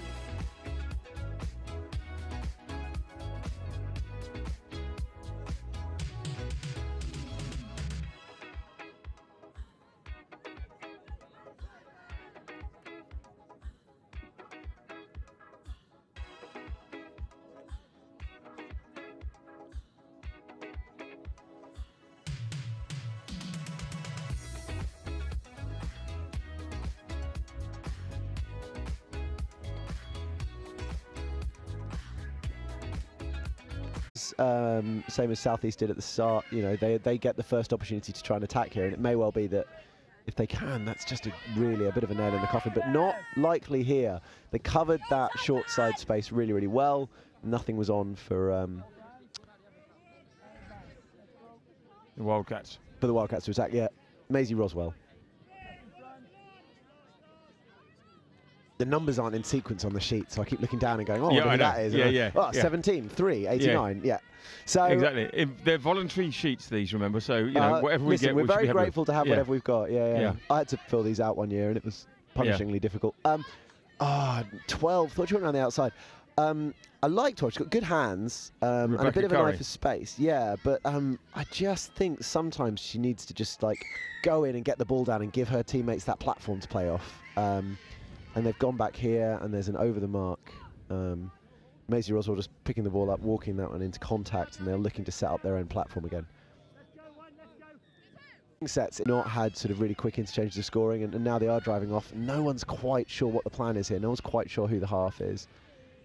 So it's just slowed things down. What they do know is they're getting off. They are extremely getting off the pitch, but you want to just do it in this more ordered way and build on something that you can use as an opportunity when you get off, and they're just struggling to do that, the Southeast. But again, nice bit of movement in. No eyes pass, but yeah, a little nobody was no eyes there. pass. We love to see it from Leela Batchelor. She's from Horsham. That's my hometown. So around the corner from me. No ways. I live in Norwich now, so. All but right. yeah, so Horsham's a really good club. Yeah, really good. The Southeast is very London dominated. Yeah, I mean, in touch, but Yeah. many other ways as well. But yeah, in touch. And Horsham, and there's some players here from Canterbury as well, who are sort of clubs that are a bit outside of that bubble and are still doing some really nice things, bringing some Yeah. people through. Got referees here from Horsham. We've got Ash and Natalie Grimsey, who we've managed to get confused. So I think Ash has been running around doing his wife's referee slots today, but yeah, nice to see these other clubs come through and a sort of non-standard touch player base. We want to start getting to a point. Oh, is that number? That Wildcats link just going up to make the touch now. Playing in, I don't know if they're medicated, if they're sunglasses or just cool glasses or what, but it's an absolute vibe. Yeah, Chloe Earls. looking really cool. Playing G14s in 21 and 17s in 22. Plays at Woodrush. Woodrush, yeah. B. Graham again looking to draw and give, and there just wasn't a teammate on her wavelength, and it's those kind of things that they do need to start getting sort of locked in with each other on, because that will open up some opportunities for them to really go hard at the West. Yeah, Horsham, good. Nat and Ash, did you say down there? Yeah. They were talking, the commentator was talking earlier, they're doing a really good job of building the touch down there at the club, and the club's like bought well into it. Yes, and it is a challenge with, there's a few different ways that touch clubs spring up, and one of them is out of a rugby club. And often it can be tricky because to the people at the club, you're always the kind of sideshow. So when they do buy into it, when they do really want to commit to it, and I think they should, it's such a good like alternate offering of the game, then you can really go places because you've got so much infrastructure to start with. A lot of other clubs that come out of nowhere have to do all this from scratch. They've got to become a club, as well as just teach some people how to play touch. So they've flowed around the corner. And they are getting the ball down nice and quick, and that one is solid. That one's nice and back in play, and they've overlapped really nicely there. They just need to not try and overplay that. They made really nice yards. They have a pass a little bit too much mustard sauce on it into the link there and went to ground. Cream out. It's a bit of a busted flush of a summer up until now, so it's lovely to have that now. Oh, and she's free, but she'll go onto she jumps on the link, and that was exactly what we wanted. She made the half break, she took the touch, and again we've got nice little platform here. If they just keep rolling in, if they just keep this momentum going. So Iris Nazir dumps, number 10 scoops and goes, and she's found a teammate, but again they are numbered up, so it's going to be tricky here. And it's a touch pass, so it's got turned over there.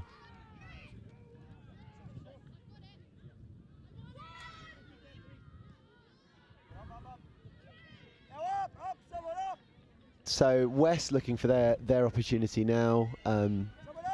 They won't mind this too much. If it's just an interchange of drives, they've got the buffer of points, so it's a much safer proposition for them. And again, they've scooped, and you can see the whole of the Southeast team running backwards to catch him, but the ball doesn't go to hand, just goes to ground, and it's a turnover there. Just need to keep those situations coming back where they've got the whole defence running backwards because they're all offside. That's the platform they want to hit off, and they've shown they can make it happen. They just need to make it happen a bit more consistently. 12, nice job there. She gets the ball down, gets the ball off to the link. And now we are flooding up a little bit more in numbers, a little bit more. Oh, she might be through. No, it's number 16. Looked like she was on a clean break, but actually there was a couple of defenders recovering and managed to make the touch. But nice yards from her and nice bit of pressure put back on the West. Ruby Abashan. Wolves just moved up from the 15s.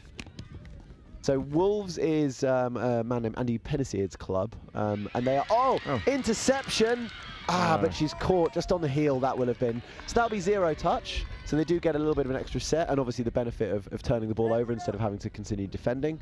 And they will probably just try and use this to drive off. So I think that was Maisie Rosewell that nearly went there. The numbers on the Wildcats, the 5, 8, 9 and 6, they're very similar. They're very close together. We need a little bit of space between them to make it easy to read. Yeah, listen, referees not known for their eyesight, so yeah, I'm struggling over here. We have had some. It's a pick up by Eloise Hillebrand, and the ball off to Cara Edwards. Cara Edwards for the score. Two very experienced players, and you could tell the second Eloise picked it up, she knew what the plan was. It was almost something you'd call like a little two-step play. She picked it up. She drew the defender enough that she could then just commit the ball off to Cara Edwards in space. South East just needing to sort of draw their defence together a little bit more there and cover those gaps up. But it is looking tricky now. So we are about 5 minutes left to go, and it's a 3-0 lead for the Wildcats. So like we were saying in the other game, they need to score now. Yeah, they need to. 3-1, 4-2 is a big difference. Yeah, they need to get a foothold into the game, and then they can start really trying to put the pressure on. But as it stands, I think they are struggling. I just think they're not quite as smooth or experienced or well-drilled or whatever it is as the West. The West just look just ever so slightly more in control and knowing what the plan is when they have the ball. So that stood them in good stead so far. Scoop here, and she tried to kick into the open side, but just couldn't find an option to pass to. But one of the what you see from the Wildcats, which is one of the I think one of the little secrets of this, well, secrets, but it's a big thing, is not overstepping the mark, and that gives you the momentum. You know, touch down, and then go from there, rather than touch. Now coming back, and then you lose all that momentum, and you're seeing that on the drives, and that's, you know, they're at pace. And they're quick. Yeah, exactly. And you know, a few here where they've actually got that ball down nice and quick for them to be able to pick up and play off. They've done pretty well. It's a really difficult concept to convey to starters about, look, you know, if you're not going to evade the defender, the best thing you do is take the touch on your terms and get the ball played on your terms. And that's, I would say, is probably fair, is definitely that West have done that slightly better than South East. There's just been a few too many times when momentum's been lost because someone's tried to run past the touch, been touched, had to turn around, come back, slow things down. Nice work here. Eloise Hillebrand just driving in, just giving a bit of platform to work with.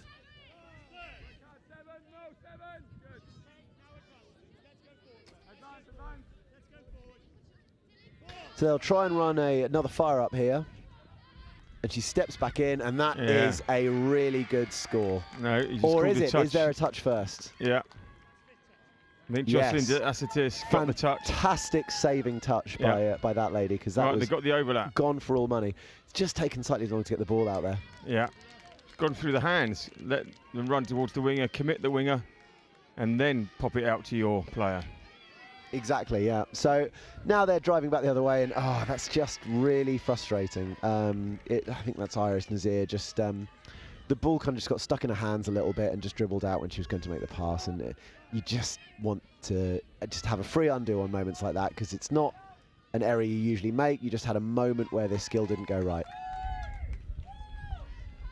And now, not only is it that extra score in the bargain, but it's also West a little bit camped out for now on that southeast line, and they've really got to find a way to get the ball back and try and find a way to get up the other end nice and quick. And ball dropped there by the Wildcats, so there is an opportunity now. They're going to box.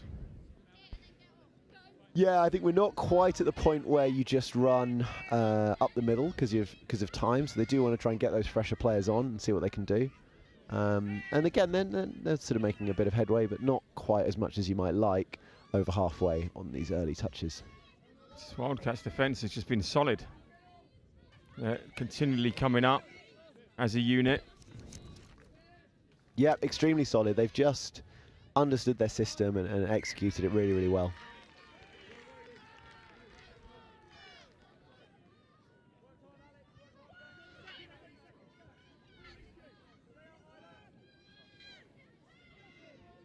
So I've not had anything interesting much to say about the refereeing, which I suppose is credit to them doing a very good game. Yeah, they just like, you know, told you on. So there will be a hard touch given there. I think it was very 50-50. Was the touch as soft as it could have been? No. Was the player in control of the ball when she went into it? Maybe not that either, but never mind. They've got the ball and they're looking to attack now.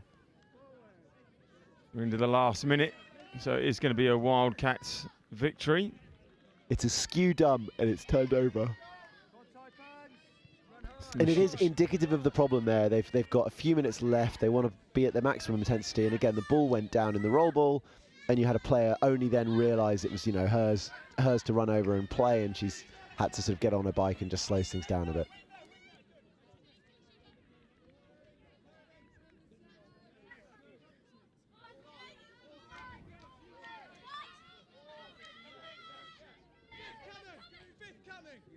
Right, try and get wide. Try and get on the score sheet.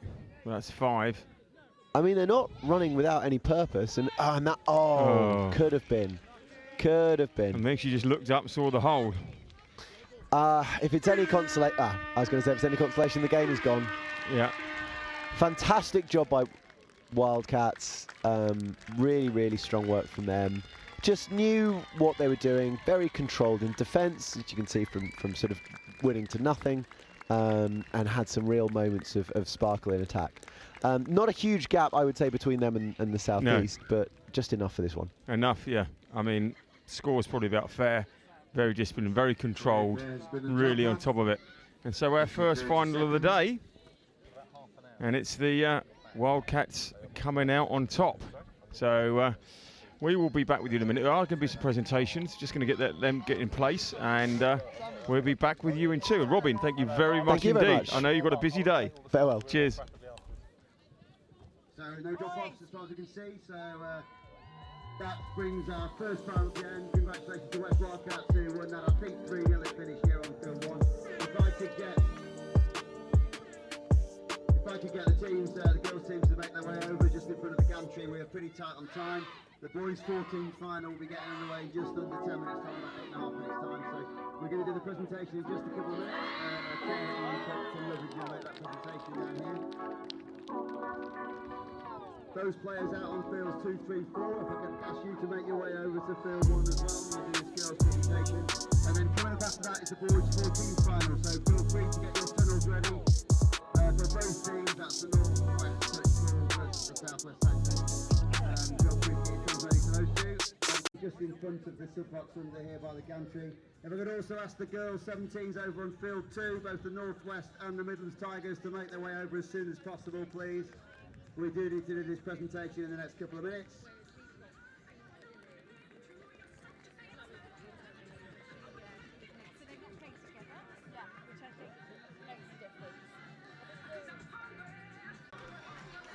You've got some very enthusiastic parents there. Really great stuff. Well done, girls. And now the presentations.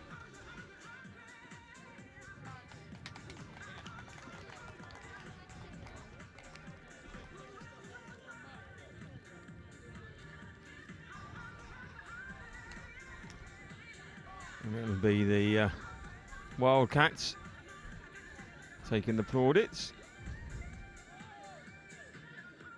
So I'm not going to do all the thank yous for all 3 of these presentations, but I am going to do a thank you each time for one group. So for those that are joining the Girls 17s presentation, please first off, can you give our team rep a huge thank you? Firstly to team rep, those in yellow for the day, they've done a phenomenal job today and yesterday. Big shout out to the refs, quite right too. You can't play without them. Really, really good job today. And it's all a team of 3. I'm going to get the Midlands and the Northwest girls. I know you've done 2 hard days, girls, but get that little walk over the field moving a bit quicker. Come on. We're going to do the MVP for girls 17s first. I'm hoping she's made it. Oh, she's not made it yet. Come on, you lot, make it across field 1, please. Girls 17s, field 1, Midlands, Northwest. The MVP is not going to somebody from that final. It's actually going to somebody from the Midlands Tigers. This was judged by the other teams itself voted for throughout the whole weekend. And I can still see this person not quite there yet. So the MVP goes to, I'm hoping you can hear me, Midlands Tigers, Louisa Sandvale. Get yourself up there. Come on, Louisa, no time for cuddles. Hannah, send her up, let's go. So the MVP.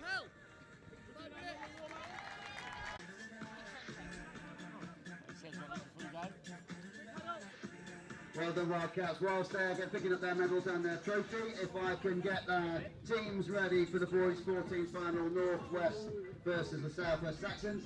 You're going to be coming onto the pitch just a moment's time. I'm going to be calling the names out. So if there's anybody from those teams that needs to do the tunnel for them, get your tunnels ready on the pitch side. We've got a couple of minutes before we bring the teams out. We'll get a bit of music first, and I'll be listening them out, and then we'll have a minute's countdown before the final.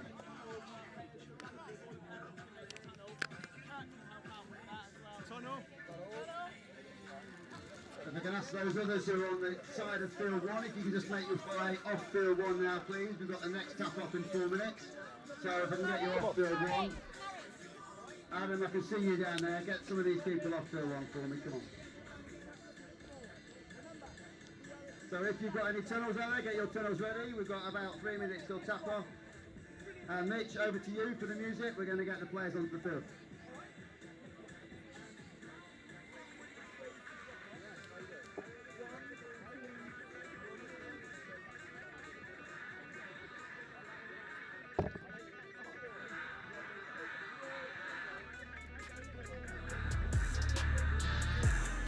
Right, boys, 14th final, second final of the afternoon, the third of the weekend. Coming up.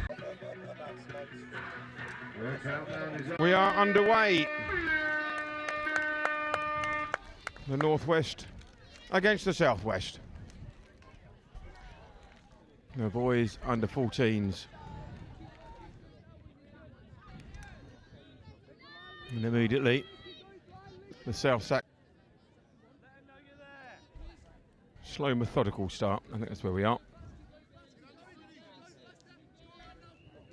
And quick, trying to get those sets off. And slides in. That touch given. They're back. Discussion calls being made.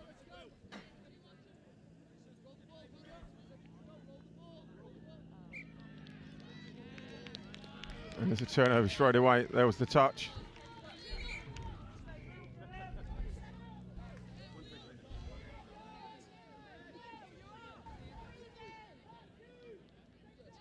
All right, Northwest, got to get out their half. And not bothering the boxing, because time Joe Gelvin was able to hold on to it. Nice little play in the middle here. Touch, and then looked up. There's wide. And Joe, since he's been playing rugby since age of 3, wasn't going to be missing that one. So that wasn't quite down, I think. I don't know if he's reffing with Carly as well. I can't see the ref this side.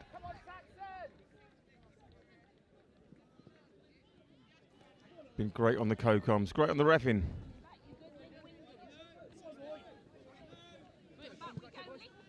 Pushing them back, pushing them back. Saxons looking to build on that lead.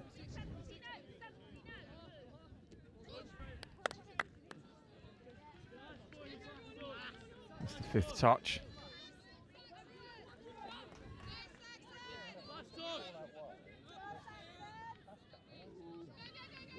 And he's going to get round the outside. No, there was the touch.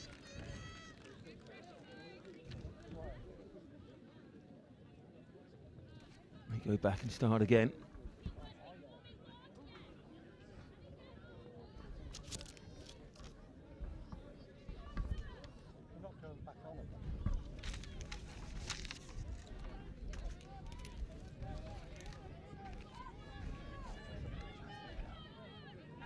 That's a good drive. There's the hole opened up. Well done, Will! Was he not the half? Now, chance. Remember, the baseball cap's backwards.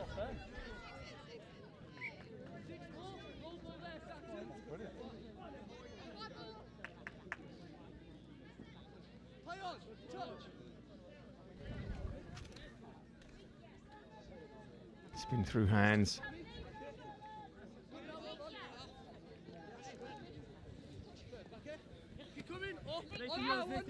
It's good setup.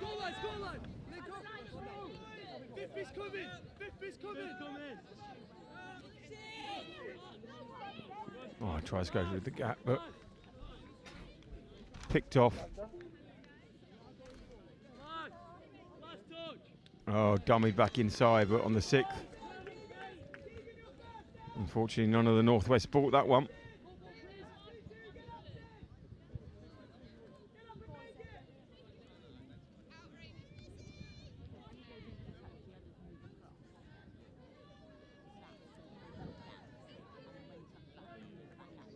Well played. Oh, no, nobody reading it. It's a turnover.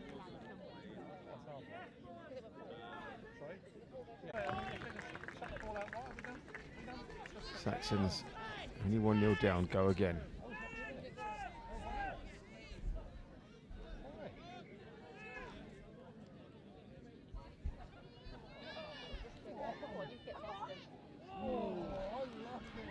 Just run out of space.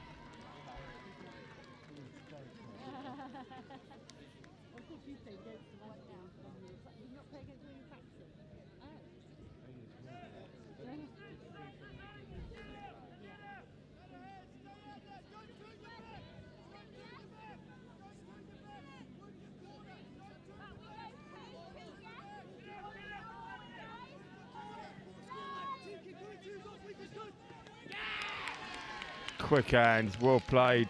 Galvin over in the corner. Great try. You just see here, quick hands, straight through and out, and he was just sitting there waiting to put that over. And the Northwest extend the lead. And with 7 minutes till half time, 2-0. We need Southwest to start making inroads.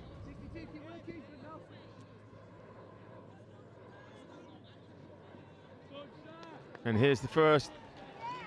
Was he touched or was it a touch and pass? He was touched. But looked promising, and it's looking more promising. Remember, this is the second final today. The boys 14s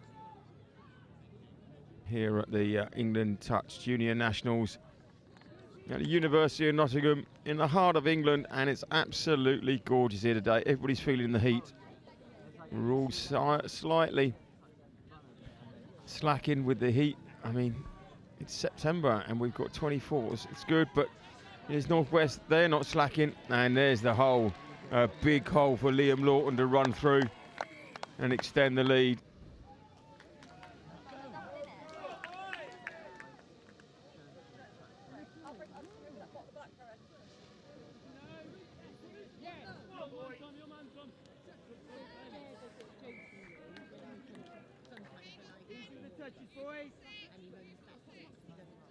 Saxons need to make an inroad, need to get a score on the board before half time.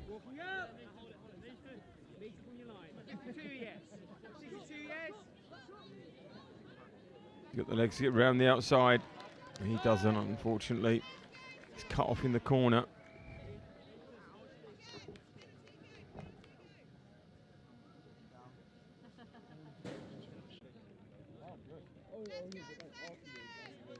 Come on, Saxons!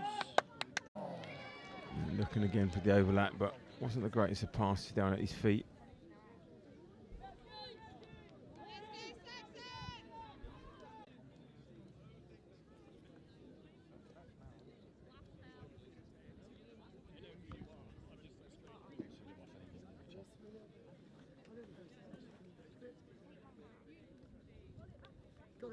Guys, just make sure you're back in the corner here, just where that microphone is, just so we don't run into you.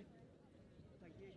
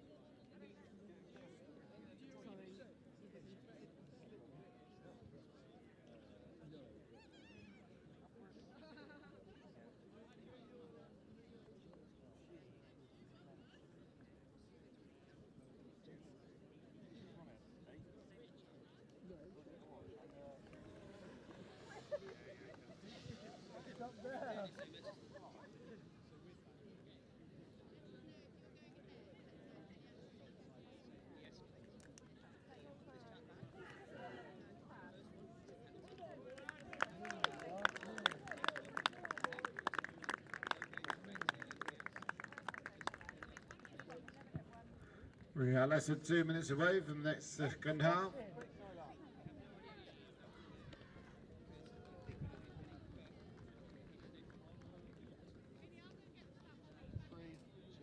Smile. Don't smile. You want 1 million in a minute? No, give it back. Want one.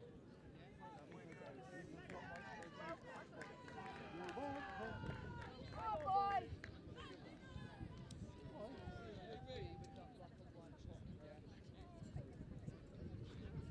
I'm just not happy with how she looks in the photo. Ready? 3, 2, 1. Players and officials, this is your 1 minute warning.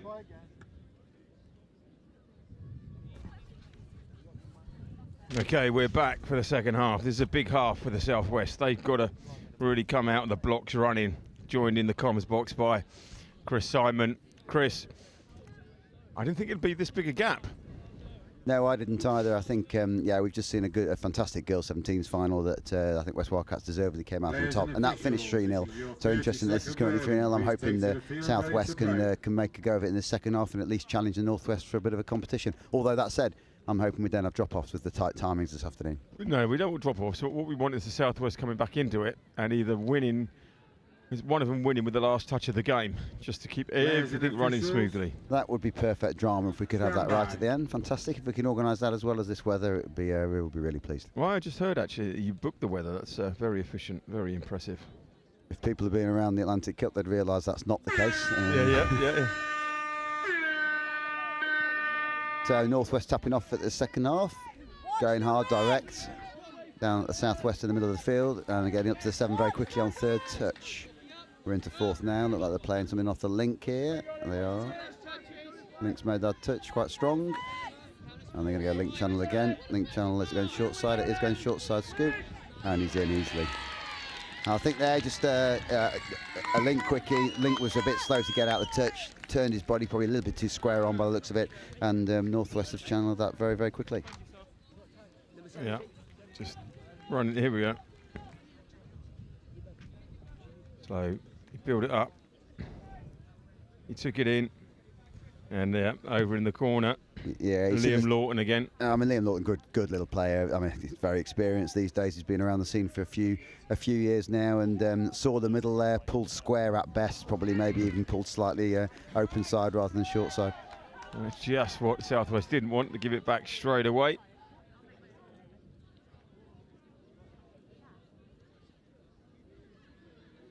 Isabel, sole girl on the pitch. Was they didn't have enough for a girls' team at that level, and so Isabel's made the cut into the boys. Yeah, it's been good. I was chatting to the Northwest lead, Carrie, and also the Doe Sharp, their juniors lead, and really keen to involve the girls at this level, which we were really keen to support as well. And I think, yeah, they deservedly been here. I think Isabel's been one of their best players. She's bossing it. She's leading the boys around the field, which is really good. Yeah. Southwest just got to kind of like, they need the confidence of a score.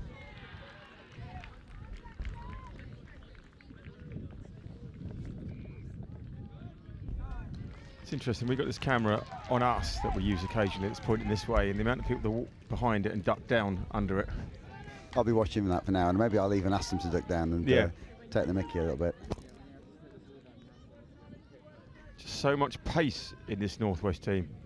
There is. I remember watching them yesterday. I think I might have been doing commentary early up yesterday, and what I was impressed with was their ability to recycle the ball very quickly, get it out off the ground very quickly, but also their clinical finishing of 3-on-2s and even 4-on-3s yesterday. Their passing around of the players was second to none. And we were saying that about the where else do you get the chance to do a 3-on-2, 4-on-3, and here, there was a touch there. Even I saw it from here.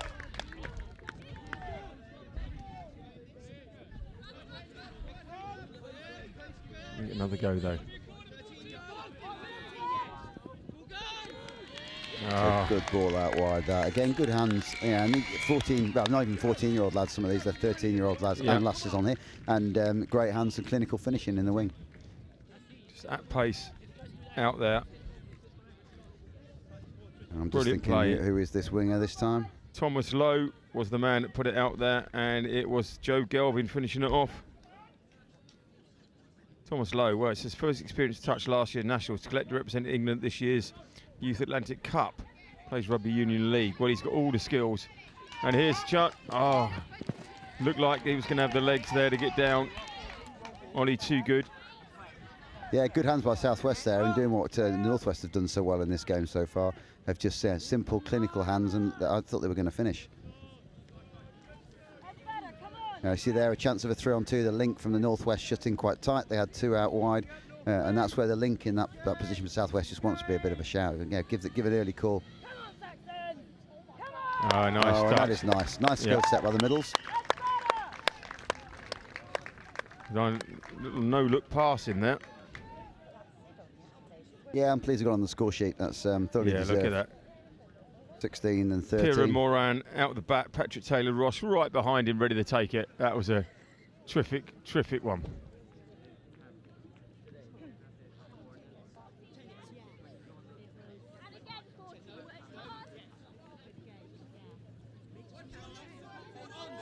But Northwest not going to settle. They're coming back. I think some of these boys are getting a bit hot out there. It is very warm. Yeah. That's a good touch. Yeah. Good touch, but I think he's going back to the offside penalty. Yeah. And he's given not advancing off the line there. That's referee Matt Emerson, very experienced Cambridge referee. Came back from refereeing in Vichy in the Euros. He'll be used to this heat and 10 degrees more, I think. Yeah. It was hot out there, I believe. Oh, and good save there. He got the touch on it. I'm just getting a bit of abuse from the Midlands Tigers boys coming past there. I apologise for that. Yeah, this Northwest team, they do look good. I think Southwest will be pleased with shutting out those last 2 moves, and hopefully they can do one more again just to keep this game alive. But again, Northwest hands, the link has shut in from Southwest a little bit too early, and they're just clinical finishing, passing round.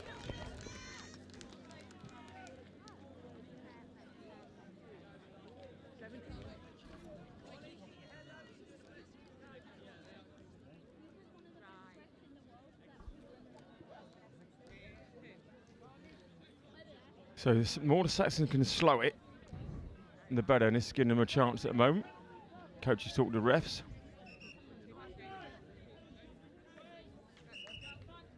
But we're on 6-1 at the moment, so 3-1 second half. It's fairly swift here, only 6 minutes in.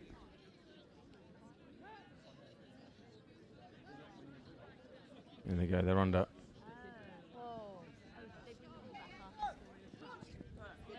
All right, build here. I've not been following the touch count here, I must admit. I think that's 3. That's good hands, good hands. Oh, touch pass. Again, marginal decision, one of those. Refs know much closer than I am from here. Yeah, touch pass given by Rene out there in the middle. This is no, it's not Rene, it's Shani, sorry. I should know, I just read these refs out a few minutes ago, but we've got Shani, Matt and Adam Brimelow. I know Adam spent a lot of time in the commentary box today and yesterday, and he'll be back in here in a little while. They're doing a great job out there. 3 very good refs that have experienced.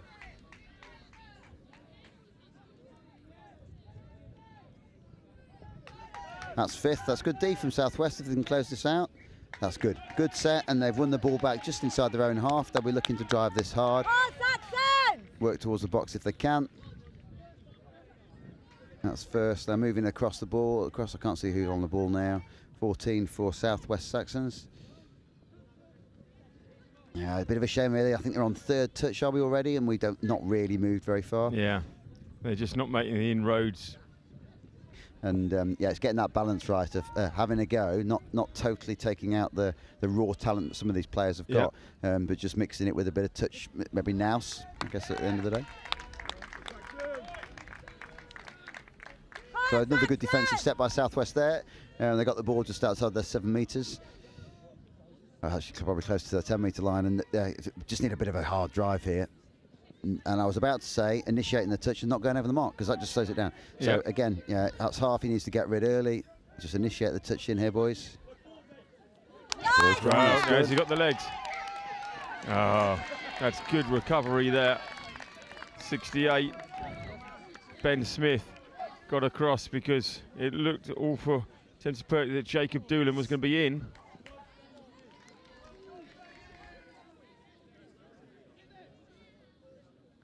I think is that 4th, is it?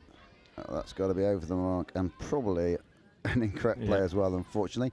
That's about 10 metres tap for Northwest. Probably just hit the box hard from that side. They'll be looking to get well over halfway here, I think, on 3rd, because they've already in momentum. Isabel set the momentum there really well. That's 2nd.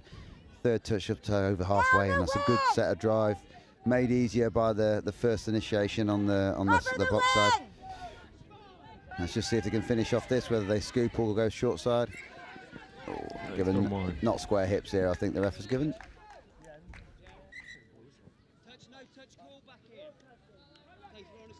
So I think he's given not square hips, but I think he gave a penalty for offside. So I think he's given the penalty. So his presence to get a fresh 6. Straight up, Red! Oh. Yeah. And, sympathetic pass that. Yeah. Ethan Sharp took a mouthful there. Yeah, I think it nearly took his head off, didn't it? Yeah. He'd be looking forward to the box. Go with him, Red! So they're going direct Saxons. That's that's unlucky loss of control there. They'll be a bit frustrated with that. It looked quite good the first the first one, and then into the second touch. They were gaining some territory, probably a good 10 metres or so, but just lost control on that second roll ball. Cover the wing!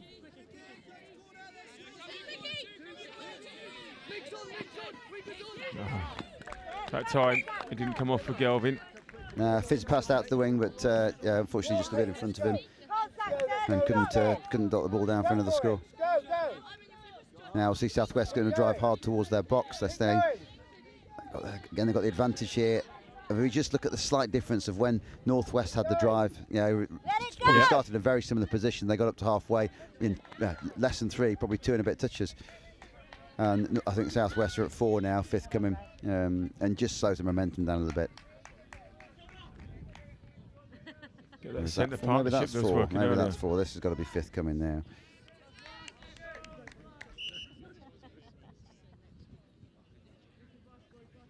I think Shani's maybe given offside there.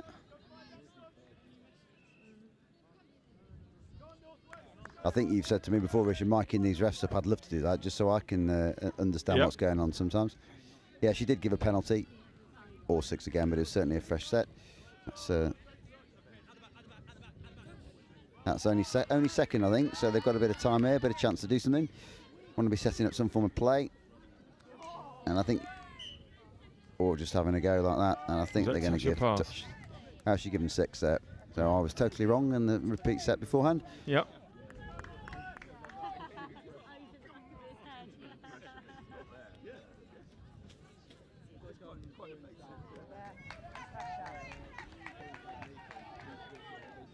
I think whatever happens here for the Southwest, this team should be really proud making this final. As I think I've said before, it's their first boys 14s team to play at a regional level. They did have the Geckos that played a few years ago, which was one group within the Southwest region, was their first team.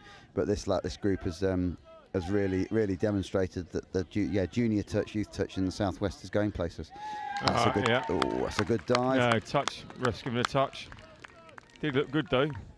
They do. I think with this team, the England squads are being selected in a few weeks' time. The youth squads for the competition programme for next year. We don't know what that's going to entail yet, but certainly I could see some of these Southwest lads being in the mix of the 15s team. Yeah. They've got lots of raw talent, and I think with a bit more gameplay and playing this game time really on within the touch environment will do them no end of good. Well, the last 2 minutes, the Northwest have got this sewn up, but Saxons, if they just keep them out, like you say, there's been some good parts to it. Just want to keep them going a little bit longer. That's over the mark by Northwest there. And I think they've not made many mistakes in their drive. They've been pretty clinical in what they've done, but that one was over the mark, tried to evade the touch, and rather than doing so, just stepped over a little bit. So they've Southwest have got a tap off effectively on the 10 metres. I think what I'm hoping they don't do is just try and pass the ball around everybody. They now need to use their touches. They're still on first touch. Don't force it, boys. No, but that's what I like to see. They're trying it. They are, yep. They're trying it, and now they've got 4 touches left, rather than where they just take 2 or 3 touches trying to get everybody. There we go.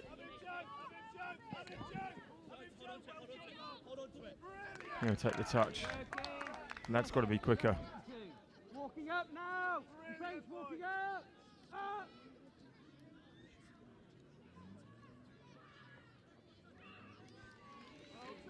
I think we're only on third or fourth still. This seems it's a long period of play. That's a good drive. That's a score. Yes, they've got their second on the sheet. I'm really pleased with them. They worked that. They were dragging Northwest from left to right across the field, making them work as defence. It was good. Maybe not traditional touch play there, but really good rugby skills that were, I guess a bit probably energy draining for the Northwest Middles. I think that was 16. Piran Moran, who was part of that centre partner in it earlier with the no-looks pass. Yeah, they're looking good. That's 16 and 13 for Southwest, working middles together. Look like a good little pairing. And there is the hooter. There is the touch. And Northwest celebrate. And I know you've got to get straight off because you've got presentations to do. So thank you very much, Chris. Straight onto this presentation and then in the next final. But thanks, Richard. No problem. See you later. Cheers. Look forward to it. Thank you. So, presentations, the Northwest touch. Bulls have won the boys under-14s final. Drop off to be 1 minute. Congrats to them. Southwest played their part, but convincing from Northwest in the end.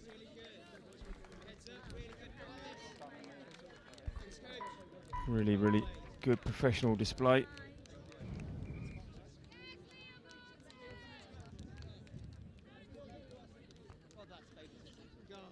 Drop off on 3, stand And there by. will be some presentations nice and quick before we get on to our next final.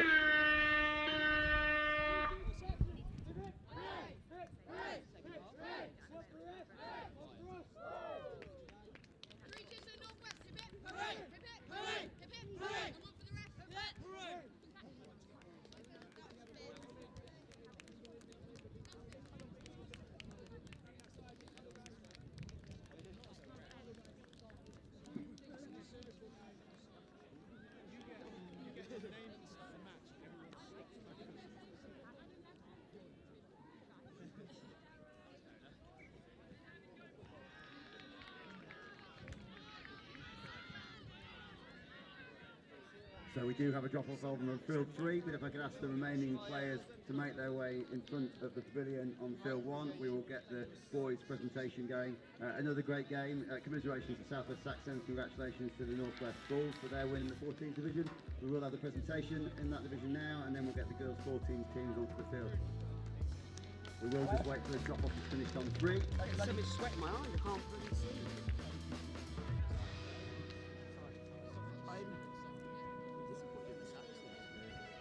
They ran at them.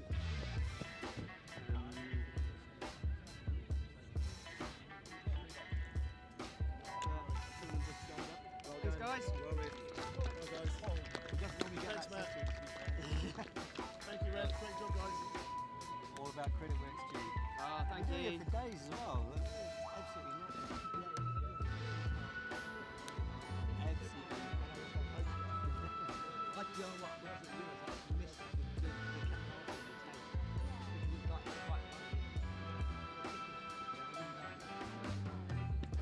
do you think of Tottenham?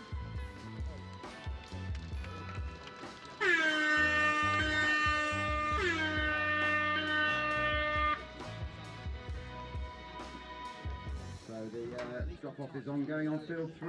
That's complete for 2 minutes. We're just going to sudden death on field 3 now. So 3 aside. If you're over there, give both teams a good cheer. Rest of the self time.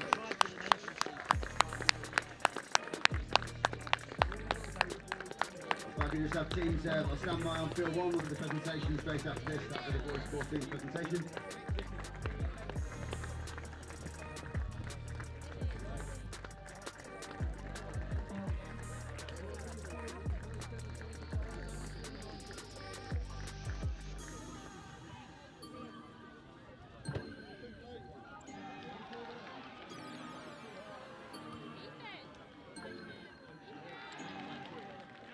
So that looks like a Tigers breakaway on field 3, I think, to win the drop-off against West.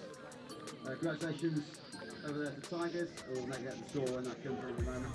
If I can make sure, I've got both Northwest teams here on field 1, both 14 teams. You both down here? And I'll make sure we've got both Northwest teams here for field 1. So field teams on field 2. If I could ask you to make your way, those that have just played, making sure you're on field 1 for this presentation. We're going to do MVP first. So we will crack on with this presentation. MVP for this division first. Before we do, I'm just going to ask all of you here, please do a big hand again for our team ref in yellow. Please give them a very big hand. That's support for the boys 14th division.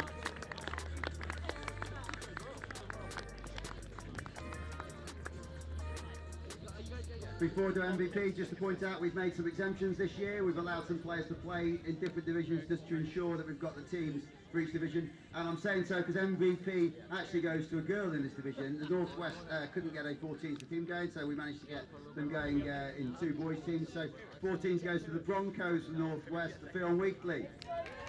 So Fionn Weekly gets the medal for the MVP of the tournament. I'm not sure how old Fionn is, but I know she's got a few years playing at this age group again. Hopefully we'll get boys and girls going. Well done, Fionn. Fionn. Very well done, thoroughly deserved. 12 years old. Yes, one very happy little girl. Well done. And whilst you're down there, we're going to have a very quick, just wish you a quick happy birthday. It's her birthday tomorrow. Hey. Well done, Fionn. Right, and just before we ask for the Northwest Bulls to go and get their trophy, but just please give a big hand for Southwest. I just want to point out the Southwest. They've done a fantastic job of getting 3 teams here. A big thank you to Steve, to Anthony, to Lexi back in the Southwest down in Truro. You've done a great job. Please give Southwest a big hand. Big shout out to the Southwest. 3 teams here. Boys 14s winners goes to the Northwest Bulls. Well done, congratulations, 14s national champions, Northwest Bulls. It's the Northwest Go and get your medals and your trophy. Bulls, the boys 14s winners.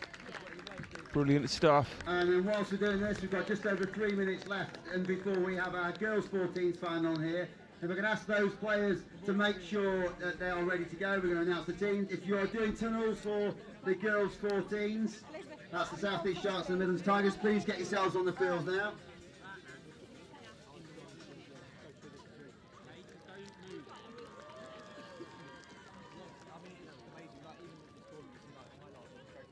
If I can ask others to please just make sure you're off field 1. If I can ask Warren, if you would make sure the players around here, the fans are just shuffling off field 1 because we have to get going straight away.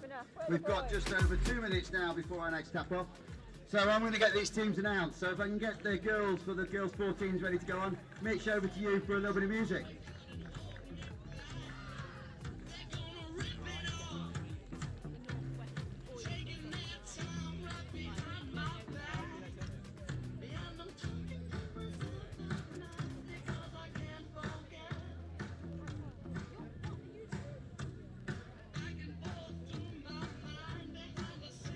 Ready when you are.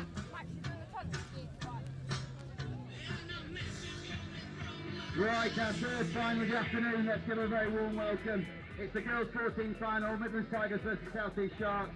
We've got just over a couple of minutes to go. So first I'm going to give the South East Sharks White a big welcome. Anna Adams Askew, Charlotte Elton, Hattie Hitching, Imogen Shaw, Jessie Yarker, Lindsay Hanlon, Logan Brown, Matilda Tinker, Michelle Sebastiak, Poppy Hitching and Ruby Irwin. And from Midlands Tigers, Elizabeth Ballum, Ella Dean, Emily Williams, Florence Williams, Imogen Loveridge, Madeline Mack, Leah Fawcett, Ruby O'Dell, Sophie Whitmore, Sophie House, Talia Dean and Acacia Hall. Good luck to both teams and our team ref out there. Warren Steele, Dan Ty O'Connell and Kat Hubbard. Good luck. I think we're just over a minute countdown. Over to you, Mitch. Thank you. Thank you, Chris. Yes, Chris, correct. We got a minute and a half. 1 minute and a half. 1 minute 30. 90 seconds. That's all there is.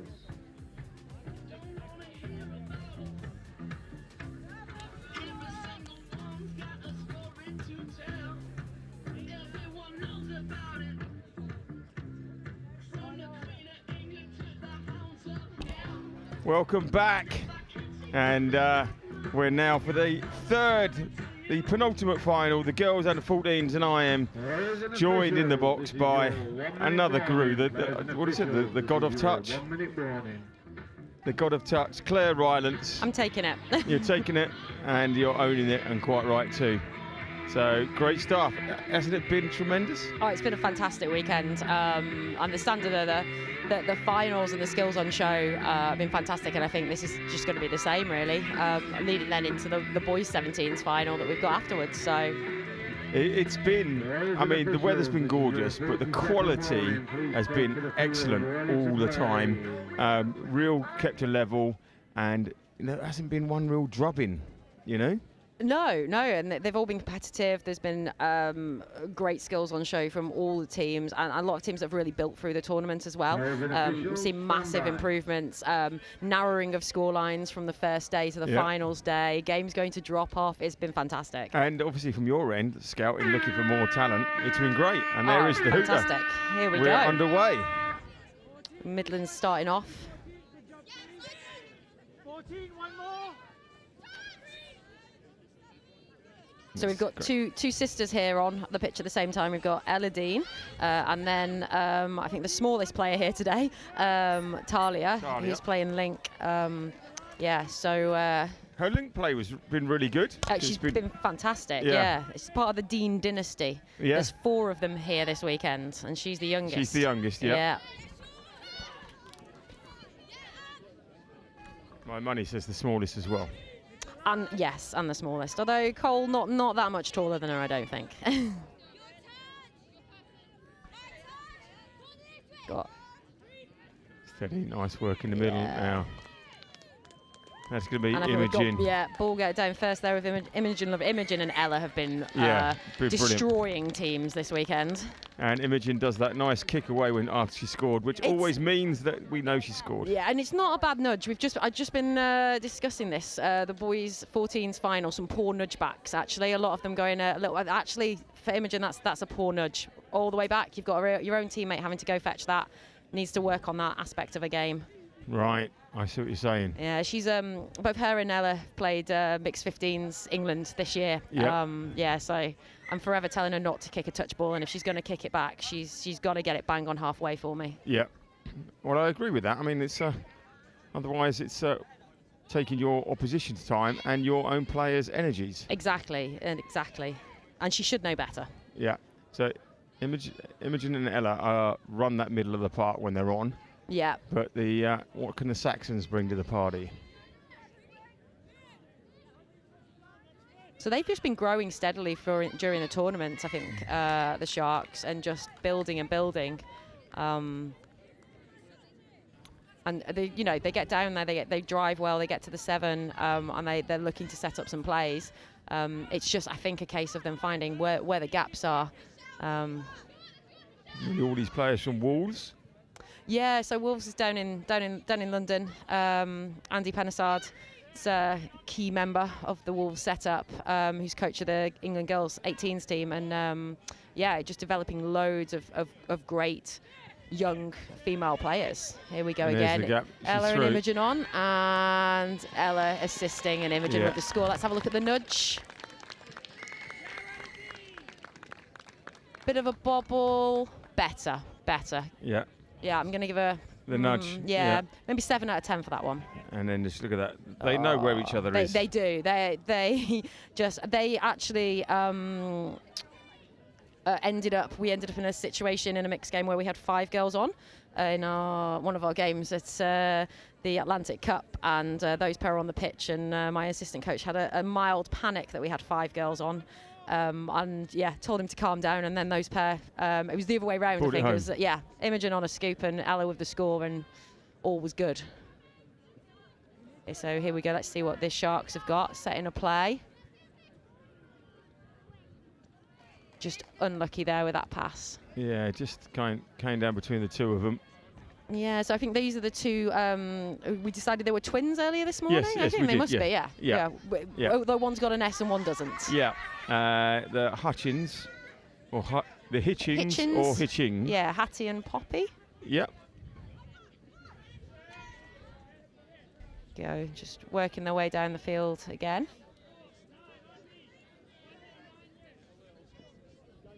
Again, they're just going to be looking to set for that 5th play. Oh, turnover?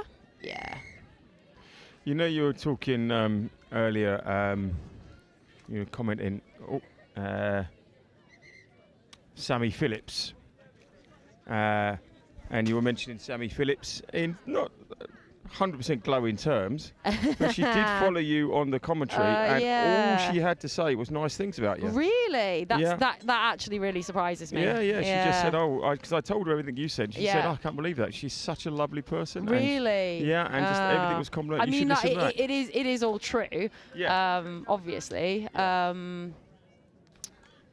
And everything I said about her is true too. So yeah, exactly. She agreed doesn't, with everything. Yeah, she would. Yeah. Because she knows I do her defence for her. So yeah. Well, there we go. Saxons again, just that stray pass at the end. Yeah, they're getting down there though. They're just not quite executing that final play really. Yeah. With the efficiency that the Tigers are. Here we go. Imogen on the ball.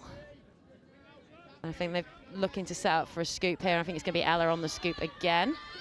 Ella Dean told me she couldn't scoop when we were playing at Atlantic Cup. Clearly she can. She has been lying to me, and I will tell her off all for that it. time, and it's there. You got proof to show. Yeah.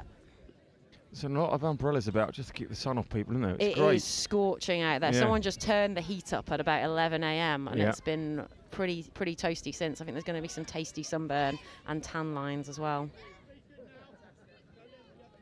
Myself excluded. Well, you I've have been stuck in under the, here. yeah. I mean, I think there's probably. I'm surprised you've not had more people come and join you, to be honest, in the shade. Well, do you know what? That's exactly what I thought. But obviously there must be something about my magnetism that stopped that happening. Hiding away from you. Yeah. Go, just not quite got to the end of the set there, the Sharks. Here we go. Talia Dean on the ball. The ball is almost as big as her. Yeah. One thing is, she knows exactly what she's doing, though. Oh, she does. I mean, so brother Switched Sam on. will be playing in the boys 17s final that follows on from this one.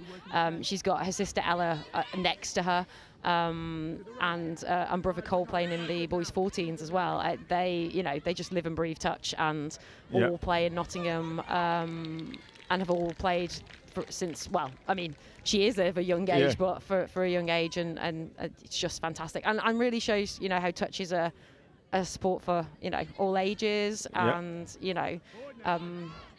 Parents didn't have a telly then. Here we go. Touch. That was the 6. Yeah. So Let's see what Saxons. Sharks can do here. So Sharks do apologise. Yes. I mean, both Sharks and Saxons play in blue, and I think they're very just similar. Yeah. And I've been saying Saxons in blue all day. So. That's my excuse. I'm sticking to. Just didn't stick, and that's the. If they go quick. Yeah, it gives them opportunity to attack here. Just having a look at the defence and setting a play here. Oh, they'll be disappointed that ball down early in a set. When you just get a turnover like that, you really want to. Again, it might look a little bit wasteful, but you just want to test out the opposition. And then here again. Oh, but they've immediately turned it over. So, yeah, just want to test out the opposition on the first one. Just, set something. Make sure you strike, but keep it fairly conservative just to have a see. And then as you get into your set, start to play a little bit more expansive. And now once you know where the space is going to be, and you've moved the defence around a little bit more.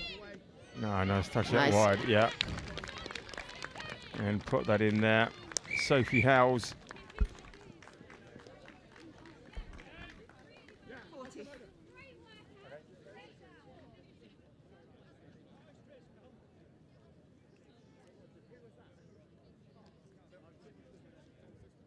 Here we go. Long loopy pass. Loopy pass over. Good hands. And then the composure, just to dot it down. Lovely. Well done, Sophie.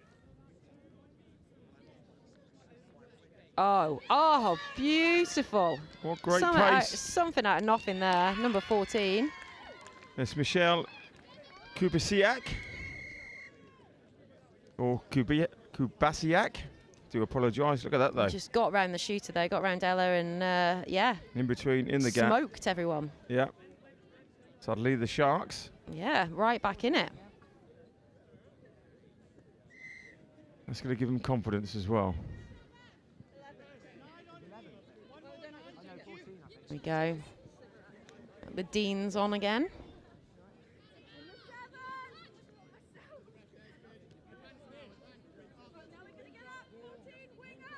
Making sure the defence walk up there before the attack. Quickie play, step back. Oh, and pass off. Nice, lovely. Actually. Yeah, that was well played. They've been running those quickie plays this weekend, and predominantly Imogen on the dive. And I think defences are tightening up a little bit to that now. And just lovely support play there from Ella. So when you run that quickie play, you want to pass that ball off nice and early, and then you want to get in a position where you're live and you can get that ball back. That's the way to go, straight back and answer, isn't it? After you've just conceded. Not expecting that, and then they're back at you. So it looks like Loveridge and Dean. Sounds like an estate agents, but they're the pair in the middle that are making it happen. They are at the moment, but you've got to say the other pods are backing up as well. They've been involved in some scores as well. They've been D'ing out hard. It tends to be Loveridge and Dean in the attack, but what you also want is your other pod to be coming on and not leaking scores at the other end for you. So this group here, Acacia Hall, number 4, and then the rest of her pod are just working so hard in defence and this transition play to give them such a good platform. The glory might go to the people transitioning onto the pitch now, but it's the hard work that's been done by the group that have come off that really sets that platform. Florence Williams and Ruby O'Dell, Madeline Mack. Yeah, all working really hard to give these girls that platform. Oh. And that was in the bread basket and out again. Oh, I mean, it's probably some words exchanged between sisters there.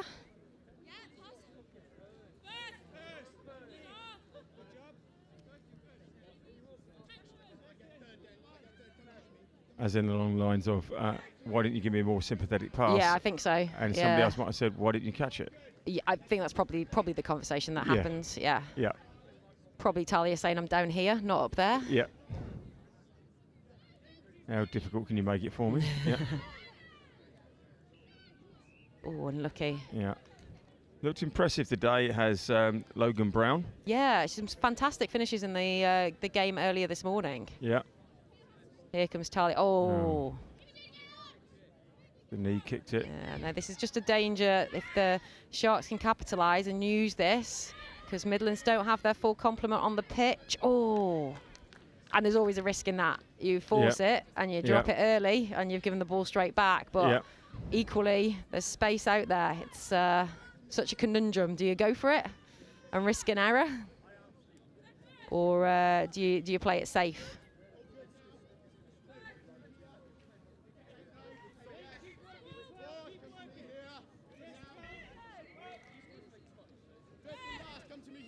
There we go, last play, what have they got? No. Oh. Just didn't go to hand there. No, no. It was all coming together.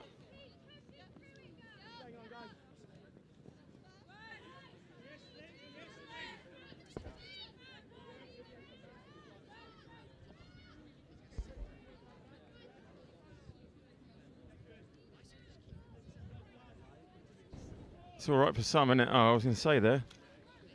Thank you very much. Claire was just getting a L'Oreal mini, and I thought I was missing out, but I'm good.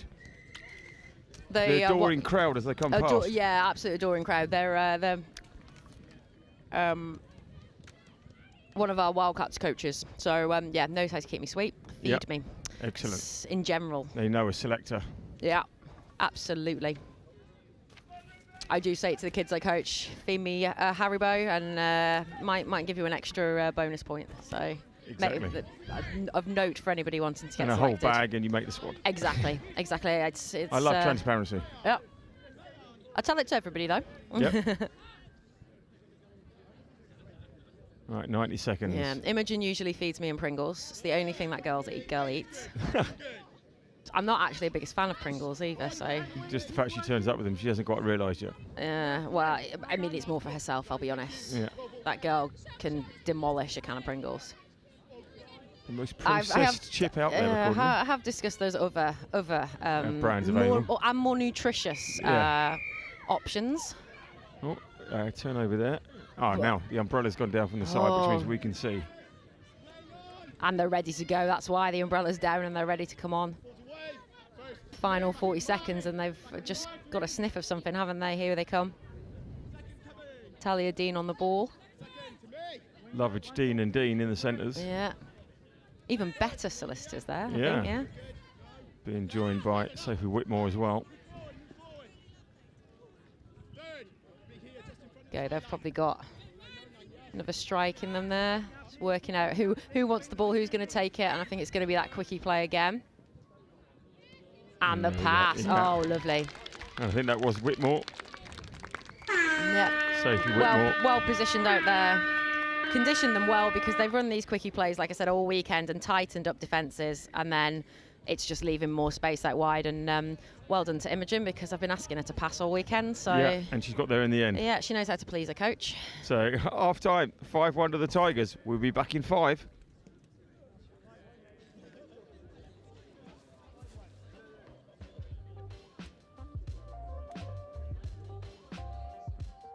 That brings on half time. Team can come to me. We'll start moving. Rubbing on half time.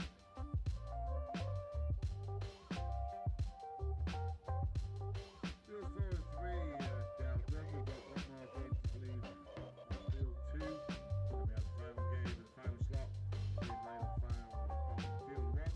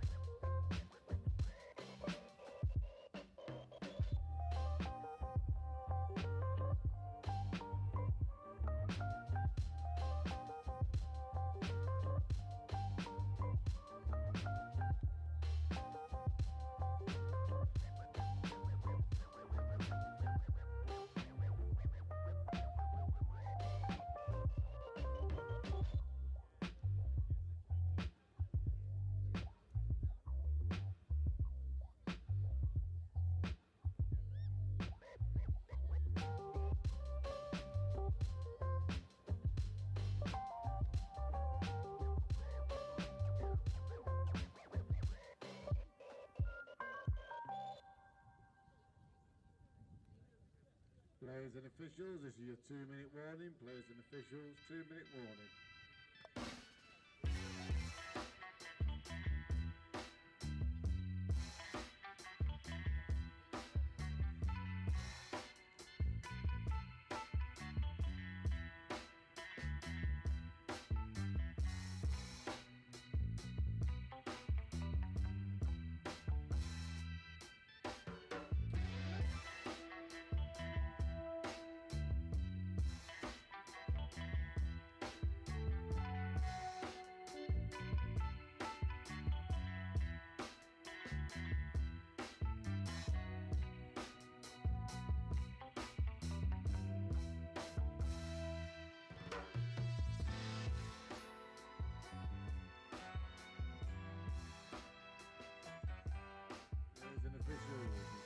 minute warning. Players officials, 1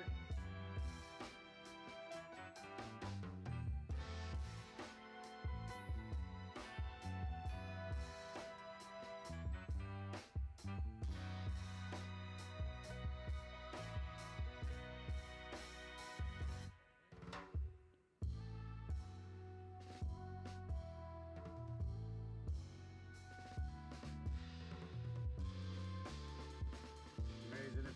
This is your 30-second warning. Please take to the field ready to play. 30 seconds and we are off for the second half of the Girls 14 final here at the University of Nottingham, the England Touch Junior Nationals, the Premier Nottingham University. I'm allowed to say that because my daughter went there. You might have mentioned that once or twice. Did I? Yeah. The producer says that as well. So all good and dandy. Now, 5-1. Can the Sharks come back?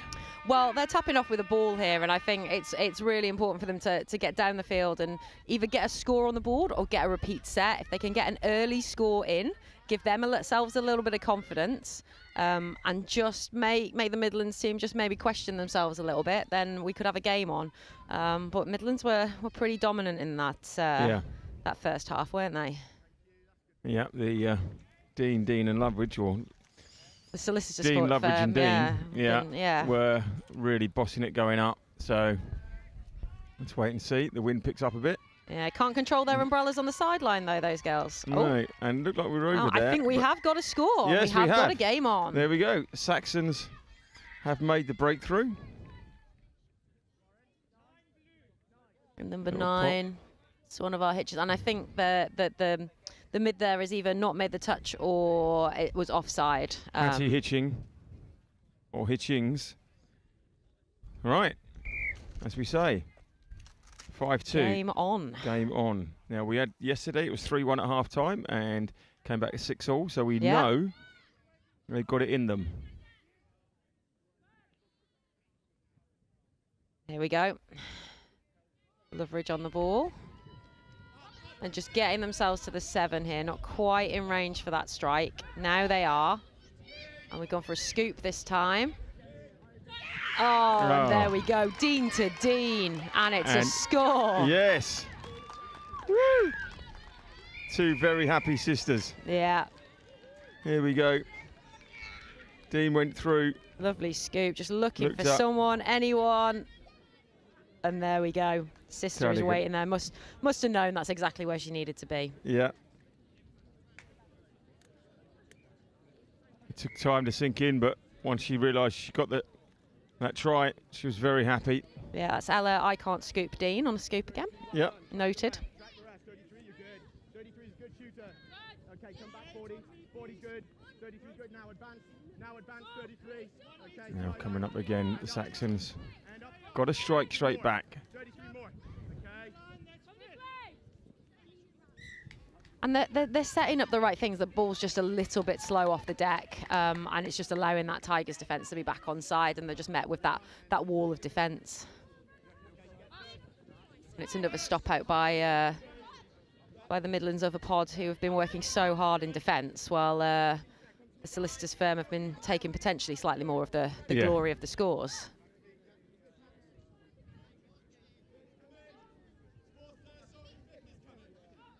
Here we go, scoop play coming. There it is. We've gone out wide. A great cover there by Logan Brown. Yeah, Sophie Howes just couldn't get on the end of it there. Logan, we've mentioned before, pretty impressive all weekend. Working there with Michelle Kubieszak, he scored the try earlier. Go, what pressure, and that's some fantastic pressure there. They're just trying to pin the Sharks team down. I mean that when they get to the end of their set, they just don't have the territory to really pose much of a threat. So I like the way she passed to her own sub. She passed as she came on. oh yeah, really nice. Just saves a touch there, and just gets that ball into the fresh players' hands a little bit quicker. Yeah. Go. Hopefully a bit of quality ball for the Midlands of a pod here, and we can see what they can do. Adele and Hall coming onto the pitch. So they'll work the ball into the middle and then look to set a strike here. Yeah. Well lovely. played. Well played. They had so much space out there. It was just where they're going to make the right choice. I think that's Acacia Hall. Acacia Hall working it with Madeleine Mack. Yeah. There's Madeleine Mack and looks to go outside. Just dummies. Shows them the door. And she's through. 7-2.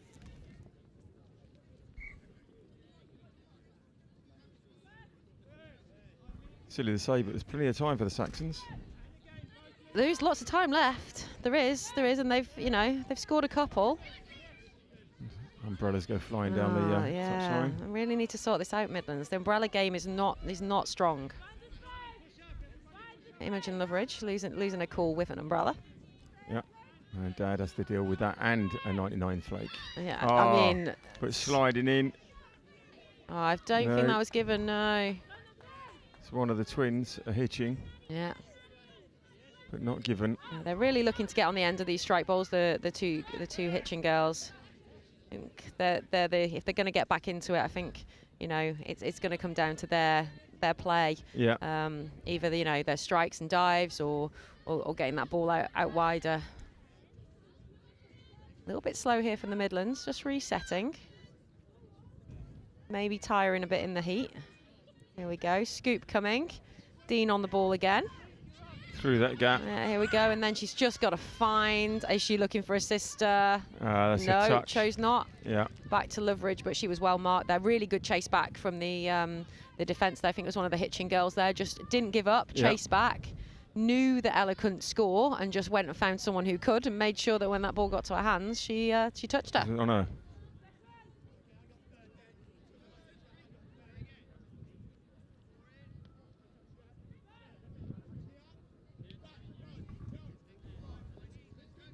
Good break. Oh, fantastic break. Good wheels. Oh, I like. Was that diving? That diving touch was in. Did she get there? I mean, yeah. Lindy O'Hanlon, or was it a touch? So Lindy O'Hanlon thought she was clear, but Ella Dean was herring back there, and she made that touch. Yeah, and Lindy knew she must. It must have been clip on the feet, and yeah, and because Lindy stopped and didn't put the ball down and came back. She should have gone for the goose step. Easy said than done when you're going full pelt. Yeah. So that's I played a different level to you then. That's a hammy breaker, that is. Yeah.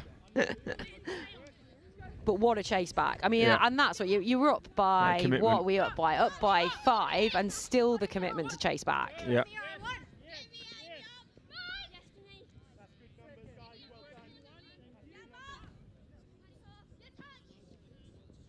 Good touch there, just halted the progress. Couple of touches left in this set, and they just got to look to set something there.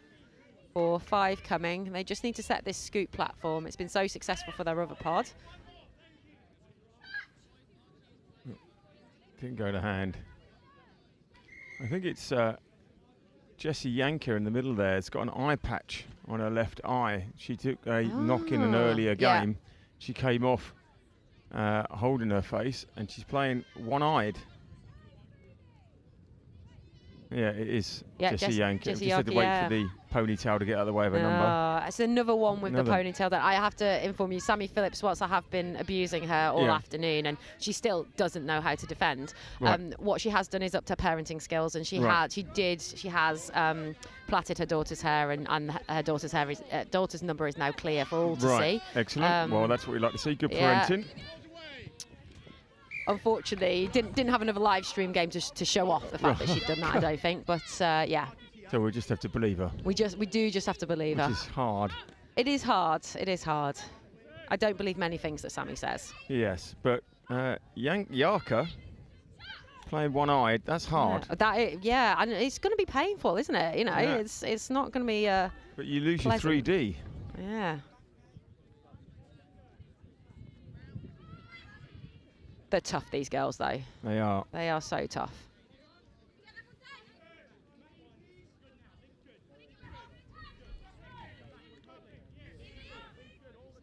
They're just working their way down the field again. Finding the 7. I think it's going to be another quickie play here, is it? Or is it a scoop? No, quickie play. Oh.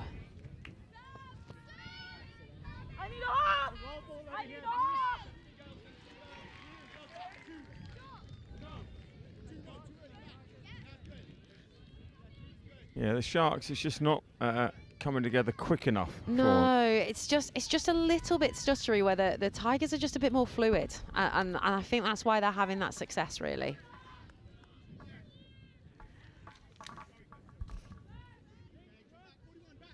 Yeah, they're more, it's coming together more for them.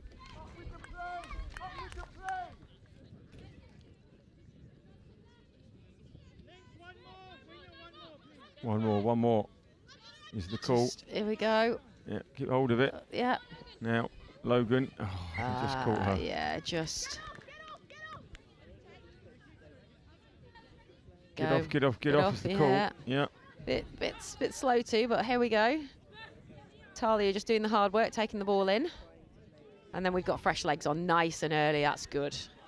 So they're crossing the line on 2 touches. That's the 3rd. Yeah, they're in a lovely part. They just if they could set something here, nice scoop play, maybe off 5th. They've got one more to set. They don't want it.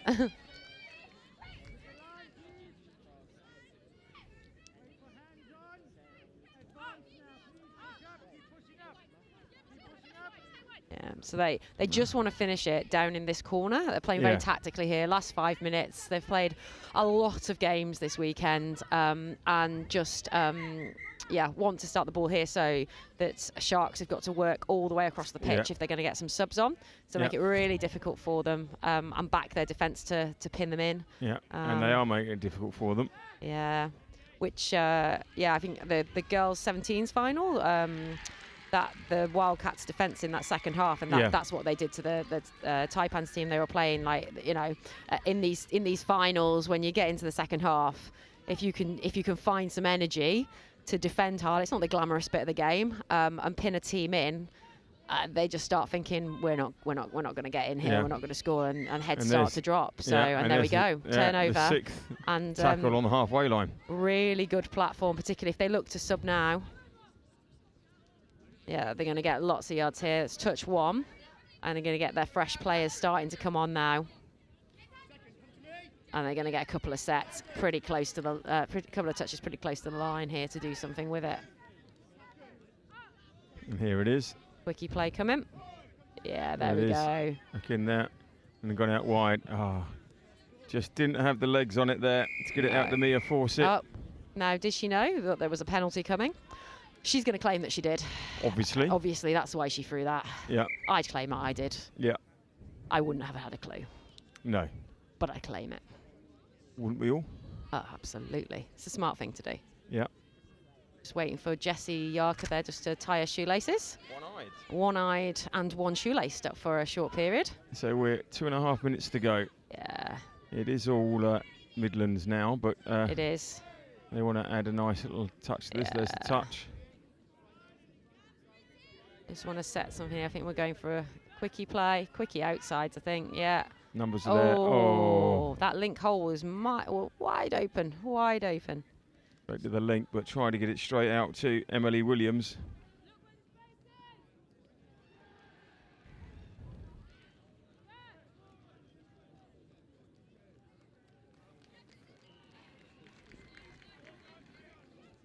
And it's just not sticking at the moment. No, it's not. I think there's some tired bodies there. They're tired bodies, tired minds. You know when that discussion was had about what should have been... and they'd part subbed off because they were in their subbing pattern. Yeah. And that's the problem when you turn the ball over partway through your subbing pattern. You're left with not a full complement of 6 on, and Midlands are just taking advantage of that, really, and quickly got the turnover. Ella's lots of experience. She's played England 2 years in a row, and... was one of our captains, and just controlled, got the ball and went, I'll have that and I'll get over the line.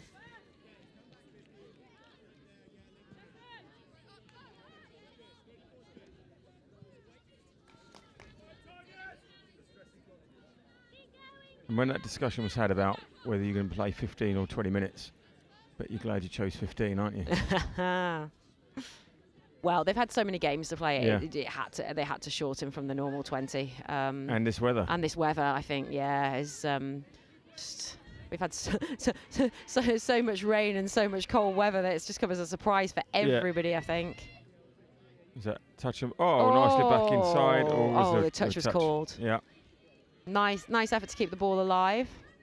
They're on 5th, and I think again they'll try and get the ball over into this corner, just to. That's just gain conservation here. 20 seconds left, and but they're going to get one more crack. One more crack. Last 10 seconds. Oh, the sub-box they're so desperate to get on, but I don't think they know that there's only a couple of seconds of this game left, and I don't think they're going to get a strike. There we go, and it's over. That's it. That touch came before the horn, so there is this last one. Oh, tries for out to the way. Oh, she's touched in there. So what a game, there we have it. Midlands. The Midland Tigers defeat the Sharks of the Southeast. Resounding 8-2. Yes, yeah. But as you're saying, there's a lot more to come from these Sharks. Yeah, there's definitely some aspects of the game that they're really working on. I thought that they dug in hard in that second half. They got that first score of the second half. Both teams played really well. I think that Sharks have improved throughout the tournament. The Tigers have been dominant throughout. The Sharks gave them the scoreline doesn't look that way, but they did in periods give them a really good game. They certainly did. So one final to go. The boys 17. Oh, yes. And that's going to be, I know you're staying around to watch that. And they've got a couple of co-coms as well, so that's all good stuff. Yeah. There will be a presentation, but there'll be a slight delay, so I'll let you get off in the meantime. Yeah. So I think there's going to be a tunnel for the Wildcats, and I've got a you're going to be a part of it. Absolutely, a number of my players playing in that one. So well, good stuff. Thank you very much, and see you around. Yeah, thank you. Legend of the touch and the commentary now. Excellent.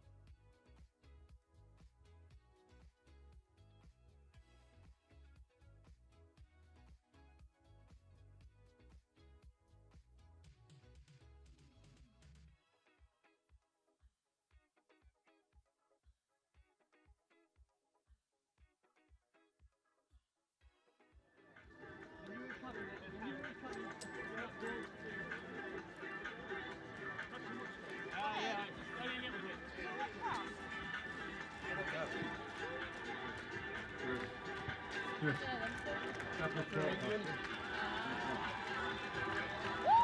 the final game of the day is 4:15. As you get your trophies and medals for the final, well done. We have one more game to play. Here on field 1. If you are on field 2, if you can do us a favour, just bring in the flags and the colours and any cones, it would be greatly appreciated and help us shut down. If you are over on pitch 2, you can bring the red colours, the cones off and the flag off pitch 2. That would be greatly appreciated. Far enough away for the action. Yep.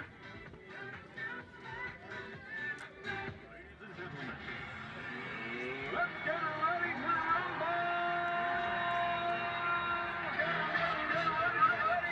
Ladies and gentlemen, for the last time, I'm going to hand over to Chris Simon. Thank you, Rich. Right, joining out first for this boys 17s junior final, last one of the day. It's Midlands Tigers boys 17s. I'm going to get their team out and then the Midlands are ready to go. It goes Archie Devlin, Ben Lucraft, Ellis Pierce, Ellis Watts, Ethan McGilvery, Finn Clement, Noah Jones, Ollie Simon, Rory McCauliffe, Rory Hawkins, Sam Dean, Thomas Courts, Will Mellor and Will Cullen. Please give Midlands Tigers a warm welcome. And for West Wildcats Orange, we have Bailey Blackburn, Benjamin McInnes, Charles Ganeshow, Dan Brown, Dylan Madge, Ethan Gallagher, Finley Taylor, Isaac Oxford, Lucas Norton, Malachi Randolph, Patrick Marks, Reece Clarkson, Seb Hilbrand, Seb Connon, Theo Oxford. Good luck to the Wildcat Orange. And not to forget Team Ref, our top 3 for the day. Looking forward to seeing them perform. My favourite 3, of course, Robin Budd, Leo Aramea and Jack Harris.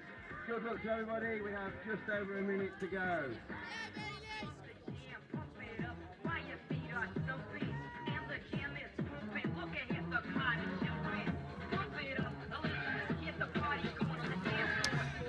So welcome back to the commentary. You've got myself, Anna Brimlow and Carly Wynn with me. We've just had our team lists and referees called out. What's your predictions for the game? Do you know what? I don't think I could call it. I ref these the first game yesterday. I think that's the only time they faced each other and it was 6-all. So I think the only thing I probably will say is I think it's going to be a really tight contest. Ladies and officials, this is your 1 minute warning. Players officials, 1 minute warning. Yeah, and we've obviously got a very experienced referee group with us. Do you think they'll be looking for anything in particular? I don't think so. I think the level of this boys 17s final is going to be of a standard that you'd expect all these players to, know the rules. This is your 30-second warning. Please take Let's the hope. field. We're ready to play. So go on, give me a score prediction. I'm gonna go Midlands 7-6. Oh, I was thinking Midlands by 2. Okay, we'll see who's right at the end. I thought even when I'm right, I'm wrong. If you say so. So Wildcats with the first attack, and it looks like maybe a first mistake. But Rob's just going to have a little chat with the players and maybe just say, just calm down a little bit, make sure you're not in the way. Don't influence that roll ball at all. So Wildcats having another crack, and that's definitely a turnover, that one. Yeah, I think Rob's just trying to control that physicality early. I think both teams are going to come out pretty hard from the blocks, and he's just making sure that this game flows and it doesn't get too aggressive on either side. Yeah, bit of physicality with technique's good, but safely, I think. It's a really good driving set, this from Midlands. Oh, unfortunately, that's just a Commentators curse. Carly Wynn. That goes down a mistake for you, that. I think Wildcats will probably look to come to the box here. Yeah, they're shifting to the box pretty early. Some good yards there on 2. Yeah, I think that was all the Goosey there that got him those yards, and then a couple more players punching up. That looks like 4. So hopefully Wildcats can go now off this and go with a scoop, step back, few dummies, and gets caught. That was a really good chase there by Archie. I don't think he was ever too threatened on his outside, so did good to square up early and then just chased under that number 2, I think, for Wildcats. I think that's commentator's curse again. Yeah, maybe you should stop saying things like that. But it gives Wildcats the chance to attack at the line here. What do you think they'll run? Anything in particular?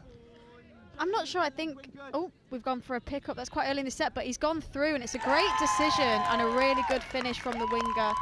And Robin Budd was nodding his head in agreement with you there. And that's number Bailey Blackburn, who we've got down here is a specialist winger like his dad, only shorter and not bald. Yeah, his dad is pretty bald, to If be you're fair. listening, Ben, that was written down. That wasn't us that said that. But we do strongly agree with it. 1-0 quite early on for the Wildcats. Midlands have brought on number 10, Ellis Watts, second best touch player in his family. Mia Watts, obviously the better of the siblings. But Ellis has done well to earn a penalty there, so set of 6 for Midlands on the line here. Ellis looks like he's going to go for a quickie play there. Might go into a secret if he doesn't score off this. But unfortunately, it looks like he didn't step over that ball, so it's going to be a turnover there. I think he got quite lucky there that Rob didn't see that thrown of the ball away. Yeah, very naughty, very sneaky from him. Loves towing the line, does Ellis Watts. Again, another really good driving offset from Wildcats. You know, they get into the box in 2. Yeah, and then that pressure just converts into a penalty. Unfortunately, they're just in the ruck from Midlands, so a penalty and 6 more touches for West Wildcats, which we might see if these umbrellas move, but maybe not. Yeah, it looks like they brought on number 5, Dylan, and I think that's Isaac, number 14. Yeah, Isaac, and I think his brother's also playing in this team. So another one to look out for. Oh, he is yeah. number 2.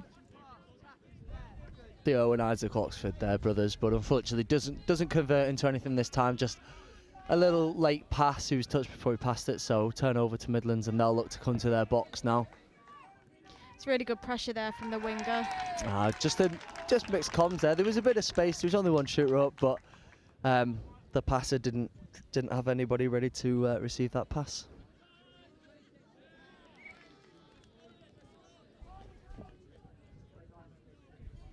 Quite a few mistakes early on. Do you think maybe finals nerves? I think a bit of that, and I think actually both teams are putting a lot of pressure on. There are some unforced errors, but I think quite a lot of them, I think both teams will own that they're forcing those mistakes. So, you know, pushing hard up off the line, putting pressure on that passer. You know, the tip-offs, like you say, are there because they are sending single shooters, but it's a lot harder when you've got someone flying up against you. Commentators' curse works in the opposite way. We're just talking about mistakes as Midlands go in for a dive and score. Ollie Simon dancing around on the 7, passing it off to number 6, who is Rory McAuliffe. I hope I've said that right. Give us a fun stat about Rory. He played mixed open at Nationals earlier this year, so got a bit of experience at sort of an opens level. So yeah. That is a fun fact. Wildcats will probably want to respond here. Got to tap off, have a couple cracks at the line. Yeah, looking for a 33 quickie, but it picks up again. It worked last time. Unfortunately, Midlands defence make the touch this time and nearly take out Jack in the meantime, but he's there. He's still running. Unfortunately, he didn't do too well earlier in the month at Vichy. Been asked not to mention it though, so. That's a good bit of pressure there from Wildcats. That number 10 sensing that. I think Midlands were struggling to get their players on the pitch. Oh, I think number 5 didn't need to pass, you know. I think he might have been in there. Just couldn't see where the defender was or how close or far away they were. Yeah, I think Leo played advantage, but I think the toucher from the initial strike dump sort of did impede that initial run, and so she's given the offside penalty. Yeah, I agree. They definitely impeded. Here we go. Ellis Watts on a quickie. Bit of a jump, bit of a kick, and then touched. What do you think he'll look to do next off this sequence then? Because it looked like he had 2 or 3 defenders stepping in on him there. I think he might go down and split the other way now, so split straight to the open side. There we go. Oh, crikey, I should be a coach. So what was he reading there when he decided to go the opposite way to the last time? Well, the first one, when he stepped down to and went to the right, he saw that the defenders all tucked under, they were nice and tight, so he knows that if he steps left, that defender's likely to step under again. And you see him, number 2 for Wildcats, turns, chases as hard as he can, and just leaves that space for the step back on that open side quickie. So, nice intelligent read from Ellis there, and a good score. Now it's Wildcats' turn to try and have a crack. But they'll just wait, bit of patience. Setting up for a 33 sweeper here, catches it, go wide, step back. Into a bit of a funky screen. Looks to be passed off, but maybe not. Saying that final pass, a forward pass, I think, is what Rob's signalling there. Yeah, it looked like there was a forward pass in there somewhere. But again, a nice read from Wildcats. So if you're a coach at Wildcats now, what are you saying to them, given they were 1-0 up, but this game's still pretty close and still pretty early on? Yeah, they ran a nice sweeper and stepped back into some space. I personally would like to see them running just the normal holes first, everyone running out and then chopping inwards towards the ball. Run, hit those more basic holes before we start to throw in the funkier variations. I do think there's space for them to take there without that variation, which may be a little bit easier to execute. But I mean, if they go and score it next one, I'm definitely not going to complain. I'm going to say it was the right option all the time. So it looks like they sent the sweep around short side there. What variation would you expect? Looks like they've gone for the doggies on that. Yeah, so they seem to be keen on this sweeper play, whether it's on the middle or dumping on the link. My preference is to keep running the same move, so you know if you dump on the right hand side and send the sweep around to that right as we're sort of looking at it from Wildcats' point of view, you can be more consistent in what the defence are going to do, and you can sort of predict how they're going to defend and where that hole might be. So I'd be asking them, if I was the coach, just to keep running that sweep from the 33, because it's effective. There's holes open. Yeah. I think Midlands have done quite well there to leave that ball where it is. They seem to be struggling a bit as they're coming off. They're getting players off, but you know that there's not that fluidity when the players are coming on. It looks like they're waiting for someone. The half's waiting for people to come on. Yeah, just missing a bit of fluidity. Yeah. You can see West Wildcats sort of doing the opposite there. They get those players on, and he's getting those yards forwards again, and really keeping that flow and the momentum and fluidity of that set. Results with nearly a score, and it's 5th touch now, so Wildcats can pretty much do whatever they want here. It's basically dead play, and it's a touch. Yeah, I think what they'll have said there is leave that in the corner, make Midlands really work to get off. But I think Midlands' subbing move, they do look to punch away from their box for first, at least, and possibly second also when the space is there. So they might actually say Wildcats were doing them a favour there, leaving the ball over there. Yeah, I agree. I think somewhat controversially, I'd prefer them to leave the box always on the Midlands side. Midlands are likely to just run up. What did I say? The box. Yeah, leave the box on the ball side. You can also leave the ball on the box side, or just do that. And 6 more touches for your team. I think if you leave the ball on the box side, it's likely to just send the attack up their box, and you can really condense your defence, make it easy for the defenders not having to defend the whole pitch. Stay up. Stay up. 15, 3, good now. Where do you fly out? And I think that was just a quickie play on the link. I'm just trying to see what player that was. Number 26. Ethan. Pairing up with number 2, Ollie Simon. And number 1, Archie. And that's number 5, Will Mellor. Looks like they put a pretty strong pod on here. I think quite a lot of these have got international caps under their belt, possibly trying to put a couple more scores on Wildcats and push the game out, really take it to them. Yeah, 3-1 would be a nice score going into half-time, and Leo looks like that's saying down before the touch. Ollie Simon asks for a bit of encouragement from the crowd. A lot of energy for such a small guy. Hopefully he's going to grow a little bit more. He's still cute though. Don't know whether you'll think that's a compliment calling him cute. No, I don't think he will. But he gives out enough stick, so it's okay. And he is the third best touch player in his family. Who's number 1 and 2? Phoebe and then M in that order. This is a really nice setup from Wildcats here, and number 2's gone through again. Yeah, just went back to that play that they scored on before, but looked like Midlands have made the changes to be able to defend that. Those wider players just held out and back to their middle to chase across and make the touch, which he did. He's getting a lot of joy off that play, number 2, Theo Oxford.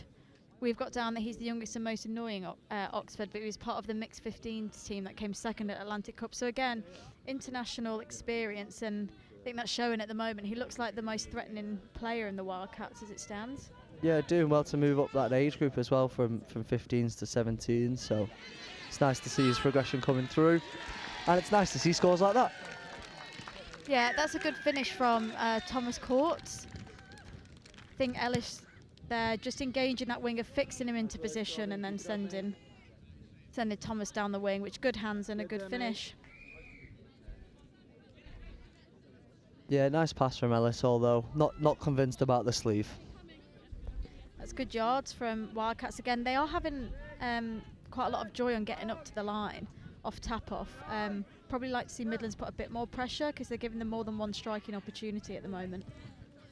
Yeah, it looks like they're quite planned on what they want to run and how they want to get there. So if Midlands could apply that pressure that you're talking about, they may be able to falter that. And just as I think that guy, I think could have dived. Yeah, I agree.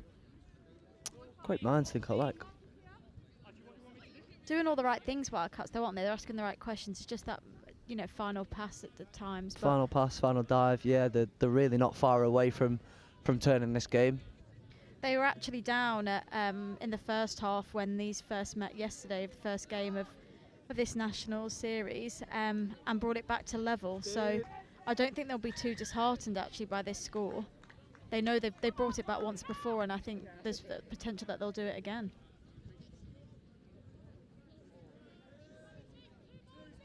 Yeah, we can obviously see their coaching, their boxes right in front of us, so we can see their coaches. He's passing on the information, giving his instructions. What do you think he's saying? What changes do you think they need to do, if any, to change this game? Probably asking the wrong player here. I'm not known for my effective attacking reads. Give it to the winger, yeah. Give it to the winger. What would you say? You probably got a lot more experience in these positions. Oh, just do that, I'd say. I think that's what I was about to say. Yeah, I was about to say, if you just chop that link hole, yeah, the space is I think that might have even looked like a screen to me off first look, but we'll see it again. So it's a bit of an ML and then step back, and yeah, that dumper just goes behind the link. So they tried it a few times on the left. It said maybe, that's the one I said maybe the straight holes would have been on, but works on the right hand side. So there you go. As you said before, it's just that last pass that they needed. And to go into half time, 2 down, I think it's a good place to be in. They know they can score, they know they can bring it back, as you said off the first game. Any thoughts of the half? I think similar to yesterday, Midlands really came out. I suppose Wildcats scored first, but in this first half, Midlands really did come out in the first sort of 10 minutes with putting the pressure on. But Wildcats come back into it in the last 5 minutes there, especially just before half time. They'll be really pleased with that score, and I think same margin as it was yesterday morning. So I think we're in for a good second half. Yeah, exciting, and we'll be back with you in just over 4 minutes.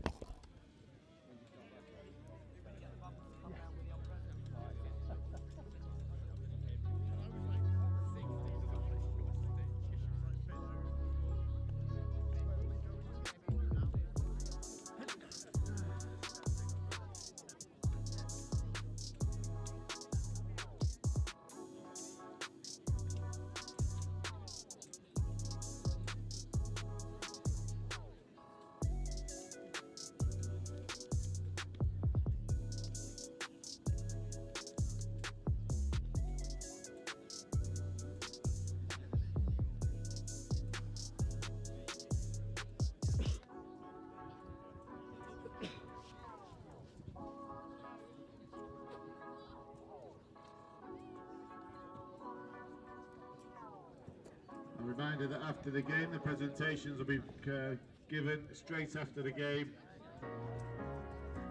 in front of the pavilion. So players, please make sure you make your way over. We have had a fantastic day today, so let's not finish on a low. If you have got any rubbish, please either take it home with you or put it in the bins provided. And so if you have any bottles in the sub box, please utilise all the bins around. Final half and the final game, the final day here for the Junior Nationals here in Nottingham.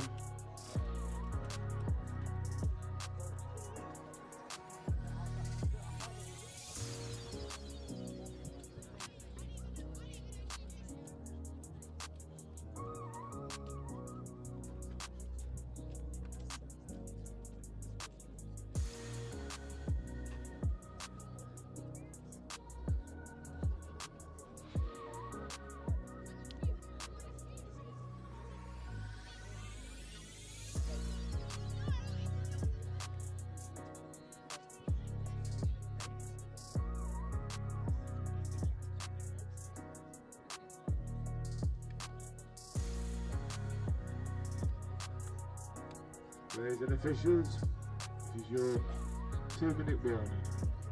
Players and officials, 2-minute warning. Let's go then, Wildcats!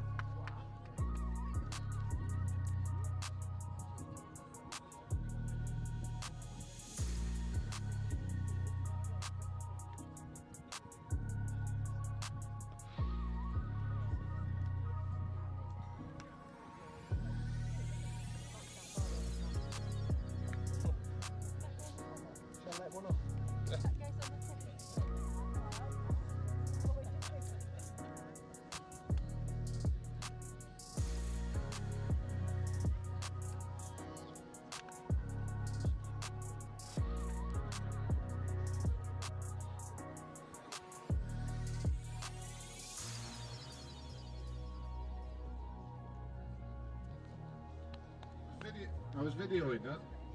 Players and officials, this is your 1-minute warning. Players and officials, 1-minute warning.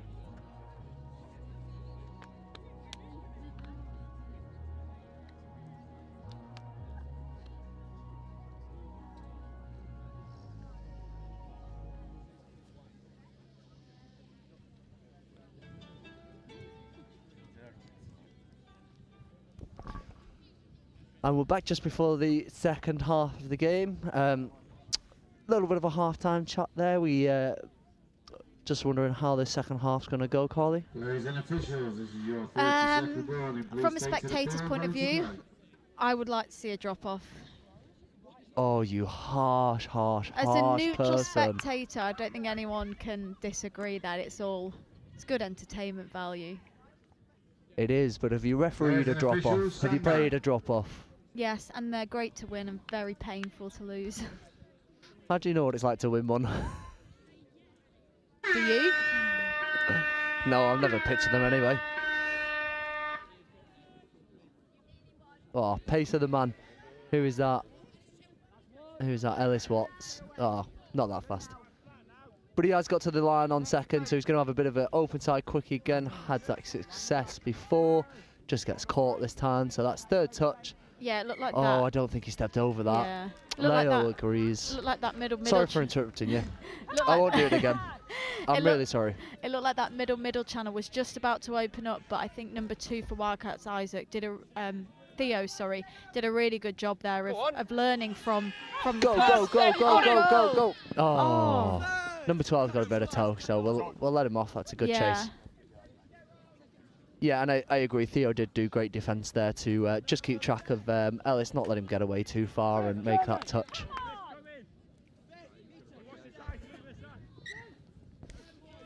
Oh, unfortunately, it's just the same call there. That signal's just for not stepping over the ball, so any part of foot over any part of the ball it's got to be, and we just seem to be going behind the ball too much at the moment, and yeah, it's causing a few turnovers. That's a good drive set from Midlands. I think Wildcats were protesting that there wasn't a touch in there. Well done. But I think the Midlands player did a good job of initiating that, and Rob Budd was happy and said play on. Yeah, they did a good job to get to that line there, like you said, and then unfortunate slip from Ollie. I think there might have been a bit of a space. He tries to throw the big dummy anyway, but here go Wildcats on the attack. I did think he was nearly in there, to be fair. I would have been impressed if he'd managed to recover from that. Yeah, well, obviously because he's so small, he's got a higher chance of getting through those smaller gaps. You wouldn't know what that's like, would you? 95 kilos of muscle? Nah. Oh, I think he's got away with one there, that winger. It looked like a bit of a bobble in the roll ball, but ref's happy, play on. And that's 5th touch. I think that's number 5, Dylan, who's picked up. Oh, and the fans want it given, but I think there's a touch pass in there. I think just held on to it that fraction of a second too late, but that finish from the winger. Carly Wynn-esque. Good bit of ball movement from Midlands to start the set, going and taking the space where it is, and then Simon, good drive for second there. Yeah, I think we mentioned in the first half they were punching one away from their box, and I think what they've done is sort of probably condition Wildcats to expect that far side to closest to Midlands box has started to drop, and they've just gone and taken that space. Yeah, they had a really good set and a good roll, but unfortunately just a forward pass in there, so turnover and Wildcats' chance to have an attack. 3 minutes into this second half, and it's been quite tight, I think, hasn't it? Yeah, quite tight, ferocious pace, very fast. I think the next score is going to be crucial here for the momentum of the game. Yeah, and I don't think you're going to score with a Goosey like that. It's got to be better. I think he's half there. And yes, Leo it's agrees. A turnover. Carly Wynn, get her a referee badge. To any referees listening out there, referee coaches, feel free slide to in give the me a DMs. badge. Let's talk about the game, Carly. I think just coming up to halfway, I think that's 4. I think it might have been 5th. I think that's 5th, so throw a couple of gooses in, bit of a dummy, and 6 touches turnover. What's going through your mind where you're getting 5th touch there on halfway? What can you do? What's the best outcome of that? Obviously, aside from a score. I'd be looking for some open play running. Everyone creating a bit of a V with the ball at that point, and then players quite deep and tight so they can run on the out, train tracks together, get the defence chasing, either pass the ball or run for some cuts. It seems that when we get to 5th, it only seems like 1 or 2 passes before we're getting touched. I'd like to see more passes, more cuts, really work in that defence. Don't just give up that set. I think it might have been a penalty somewhere before. Can't quite see the referee signal, but it is a penalty. Yeah. So in that, I suppose, Jack, what's he waiting for before he calls that penalty? Just for anyone that's not a ref, not a player. Oh, you tell me. You've refereed this weekend. So what he's doing there, he's playing advantage. So he's giving the attack the advantage. Sometimes that can come off in a score, and if you cut that play too early, that might be missed. Oh, I think he's lost control of that. Oh, he's gone out of play, I think, is the signal from Rob. It was a really good take, but just slightly out of the pitch on that side.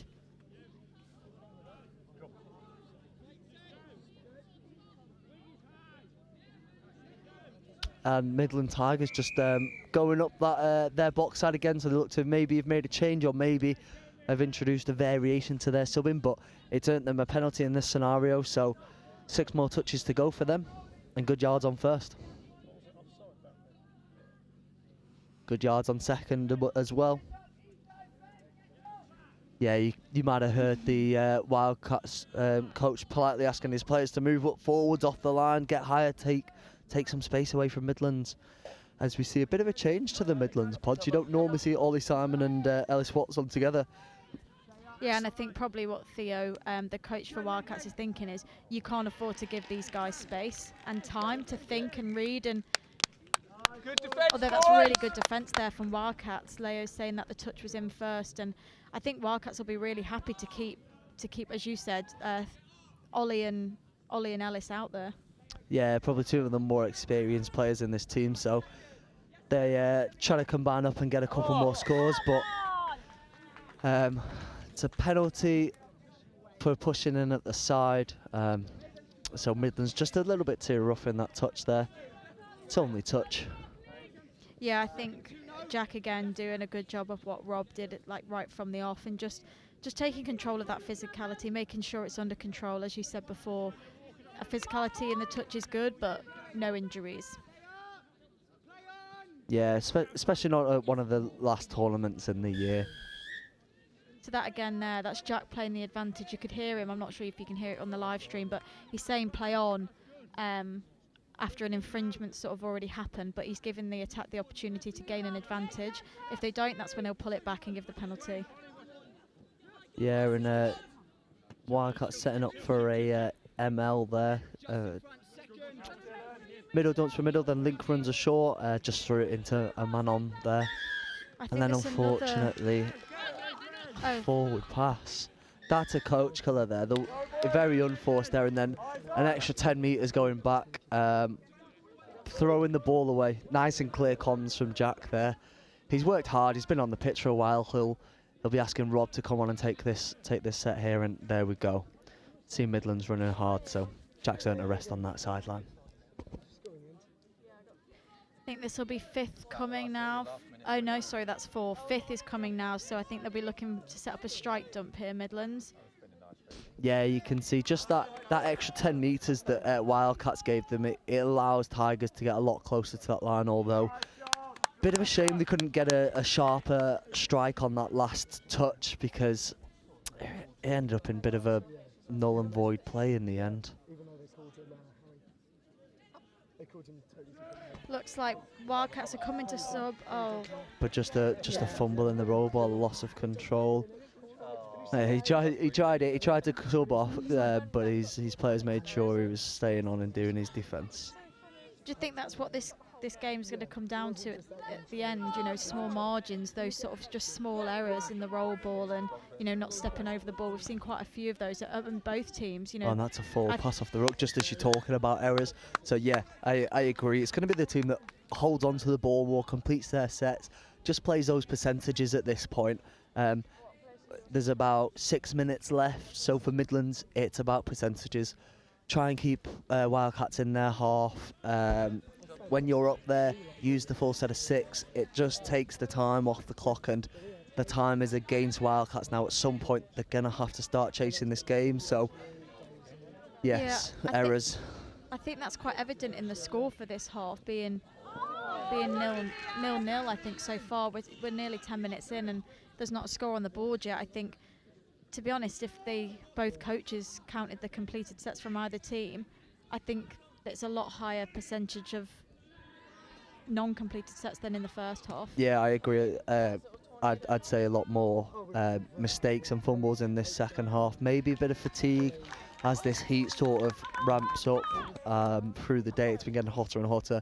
End of the second day. I know my calves are on fire, so these young guns must be pretty tired as well, running out there. Well, I'm still a young gun myself, actually. So. Okay, I'm not sure who you're trying to convince there, but anybody who's listening. So that's 4, I think, for Wildcats. They'll be setting for a strike dump here. Yeah, it looks like a scoop, stepping back to that open side, throwing out to Link.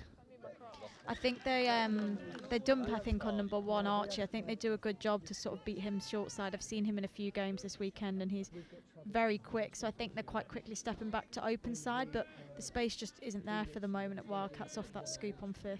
Yeah, no, I think maybe they need to do a little bit more passing around before dumping, try and get Midlands line a little bit flatter. I call it bending the line.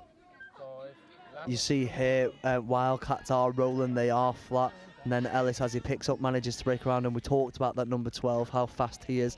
Bit of ballerina feet on that end line. I think they are discussing that he might have stepped on the white line. I'm not sure. Yeah, very difficult to see. Yes, he did, unfortunately, I think. And I think if Rob's seen that, I think number 12 there is quite lucky for Midlands that Rob didn't see that throwing the ball away, and it's the second one that Midlands have got away with in this game. Yeah, a bit naughty from Midlands there, but got away with it. Yeah. So I think they did all the hard work there, Midlands. He was through. I think he just lost where the line was, and it happens in these games. They're big pressure moments. Wildcats will really want to score here. There's 3.5 minutes left, and I think Unfortunately, just a I think there's a penalty coming though for Wildcats. So yeah, this I think is probably a must score for them now. Yeah, I'd even potentially throw it out there as one of the, I think, Tigers players is sent for a forced sub. If Wildcats can't score here, I think potentially game over, but the refs are coming together here. Wish we had them mic'd up so we could hear what was going on. Yeah, mate, what are you having for tea? Oh, just spaghetti carbonara, bro. Is that what you think they're saying? I'm not sure. Hopefully not. Hopefully it's about the game. So for anyone that's not watched Touch before, that looks like down. Yes. And this is going to be for a really interesting last 2.5 minutes. So for anyone that hasn't watched Touch before, what was the signal that Rob gave to that Midlands player, which meant he had to leave the field, and what?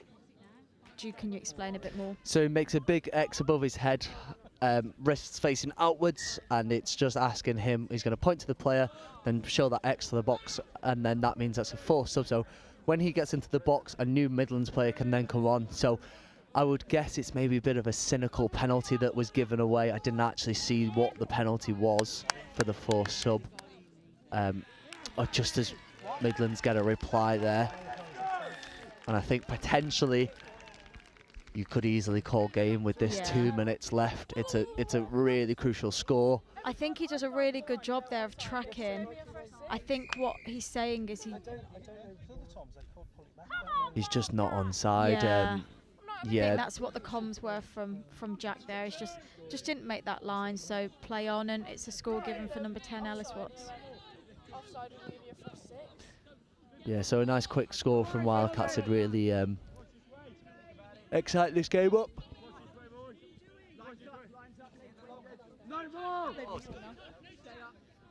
They're looking to be setting up, looking to take the time. Potentially a link. Quickie always stepped in for like a counties on a scoop on the out. Bit of space there. Passive.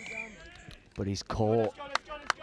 So here, this is what you said before, just error rate now. Can Midlands get the ball and leave it up on the opposition 7? Yeah, it's just still got to be getting those yards. It's about game management, I suppose, now, isn't it? But as you say, still going forward, what you don't want to do is turn that ball over the halfway and give Wildcats a go at your line. No, you're right. I am right there. So this is, I think this is 5th coming. So Midlands are in a decent position. Bit of a kick round. And he's caught us half. I'd be asking him to speed the ball up and give it to them faster. Wildcats really need to get a bit of a hustle on here. It's 30 seconds though, so I think it might be done there. I think the game is, as we say, is probably done here. But if Wildcats could get another one, that would mean my prediction was right and yours was wrong. So selfishly, I'd like to see another one here. And that's why I'm Team Midlands for this last 10 seconds. And I think, to be honest, Wildcats have earned it. Play on. Got to play on. I think they're going to come back for a penalty.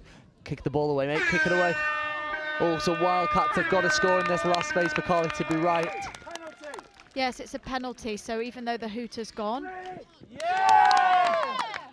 Touch, and that's game over. And of course I was right. 2. Obviously 2. Obviously 2. So a really great game, and obviously well done to West Wildcats for getting their great performance in that whole game. Really fought to the end, but Midlands just pipped them there, maybe a bit more experienced than the Wildcats, but they're still only juniors, they're still under 17s, they've got a lot of playing to do in their careers, so they're in a really good place. We will get the final presentation underway in the next 5 or 10 minutes. So do you agree? Yeah, I do. I think the score in that second half was 1-1, and we said it was going to be a close game, and I think that second half score, says everything about it. It was a really good game and really evenly matched. I think that just bit of dominance in the first half meant that Midlands took the win in the end. And any comments on any comments on losing the prediction for the game? No, just that we're all winners here. Touch is the winner, as you say.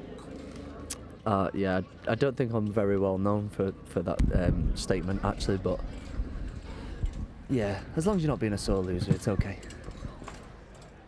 Absolutely not. Never me.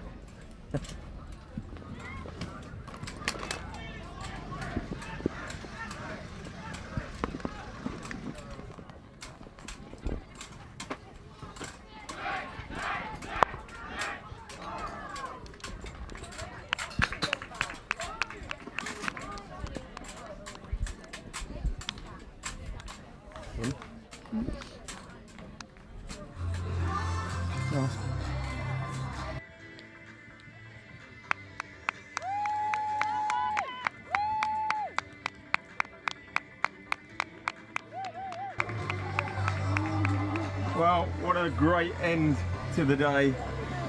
Another cracking final. What do you think of that game? I mean, you talked all the way through it there like experts, as if you've been doing this for 2 days. Yeah, well, I think that's why they pay us the big money, first of all. Well, absolutely. Yeah, just to be able to watch the game, let alone commentate on it, it's obviously a bit of a privilege. Two really good teams, young teams, but going out, not playing like juniors. I was watching it and thinking those guys could easily go and compete at NTSs with grown adults.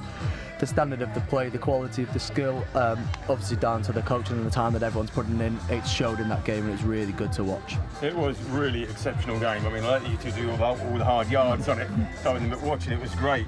Carly, you must be, see that level of play here at the juniors. Yeah, it was good, and I think we called out a few players on the live stream there, but actually it was a really solid whole team performance from both sides.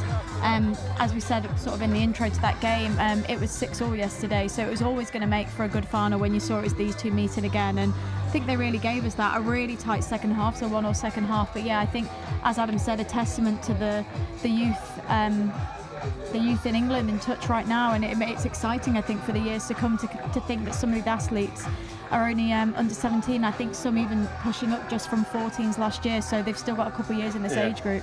Yeah, it's really good. And the weekend as a whole, I mean, the sun shines on the righteous, so we had the sun. I mean, the weather's been brilliant, but the quality across the board, I mean, and the crowd's been amazing. Yeah, I think for me, I've refereed, I think, every category this weekend, so a nice diverse bunch, and getting to see this many spectators, you don't see it as much in the adult comps, but people's parents being here, everyone's families, it really does create a good atmosphere, and I think all the teams delivered on that, played well, played fair, played fun, and it was just a nice tournament to be at, and it was even better to be able to ref some of those teams as well. That's right, and you've both been reffing all day today as well? Yeah, I didn't do as much as Adam today. Adam did a bit of a longer shift, had a bit of a back-to-back games. You did, I think, a semi-final and a final straight after each other, but he won't tell you about it, but... Oh no, I will on the drive home. It was the 3rd-4th for the boys 14s and final on pitch 1. Privileged to get a final in that referee group, so many good referees there. I don't think Carly got a final, did you? I didn't get a final, no. Well, that's because you've got to, these people have got to come up to your level, so you've got to give them the chance, haven't you? Exactly, I've got to give chance for people like you to develop, so... Yeah, exactly. Yeah, I think while we're here, we'll just give it a shout out to the referees. Game wouldn't happen without them, and normally I'm on the other side of the whitewash and shouting at those referees, but they've done a great job, delivered a great tournament, as has everyone else behind the scenes. Well, it's brilliant because, I mean, the volunteers, and like this morning, there they were down there at 8 o'clock having that meeting. They're here right at the end, making it all come together. So, and thank you for you two. Brilliant commentary over the 2 days. Really enjoyed it. I know you've got to get off, and the presentations will be a while yet, so no need to hang around for those and get on. So thank you very much indeed. Thank you for having us. Cheers. Brilliant stuff, Adam. Thank you, Carly. Thank you very much. Right, the presentations are going to take place now, and we will be back with you. We'll leave you the photos of the presentations, and we'll come in once they get started. Who kept us, well, most of us, not me, in good shape for this season. They've also followed us around the whole of the country, but also across Europe. So we've had a really busy year. I think this is our 24th event day. That's about Euro. So whilst it's still to start the season, it is actually the end of the season all told. My final kind of thank you. Again, one more to Team Rat. Great job on that final, you three, Robin, Leo and Jack, but also to everybody else. Please give the refs a massive hand. They've done a cracking job all season. Then one last thank you. I don't know if she's hiding down there or elsewhere. Ash, you down there? You're probably hiding somewhere. Oh, Ash, you are. But please give Ash a huge hand. She's done a great job with the events for the whole of the year. And these are all volunteers. They give up their time for this great sport of ours, and I'm sure they're going to continue to do that for many years.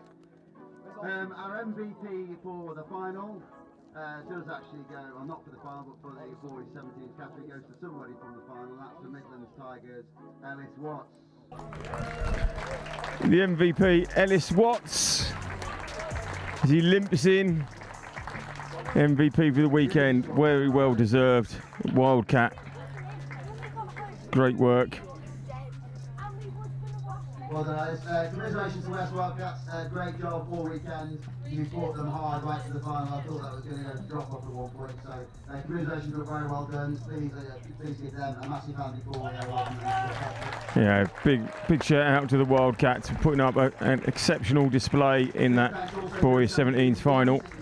We've ever had at 17s. I'm glad we got down to a final. I know they were going to moan at me if we'd only done a round robin. So well done, Midlands Tigers. Come on and get your boys 17s, junior national champions, back to their win last year. Deservedly winners for a second year in a row. Our 2023 junior national champions, Midlands Tigers. The 2023 England Touch Junior National Champions 17s. It's the Midland Tigers. Whilst they're getting their medals and the trophy, we'll do one big cheer in a moment. Just to let you know what's going on, this is the end of the season, we get a few weeks off.